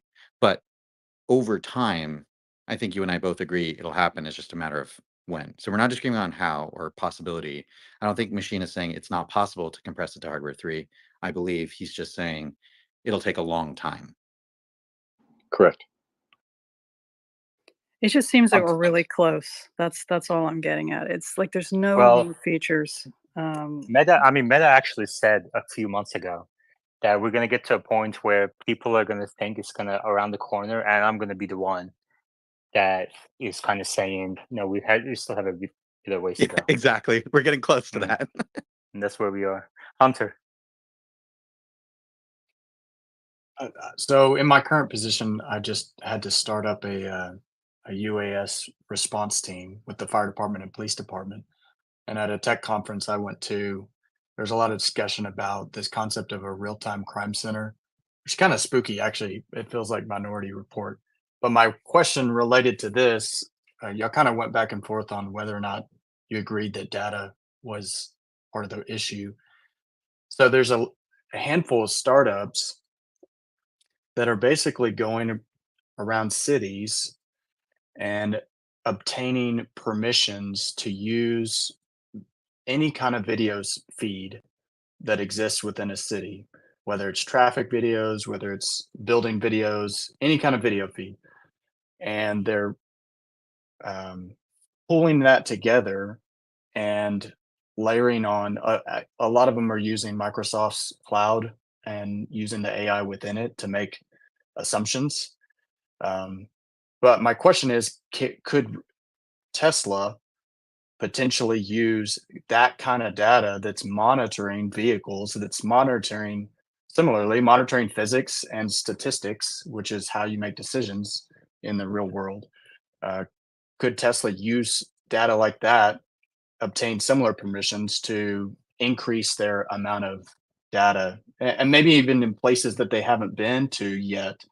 Could they like collect data on the roadways, like in India, where it seems like driving is crazy, and start learning even before there's their cars on the road? That's not the kind of data that they need, right? So feeding newspapers or pictures or comic books, obviously we all know wouldn't help. So there's sometimes an instinct to say, what about videos of traffic? The problem is it's from a different perception angle. It's not all the vehicle, it's not a 360, it's not all the other things. So think of it kind of like even if like if I knew how to play really good basketball and you took the neural net that's say in LeBron James' head and you put it into my head, I'm not going to naturally just become a really good basketball player. I'm not going to have the height. I'm not going to have the same muscles. I'll probably be clumsy because his brain won't know how to walk with my body, right? So that's the problem. You have to That's actually really train good. the model to the hardware peripherals that you're dealing with. Same thing is true for Optimus. Now, you That's a also great. you also need to That's a have great. That's a great question. Great answer and great use of an analogy.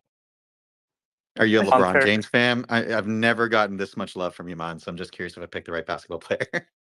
no, no. I thought you were honestly when you start the analogy. I thought you were gonna go with. It's not like you know, even if you watch a basketball game on this from the stands from a different viewing angle for years, it doesn't mean you're going to become a good basketball player. That too. Right? Yeah. You gotta. That's a better analogy actually, because you need to be in the game to actually learn how to play. Exactly, which is the disengagement data, the real world disengagement data. Anyway, Hunter, and then Amy. So, Meta, you maybe have spoken on this, but to your LeBron James point, is your opinion that it won't necessarily be really easy to transfer like a licensing agreement with FSD to take Tesla's knowledge and data and just paste it onto like GM vehicles or Ford or Yes. a trash truck or a fire truck? Yes. If you look at how long it's taking for FSD to arrive on the new Model 3 on the Cybertruck, there's a reason. It's not free. If you look at when the Model S refresh happened, it took a while. Again, it's not free. It takes time. And with these end-to-end models, I don't want to be the bearer of bad news, but it could take even longer time. So this is why a while back when we were talking about this, I was saying, I would imagine if they're going to do FSD licensing, it would necessitate that Tesla do the assembly. It may be that Tesla says, here are the specs you have to follow. This is where the cameras have to be positioned. Well, actually, the positioning doesn't matter as much, just because we do have math to project things back and forth. But these are sensor types. There's a number of sensors. These are roughly the positions they need to be, so that you can kind of tell the model these are where the peripherals are. You would still maybe have to do a little bit of fine tuning. Actually, not maybe. You would have to do more fine tuning. It's still not free because the weight of the cars is going to change. The driving dynamics is going to change, etc. So you're never going to get it for free, but you can try and reduce the amount of variation. Amazing. Amy. Yeah, I just want to get back to the other question. You have to also have the controls that match up with the video. So it can't just be any old video. So, and also this applies to maybe in this question too. The controls that you use for training matter probably. 100%. Yeah. It's like that would be the analogy of like somebody knows how to drive a car and they get in a truck and they drive it like they're driving a car. That's not going to be a good idea. Braking distance is different. Turning distance is different. You got to drive it. You got to learn how to drive that particular thing. This may also be why sometimes FSD doesn't perform for people, depending on if they have too much stuff in the car. Interesting. Where you been all day with these amazing points back to back to back?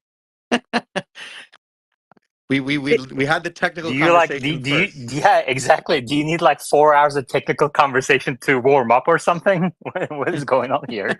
It's all about the great questions that I'm posing. Yeah, Exactly. Yeah.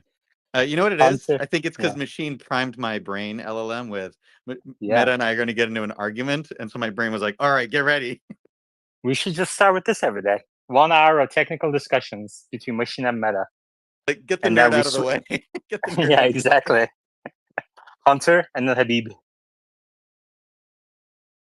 Okay, still with the LeBron James thing, I do like that. That makes a lot of sense. So, but think about baby Jesus. He was constrained by the baby body that he was in, but he still had all this knowledge. So, would it not still be somewhat relevant to just continue? And maybe this is not an issue that they have. Maybe they have plenty of data for this, but I guess my thought with the extra video feed, and maybe even with Optimus, is just continuing to learn and refine their model of just the physics of this world and the statistics of this world. And there's also a great chance I might not understand how it's learning. My assumption is that it's similar to the large language model, that it's just guessing instead of the next word, it's guessing the next position in three-dimensional space based on its understanding of physics. Yeah. So here's what we're going to do. We're not going to talk about baby Jesus because that's potentially contentious. We're going to change the gender of the baby, and we're going to name the baby Laura, Lora, for a my nerdy joke. I don't know if anybody else is going to get it, but there's a paper, Laura. It goes over the names in the world of AI don't make much sense, so don't pay attention to that part. But effectively, the idea was if you could take the foundational model or a checkpoint and you can freeze it, you can take that, like, think of it like when a baby is born, they're born with a foundational model in their head, right? So many babies are born, they all have, let's just say for now, the same foundational model. Then those babies have experiences, that's their training data, and they train and they learn differently. They might end up with different philosophies. What that is would be analogous to fine tuning, right? Laura was a paper that showed a way to do fine tuning more efficiently. These are all math heavy, so I'm not going to get into that, but the general realm of that is just parameter efficient fine tuning. The way to think about it is you freeze a whole bunch of neurons and you say, you're not allowed to learn anymore because it's too expensive to train all the neurons. So all the other neurons are going to have to learn to compensate. It's kind of like, we're going to stick with this analogy. If LeBron James's left ankle is injured, other muscles in his body work harder to compensate for that one injury. So if you freeze a bunch of neurons, the other neurons have to compensate. And so they, as long as they can compensate, they learn. And in that scenario, it is cheaper. However, after a certain point, if you could just say your ankle is magically fixed and all the other muscles continue to retain the memory of what they learned of how to compensate, when his ankle gets better, he might actually be a better player. He might have better balance, etc. So with the same body, the same amount of neurons, through this approach, you can freeze the neurons, train, and then after a certain point, you say, okay, we're going to stop for a while. We're going to retrain the entire foundational model from scratch with all the experiences that we have and form a new checkpoint. And then you go from there. I mean, I don't know if I stretched that analogy too far. it's okay. Habib. I'm just gonna channel a little inner machine here and give a little pushback to you, Meta. You know, for instance, the FSD right now operates on Model S, Model S Plaid, Model X, Model X Plaid, all the different variations with all the different suspension settings and all the different horsepowers, and it works majority across the fleet. So and it accounts for that. So if you train this computer and you put it in another car, and we are working towards autonomous training, which is like human-like behavior. It's just like taking a human out of one rental car and putting him or her in another rental car and driving. Wouldn't it not be similar? So if I took you and you had driven a whole bunch of, let's say, Teslas only, right? And then I took you to a new place and I gave you a new car, there is a moment. Let's say you've only ever driven one car, right? You're a new driver. You've only ever driven one car. You've gotten pretty good at driving. Now I put you in another car. Ignore the ICE versus EV difference. Where the stuff is, how that car turns, the turning radius, how that car brakes. Subconsciously, there's going to be a small adjustment period. The problem with this comparison is humans are insanely good learning machines. We're not even close to having that in AI today. But the fact that humans also have that small adjustment period, just think of that, but it's blown up for models. So it's not that the models couldn't someday get to that point where the differences are smaller than the intellect of the model. I just think we're quite far from that, and that's a different problem to try and solve. And then the just follow up, if I may, the question with the Model 3 Highland receiving FSD and how long it's taking. If your argument is that it needs to train on a vehicle, then at the current sale rate of Model 3 Highland, you're not going to get enough data to get FSD on that anytime soon. Uh, the- It's a blend. It's not that you need to start from scratch, right? Remember, you're starting from that checkpoint. So you need a sufficient amount of data. You do need a sufficient amount of data. There's no getting away from that, right? But you also have a certain number of people. You have a certain amount of time. So it could be that part of the reason why Model 3 and Cybertruck haven't gotten it yet is not just the disengagement data. It's not just the time, but it's just the teams haven't spent the time on it. They just haven't prioritized it. So, Elon has said that, oh, we're going to eliminate 300,000 lines of code, and the whole X Spaces has run with that as if there's no lines of code whatsoever anymore.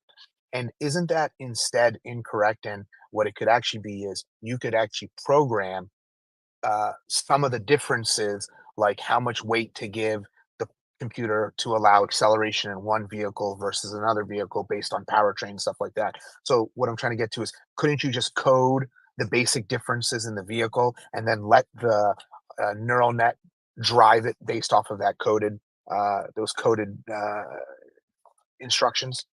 So that was the approach for many years in the world of AI. So like think robotics. It's not my area, but that is a common thing they would do. Like you'd put the model in, and then you would say, "I told the arm to pick up the glass and move it, 10 centimeters, and it moved it 11 centimeters.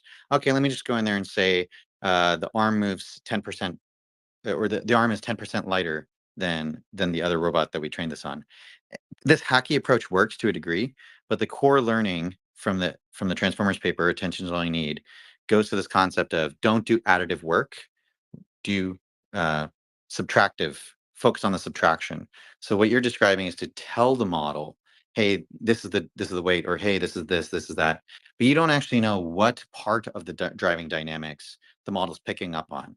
It might be picking up on the physics of the weight plus the turning radius plus the tires plus the lighting conditions and the road. We don't know what are all the different factors that it was considering in each of those situations. And so when we get into heuristic land, we just get back to like, okay, let's patch another heuristic and another heuristic, another heuristic. And next thing you know, you have 300,000 lines of code. The 300,000 lines of code, by the way, is not yet gone because it's still running on the highway. Okay. Last attempt to just make you stumble a little bit, just for my own entertainment. Um, is there has there been any rumor or release of when FSD is coming out for Cybertruck? Not that I know of. Okay.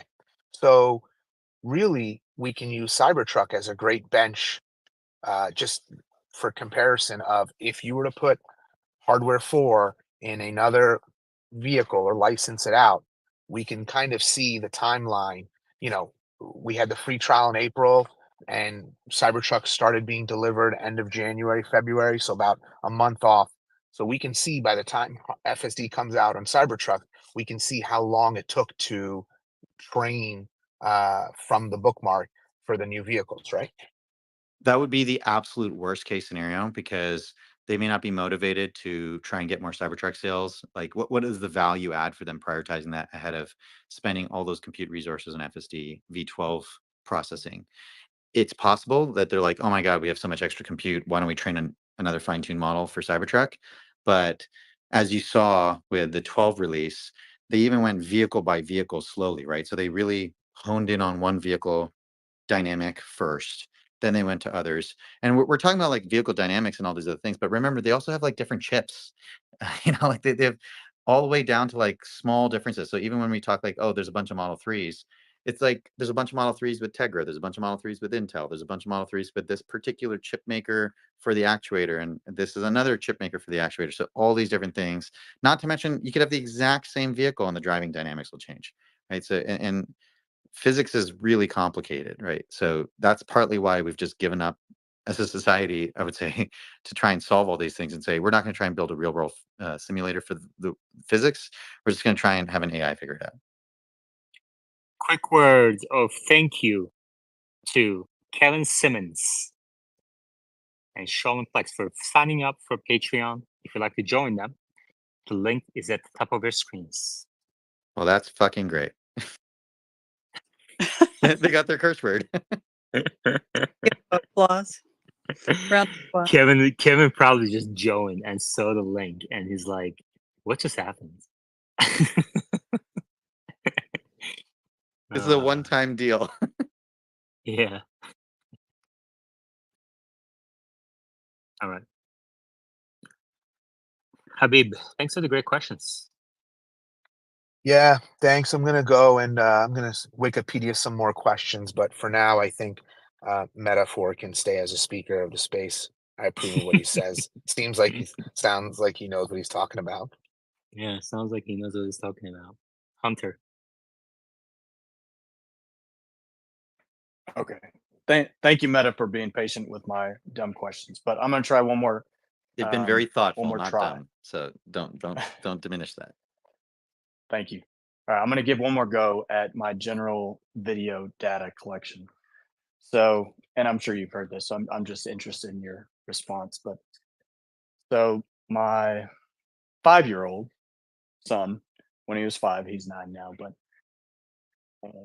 5 years of video, raw data video, learning physics, learning statistics of how things moved, never driven a car, but he's fallen, he's ridden his bike, he's run, climbed things. No specific video footage of driving a car, of him driving a car. But when I get him a Hot Wheels or a Power Wheels, just because of his basic understanding of physics, it doesn't take him very long before he's really good at driving them. Yeah, this is where the analogy to humans starts to break down, right? If you're curious, there's something called, I think it's the Alberta Plan or the Alberta Project, but a bunch of researchers got together and they said, okay, if we assume that hardware is not a constraint, if we assume they basically relaxed a whole bunch of constraints that are like usually engineering constraints to say, well, we need to actually ship a product. They're like, how could we build AGI if all these practical constraints didn't exist? And they came up with about 11 or 12 things that need to happen. I would argue on that path, we're at like number 3 or 4. And one of the things that you keep bringing up, which we have not quite figured out, is how to do in situ learning, which is a model is deployed, the model experiences the world, and that model learns on its own. The reason why there was a while ago, Figure made a claim, which I'm going to say is dubious now, given like what Omar has pointed out about the board on that. If you remember me in that space when Figure made the claim that they showed 30 to 50 instances of a human doing something and the robot did the same thing, and I came and said that's insane, it's groundbreaking. There hasn't been any follow-up or papers, and so I have some doubts that was a real claim. Maybe they meant something that they didn't say, or the CEO misspoke. I don't know what was going on there. But humans don't take that many examples to learn. we have a really impressive learning model in our brain.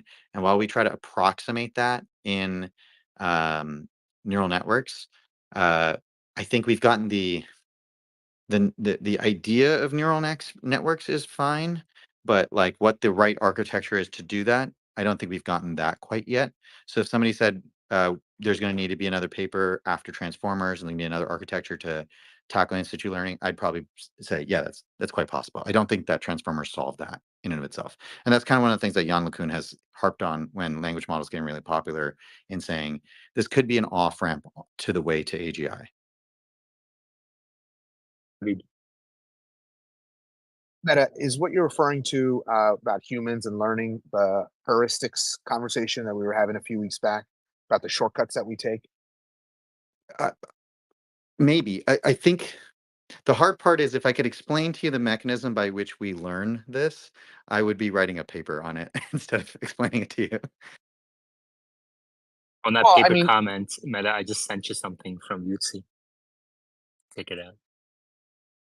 Pretty well, funny. I think it's actually pretty well understood that that's how we only need to have a few examples and then can make real life decisions, because we actually do a lot of heuristics, and we actually do a lot of mental confidence interval analysis when it comes to thinking and decision making.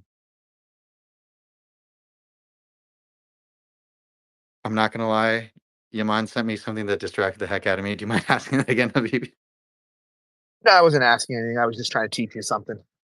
Oh, sure. Do you mind saying it one more time? I apologize. I wanted to hear what you had to say. No, You I sent was me a just saying, meme and my brain it's fine. went to the meme.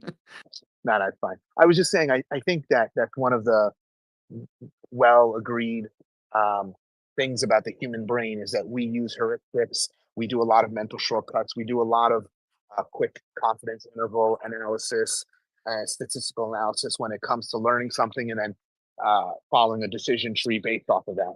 I think that's one of the things that makes the human brain so unique.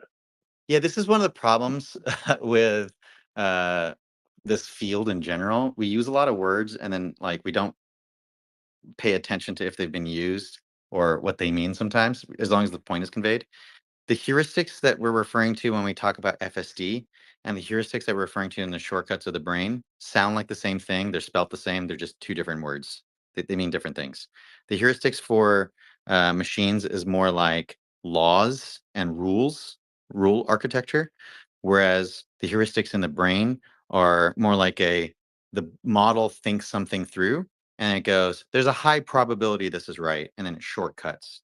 If you look at, I think it was AI Day 2, Tesla showed this with some of the models during training. You'll do a Monte Carlo and you'll say, okay, this, it was the one where they showed like a car was trying to figure out how to park in a parking lot, right? And so it was like projecting all these different paths. And it was like, if we explored all the possible paths, it'd be insanely expensive. So what you do is you explore some of the paths and you say, based on some, again, the word heuristics, there's a high probability that this isn't going to succeed. So we're going to give up. But those heuristics are not necessarily coded functions. If you'll let me for one more second, if you guys heard about like Q star as like this thing that GPT-4, GPT-5, all this kind of stuff.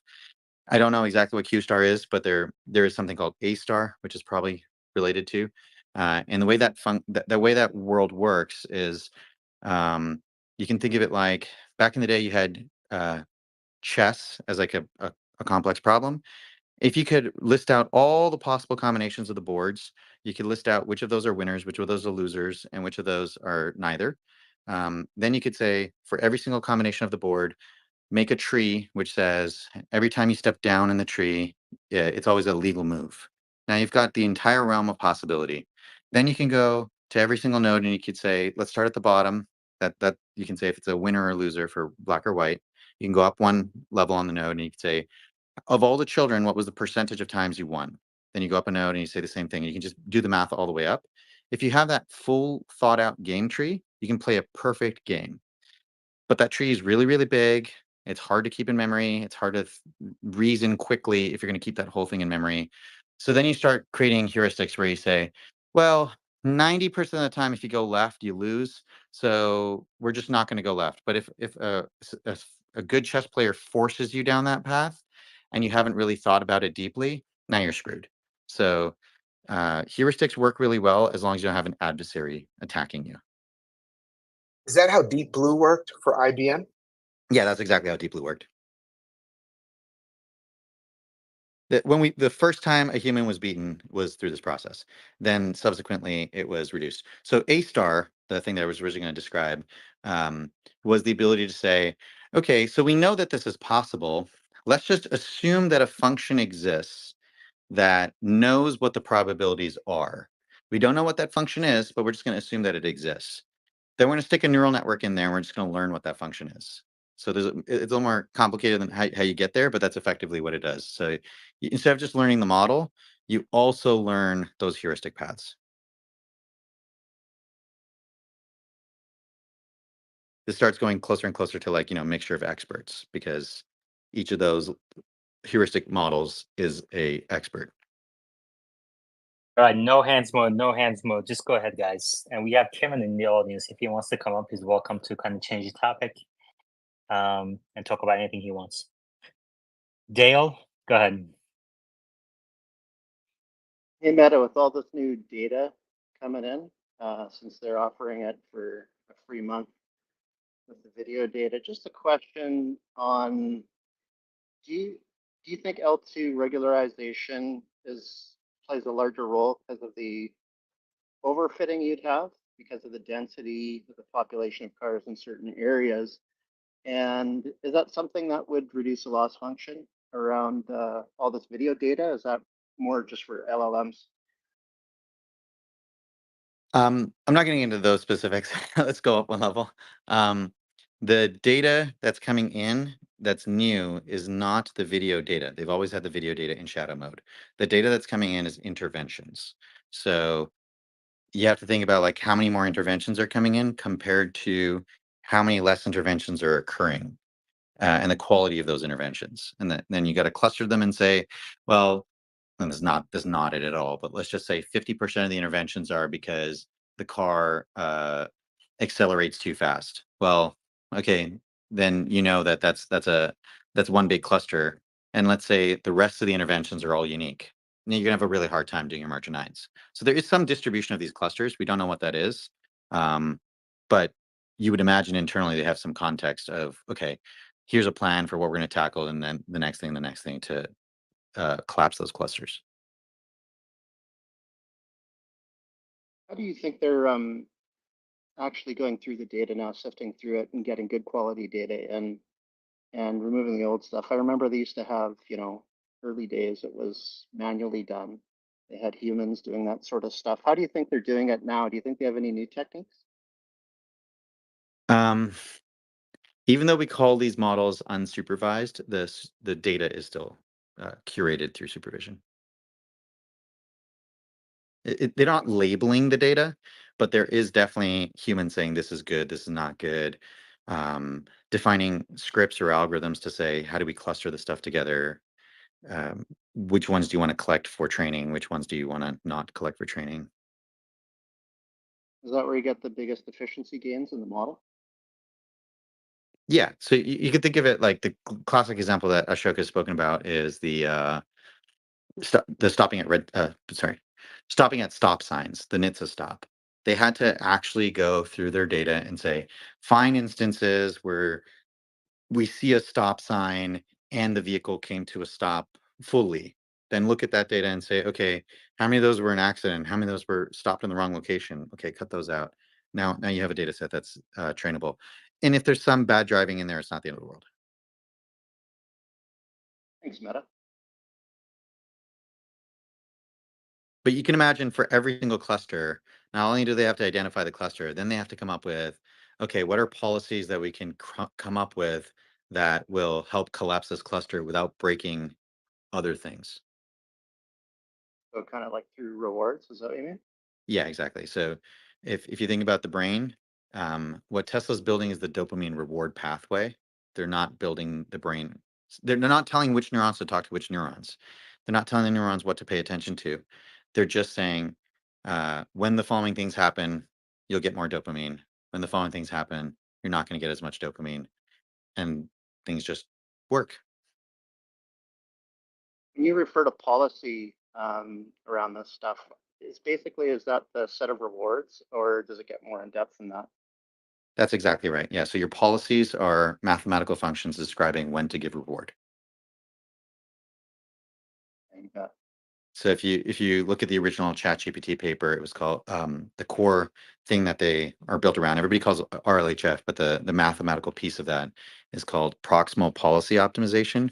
You can go look at the complicated equation, but there was just a few like concepts like time decay. You don't want to reward somebody for things that are too old the same way that you want to reward them for. You want to have a recency bias effectively, but not like too heavy. There was also things like clipping. So you don't want to, if somebody was already confident that they were right, like Yaman does, if somebody's too confident about being right, he doesn't let them have a coffee bet. so you want to, one of the things you're doing in AI in these spaces, you're trying to make the models bimodal. So you don't want them to get overconfident. If in the places where they're doing well, it's like you have a kid that's this is maybe not the best thing to say, but like you have a kid that's getting straight A's all the time. The parents probably don't take them out for ice cream every single time they get an A. You have a kid that's not doing too well. The first time they get an A, you're like, I better reward this kid and really get them into this, right? Same concept, somewhat. These things are so easy to explain in retrospect. I just want people to appreciate that, like, they're obvious in retrospect. That's how you know they're a good discovery. The actual discoveries, when these things come out, everybody's like, oh, wow, how did I not think of this? Another question, if you'll indulge me. Sure.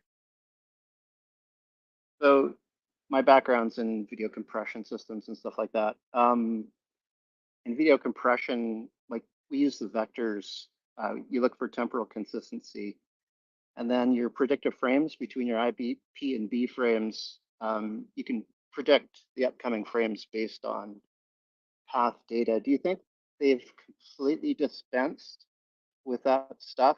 Or do you think it's possible they might be using things like that before it actually hits the model, just to simplify things, kind of like same idea as you'd use bounding boxes, that sort of thing? Conceptually, that sounds like a good idea, but due to hardware limits, anytime you invoke the CPU, you're 1,000 times slower. So you don't want to invoke the CPU at all. So they're most likely trying to go from photons to controls with no CPU in between. That doesn't mean that the CPU can't be doing things asynchronously on the side, like collecting data, processing stuff to send up to the server, deciding what is going well, what's not going well. But it's probably not on the main path for determining controls. That makes sense.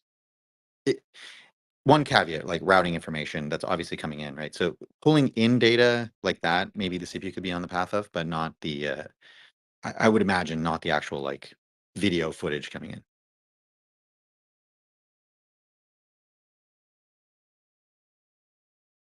I believe Michael is a recent patron too.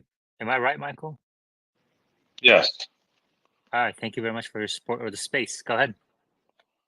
Meta, just a quick question on the hardware 3 versus hardware 4 thing. Is it too simplistic to think that hardware 3 is going to drive like the old fart I am, and hardware 4 is going to drive like the teenager?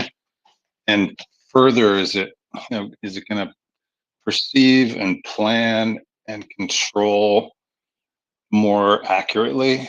Or is that too simplistic? It's simplistic, but it's not wrong, right? We don't know for sure until it's done. But theoretically, it has slightly better vision, right? Because it has more pixel density, so it can see further, and it has a brain that's proportionally larger, so it can handle that vision coming in. But it's probably going to be able to do much more deep reasoning, because if you think about it, what happens is when all the pixels come into the brain, it's not like your brain continues to think of every single pixel. At some point, it does like a templatizing. It reduces it to be like, okay, there's stuff in that area, there's stuff in this area. On this stuff over here, it's actually a car. Oh, and that's the light. So it's choosing which parts to focus on, which is a little bit different than the occupancy network, right? The occupancy network was trying to figure out every single spot that was occupied. Here, the model has the luxury of deciding where it's worth paying attention to figure out what's occupied and where it's not worth paying attention. So hardware 4 will have a better, deeper reasoning stack, most likely down the line. Goes back to the original discussion we were having with machine, right? Yes, of course. If you could throw more hardware at the problem, you can solve the problem easier, right? So when back in the day, Yaman asked me if I could change any one of the variables, which would get us there fastest, it'd be, yeah, of course, it's the hardware in the car. Okay, and that's also when hardware 4 is not just emulating 3, that it's actually running its own. Yes. To be clear, I don't think they're emulating it in software. I think a lot of people, when they hear emulation, they're familiar with software emulation. I think it's probably just hardware emulation, which is they designed both chips. They probably already thought of this. Thank you.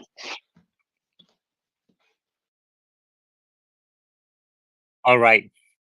This space has been going on for 4.5 hours. It's been excellent.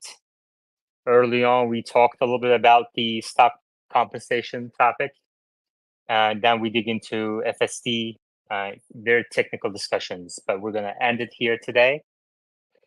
Thank you very much, everybody. It's been awesome, and I will talk to you all tomorrow. Thank you. Take care.